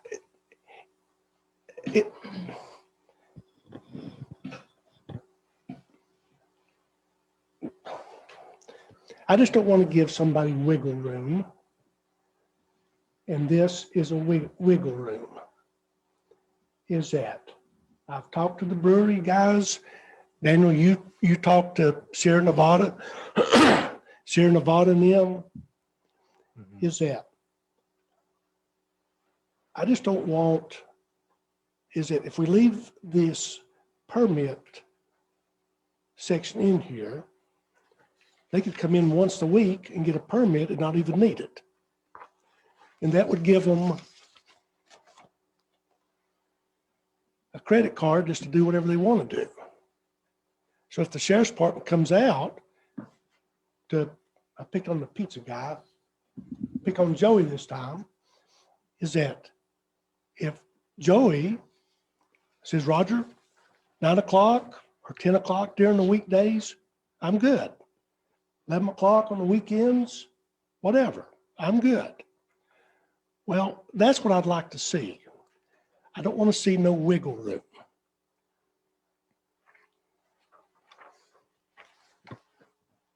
And with that point, maybe the way around that is if we do rid of that section is maybe we define, if we want to have that discussion, is we put in the code with the exception of the 4th of July or whatever, that it ends at, or New Year's Eve, it ends at 12 or whatever you want to say. Maybe you define a later time period, but if it's in the code, then that gets rid of the special permits and they can only do it on those 2 days, if that's what we want to do. I agree with Councilman Caskey that the county ordinance does work everywhere in the county. You have areas in this county that are way more rural than Mills River. It works in Green River, it works in Zirconia. Those areas are way more rural than Mills River. It works in Edneyville, which I'm probably going to get burned for this, probably has way more farms than Mills River does at this point in time. So it's a strong agriculture community as well. So it works for the agriculture community in Edneyville. It's an ordinance, the county's ordinance provides a lot of peace and comfort to people, and it provides them with an avenue to have some resolution, a form of a resolution through law enforcement. We don't have that right now. So there is no relief for anyone for anything at this point in time. I would like to see a stronger stance on amplified music than what the county's is, just from the standpoint that I think the counties gives exemptions for if you're operating within the normal course of your business. And that's a lot of leeway that can be interpreted.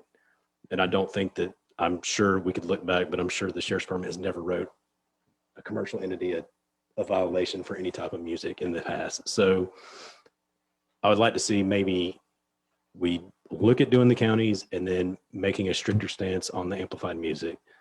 I mean, that's where I'm at. I mean, I like that. Sorry, go ahead. Is that, keep in mind is that the park here does not even allow amplified music unless the town council approves it. Is that right? That's correct. Okay. I just want to pile on to what you were talking about a moment ago, because one of the things that's very appealing about sticking very closely to the county's ordinance is the fact that anything we come up with, if it involves the sheriff's deputies, we're going to have to get it past the county commissioners, and they might throw it straight back at us. So I would very much like to come up with a document that is very close to this, addresses your concerns about amplified noise, perhaps even puts in a schedule of penalties and what it will cost if you violate the noise ordinance, but otherwise sticks very closely to this, because if we come up with something that they then have to train these deputies in a completely different way of enforcing noise violations, I think we're going to get it thrown back at us. So my preference, again, is to come up with something that sticks very closely to the county's ordinance, that addresses amplified noise, that throws in some very stiff penalties for violations, and let's just rock and roll with it.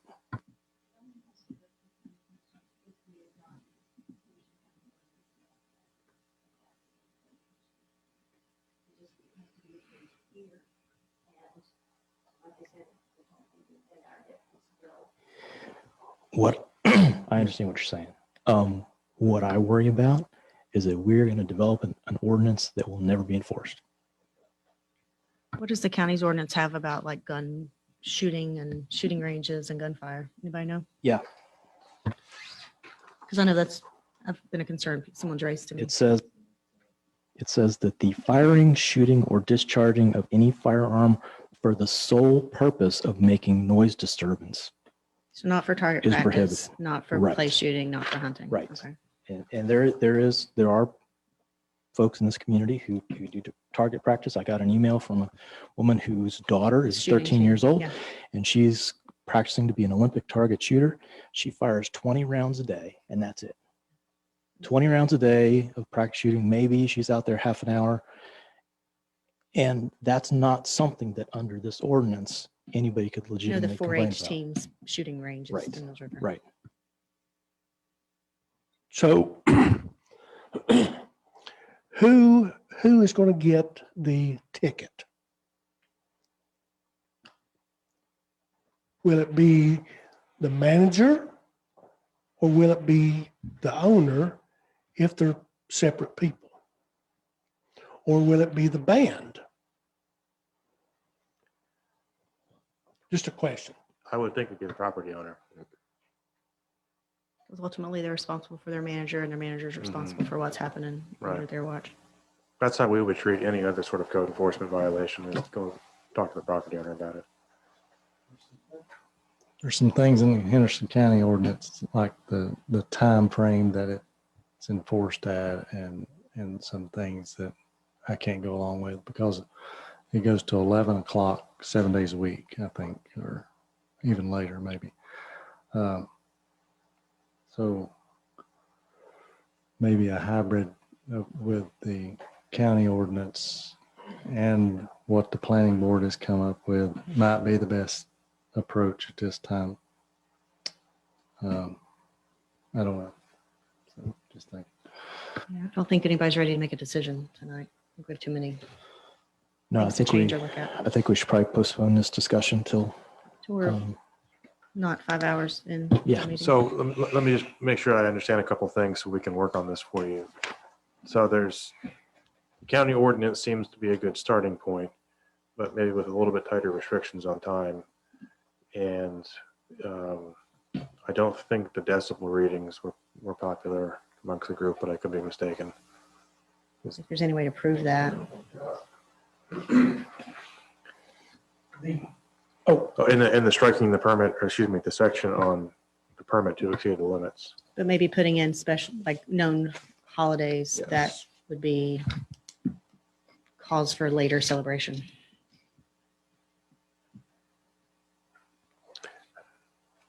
So if the, Please, you go first. is that the other thing that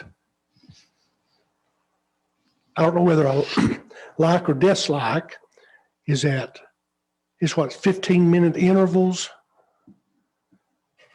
Is that if I read that correctly in the current proposed ordinance? I think so.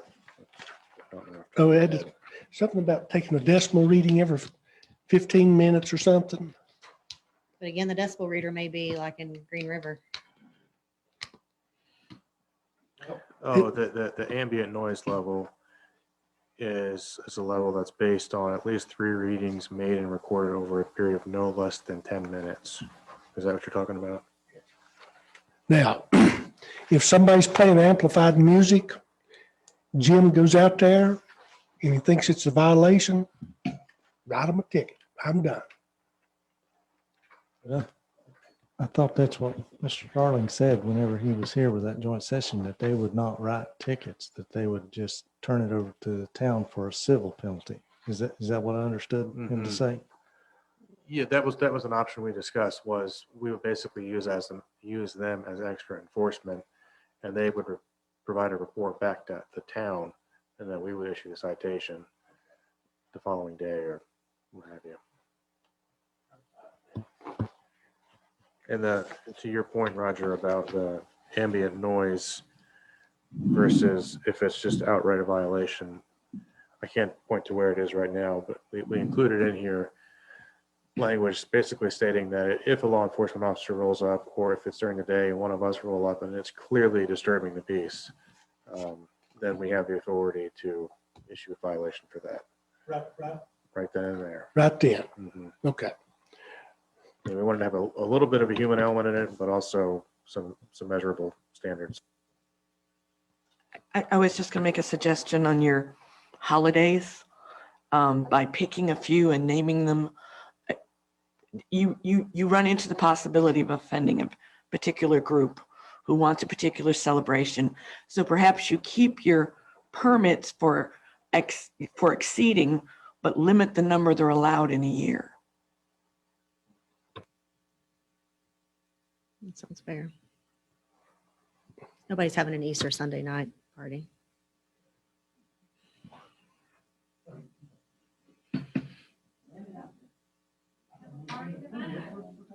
Yeah, I mean, we're probably exceeding some limits right now.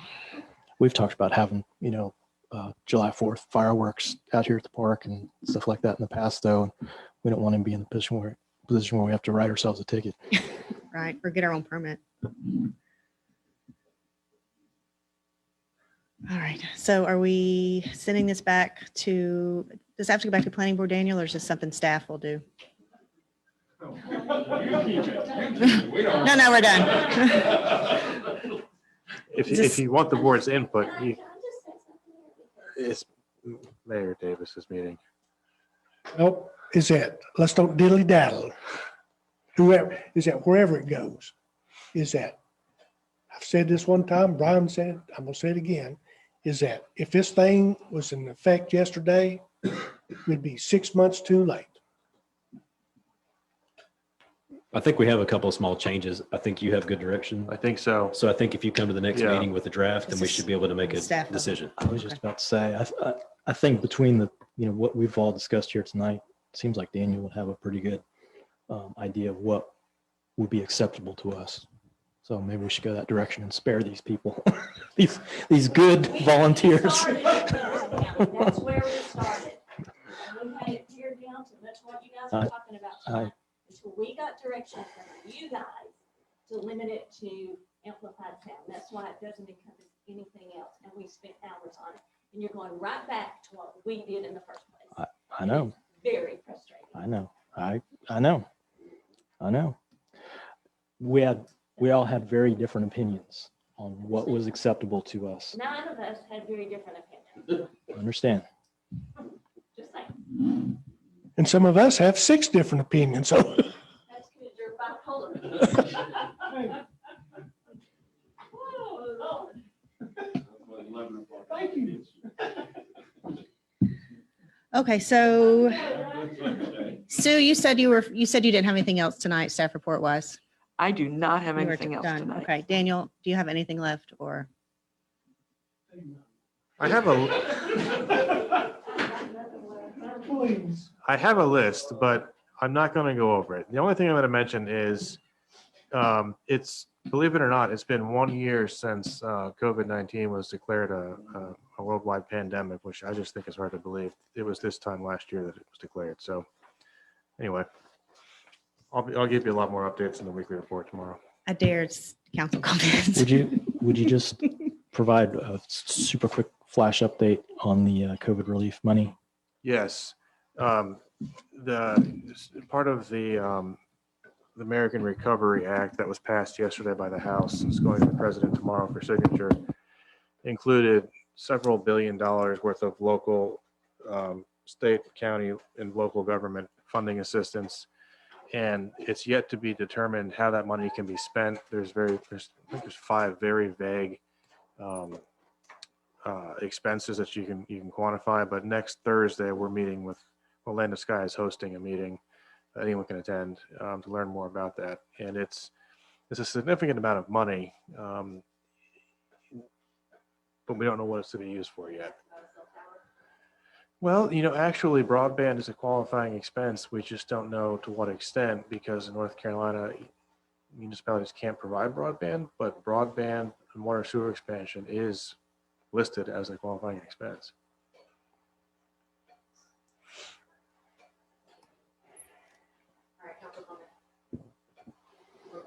I make a motion to adjourn. Second.